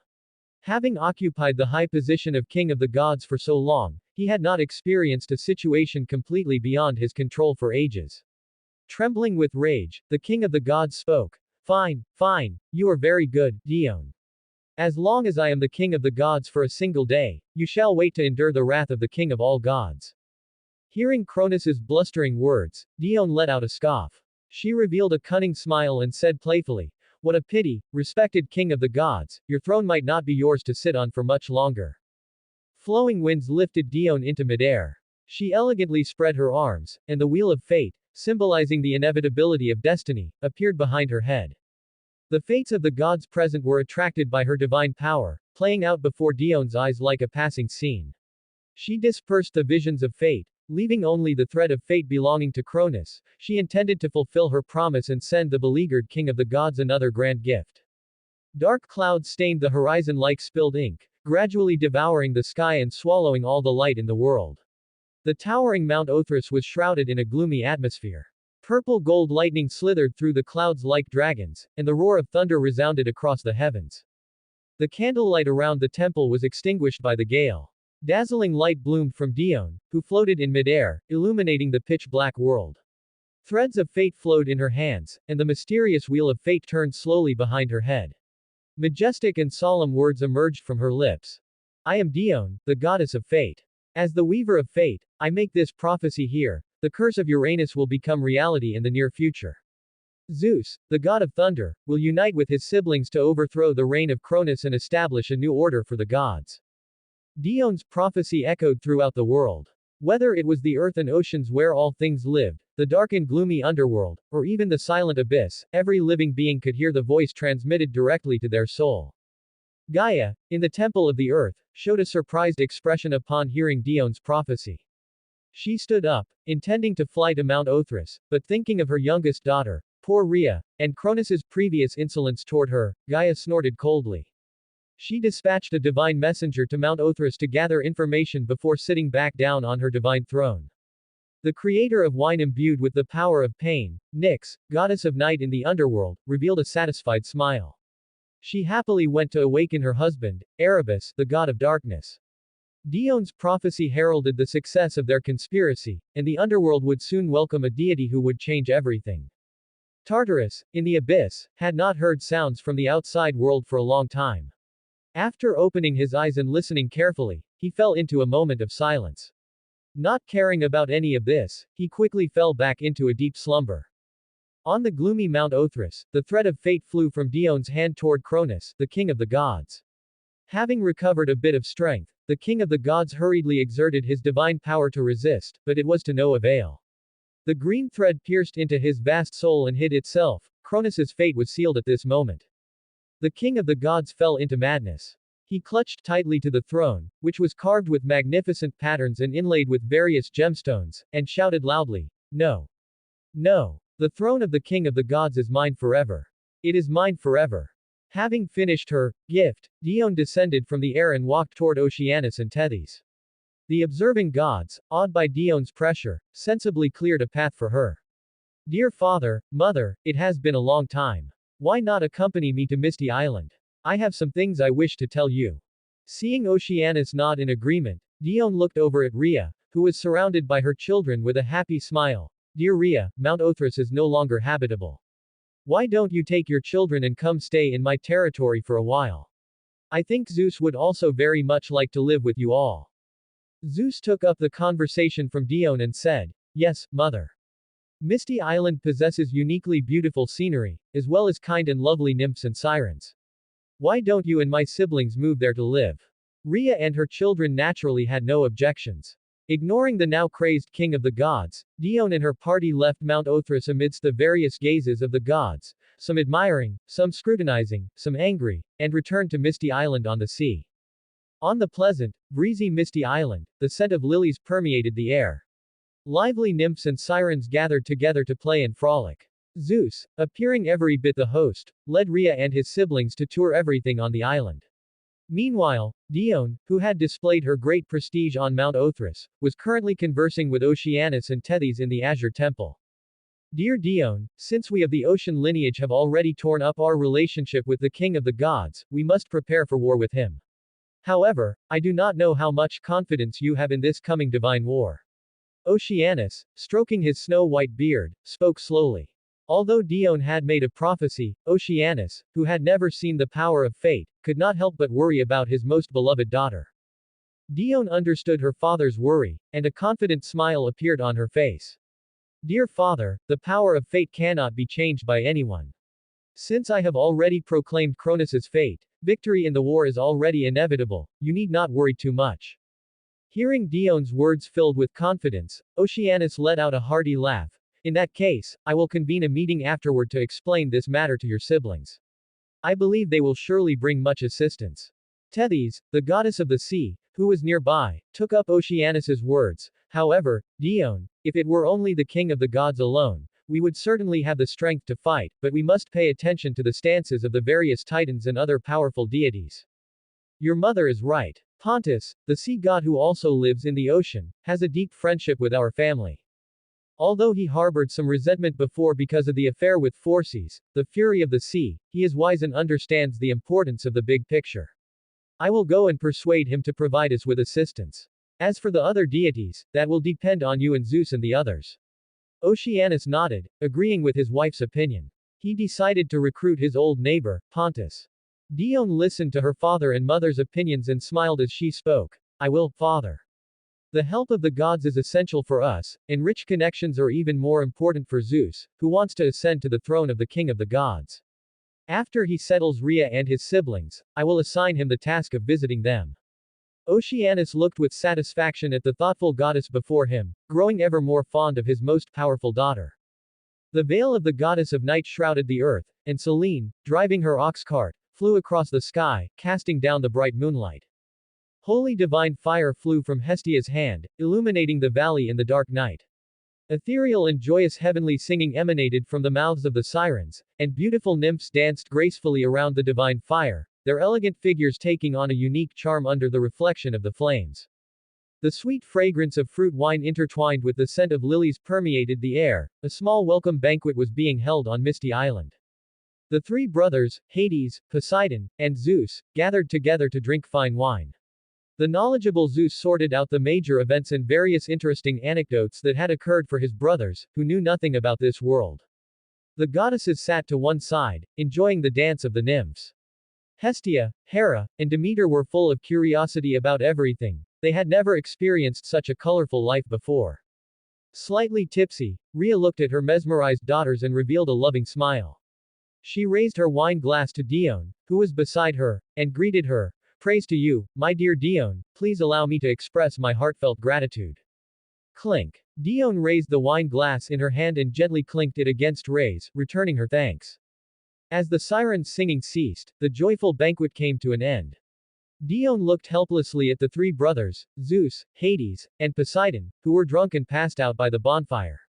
She waved her hand, letting the nymphs carry them back to their sleeping quarters. The goddesses giggled as they watched the male god's embarrassing state, then returned to the temple together. Thunderous snoring emanated from Zeus's sleeping quarters. Knock, knock. Iris, who was in charge of wind and snow, knocked on the door, but received only the constant, hoo-ha, sounds coming from the room. Having received the order from the main god, Iris helplessly pushed open Zeus's door. The power of wind and snow surged, and the biting cold that spread all around woke the deeply sleeping Zeus. "Wake up, lazy Zeus. The goddess has asked me to summon you to the main hall. She has matters to discuss with you." Seeing that Zeus had awakened, Iris withdrew her divine power and informed Zeus of the goddess's instructions. Ah tilde, my lovely Iris, your ice is still as biting as ever.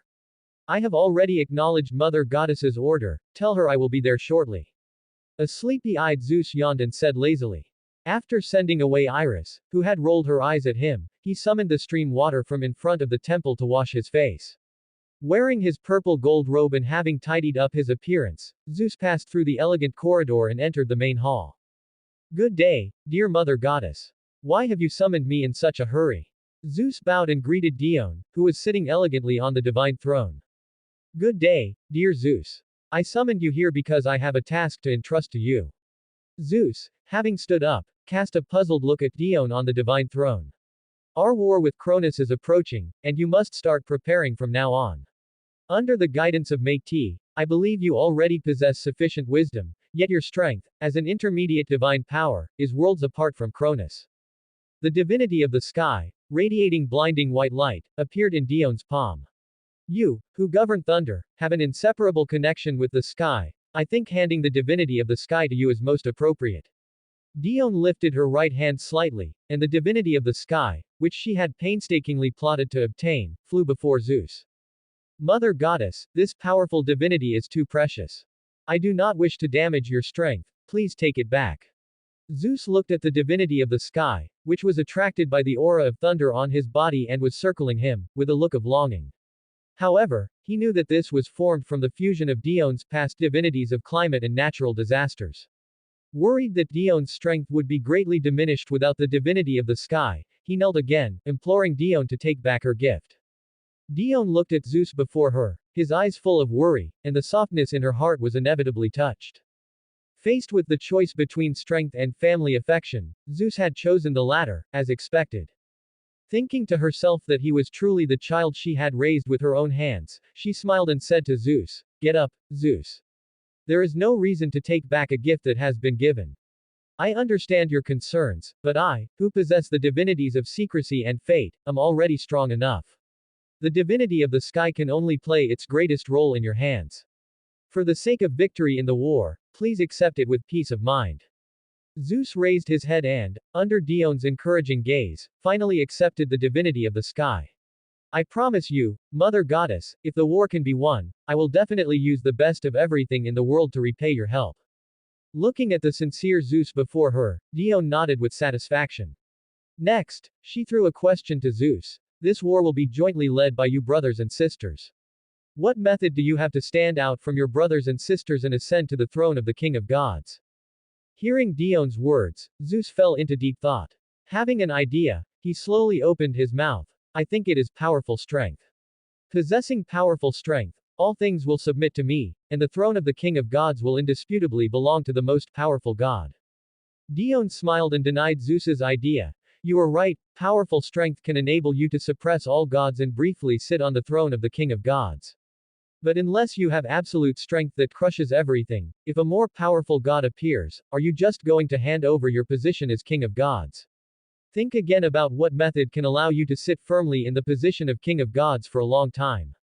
Zeus, having been taught by the goddess of wisdom, Métis, quickly understood the crux of the matter. Mother Goddess, I think the hearts of others are the key to helping me sit firmly in the position of King of Gods. The strength of one person is ultimately no match for the power of the masses. With the support and love of the majority of gods, I think it would be of no avail even if a few gods opposed me. Looking with gratification at Zeus, who understood everything, Dione smiled and said, Wisdom and strength are crucial, but they are not everything. I am very gratified that you quickly arrived at the answer. I received news from Nyx, goddess of night. She, Erebus, and Tartarus will not intervene in this war for the King of Gods. As for your grandmother, the mother of Earth, Gaia, I will personally visit her to ask for her opinion. Explaining the stance of the primordial gods to Zeus, she assigned a task to him. I will visit my father, the ancient sea god Pontus, and I will also go to visit the goddess Phoebe and the line of Hyperion, with whom I have some friendship. What you need to do is to go and win over other Titan gods and powerful deities. If you can obtain their help, this war will surely end in victory. Even if you cannot obtain their support, you must strive not to let them lean toward the side of the King of Gods. Zeus nodded in agreement and accepted Dione's task. He took his leave of Dione, preparing to first digest the great power of the sky to add to his bargaining chips, and then go to visit the gods. In the ancient Greek mythological world, colorful visions appeared one after another. A dazzling, blinding light burst forth from the sky, and the temperature on the earth rose abruptly. The driverless sun god chariot traveled along its established orbit across the sky. From then on, the sun rising in the east and setting in the west punctually every day became the law of the world. The supreme laws bestowed a reward, and Helios the sun god successfully ascended to great divine power. Prometheus, sitting cross-legged on the ground, opened his eyes that could see through everything. The light of wisdom flickered in his eyes, and distant fate unfolded before him. Invisible soul power radiated from Prometheus as the center, causing spatial fluctuations. The visionary prophet Prometheus also stepped across the threshold of great divine power. Among the dazzling visions that had appeared one after another over these past few days, the changes in the sky were the most eye-catching. After all, everyone knew that the authority of the sky belonged to that goddess on the misty island, and the recent transition of the sky's authority undoubtedly caused a great uproar. Lightning danced like giant dragons in the dark, heavy sky, the sound of thunder was deafening, and the whole world trembled because of it. A tall and handsome male god floated above the boundless sky. Zeus, who was born to belong to the sky, completely absorbed the sky divinity in a short period of time. Various kinds of climate appeared one by one among the clouds.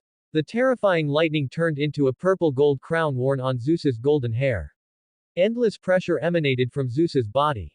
The god of thunder had now completed his ascension and became the master of the sky. At this time, Dione, who was on the misty island, also witnessed Zeus's successful ascension. She smiled slightly and crushed the gemstone in her hand that had been gifted by her good friend Leto. The power belonging to Leto transformed into a grayish-black divine bird, which spread its wings and flew towards the sky to guide the way for Dione. Dione followed the divine bird, passed through the lightning storm in the clouds originating from Zeus, and arrived at the celestial realm where Leto lived. Deep within the vast celestial realm, the goddess of light, Phoebe, had long been waiting outside the temple. The nursing goddess Leto and the meteor goddess Asteria stood on either side of Phoebe, waiting together for the guest who had come from afar. The grayish-black divine bird passed through layers of clouds and landed on Leto's shoulder, and Dione, wearing a long white dress, also appeared before the three of them, Phoebe and the others. The joy brought by fate foretells that a distinguished guest will arrive today. Welcome, goddess who holds the reins of fate. As the goddess of light, Phoebe was kind and enthusiastic, and the two goddesses behind her also smiled and bowed to Dione. Greetings to you, Phoebe of light. Dione returned the greeting politely, and then greeted Leto and Asteria, who were looking at her with smiles. Good day, long time no see, Leto, and this beautiful meteor goddess. Having finished the pleasantries, Dione, at Phoebe's signal, walked into the temple with them. Leto, who had a very close personal friendship with Dione, affectionately took her arm and whispered her dissatisfaction. My dear Dione, you haven't met with me for a long time. Dione gently pinched Leto's fair cheek, which was full of resentment, and said with a smile, My dear Leto, you know that Zeus's affairs have kept me busy and overwhelmed. I promise that after the divine war ends, I will definitely invite you over as a guest. The easily coaxed Leto smiled again upon receiving Dione's promise, but in her heart, she couldn't help but secretly give a bad review to the culprit, Zeus. Inside the grand palace, the beautiful goddesses sat down gracefully. Dione got straight to the point and extended an olive branch to Phoebe, who also held the power of fate. Respected goddess Phoebe, you also know that the war between Zeus and Cronus is imminent. I came here this time hoping that you could join our side and work together to overthrow Cronus's rule. The goddess of light, Phoebe, sat on her throne and did not immediately respond to Dione's words. After experiencing the changes on the divine mountain last time, she had made a prophecy using the Delphic oracle. The unadorned stone tablet bearing the three maxims, know thyself, nothing in excess, and, a rash oath brings misfortune, glowed with brilliant light under Phoebe's divine power. Through the long river of fate, Phoebe saw that Zeus and his siblings ultimately won the war. However, knowing the result was one thing, and whether her own family should participate in it was another matter entirely. The gentle nursing goddess Leto and the meteor goddess Asteria did not have much of an advantage compared to other gods who were keen on fighting. Compared to frontal combat, Phoebe herself preferred to assist from the sidelines. Calculated this way, the only powerful combat strength was the celestial god Koios. Therefore, Phoebe, struggling with whether to participate in the war, fell into a brief silence. Leto, sitting on the side, saw her mother's hesitation. Having a deep friendship with Dione, she decided to speak up to help her friend. My dear mother, the battle among the gods has a wide impact. Even if we want to remain in a neutral camp, it is very difficult to protect ourselves in this chaos. It is better to choose a side to join. This way, we can turn passivity into initiative and gain more benefits. Dione nodded gratefully to her friend and spoke to Goddess Phoebe again. Goddess Phoebe, I believe that as someone who is also skilled in fate, you have already glimpsed the ending of everything. Seeing Phoebe nod, Dione threw out the chips she had prepared. As the goddess of fate, I have seen that the throne of the king of gods will ultimately fall into Zeus's hands, and I have also seen the destiny of the Titan gods. The succession of the new king of gods represents a great cleansing between the old and new gods. Here, I swear to you by fate, if I am fortunate enough to obtain your help, not only will I promise you a position as a main god, but I will also ensure that you can enjoy a peaceful life in the celestial realm forever. Dione, who knew the terrible power of fate, naturally did not want to give up the stake of a powerful god of the fate side. She had long ago discussed all the chips with Rhea and her children. Victory in the war was an inevitable result, but the process of the battle was full of uncertainty. The addition of every powerful god could enable Zeus's side to minimize casualties. Leto's persuasion made the already swaying Phoebe waver a bit, and Dione's promise moved Phoebe's heart even more. Permanent peace was the greatest wish in her heart. Under Dione's burning gaze, Goddess Phoebe finally nodded. My dear Dione, the divine office of the god of speech held by my brother Iapetus should belong to you. Your innate eloquence has already defeated me. I will join your camp and help you achieve victory. A holy white dove flew out from Phoebe's hand to deliver the message to Koios, who was stabilizing the operation of celestial bodies in the endless starry sky. Having received a satisfactory answer, Dione bid farewell to Goddess Phoebe's family and flew towards the mountainous land in the east. That's the end of part 2. Part 3 is coming soon. Thanks for watching. Please subscribe and support our channel for more stories.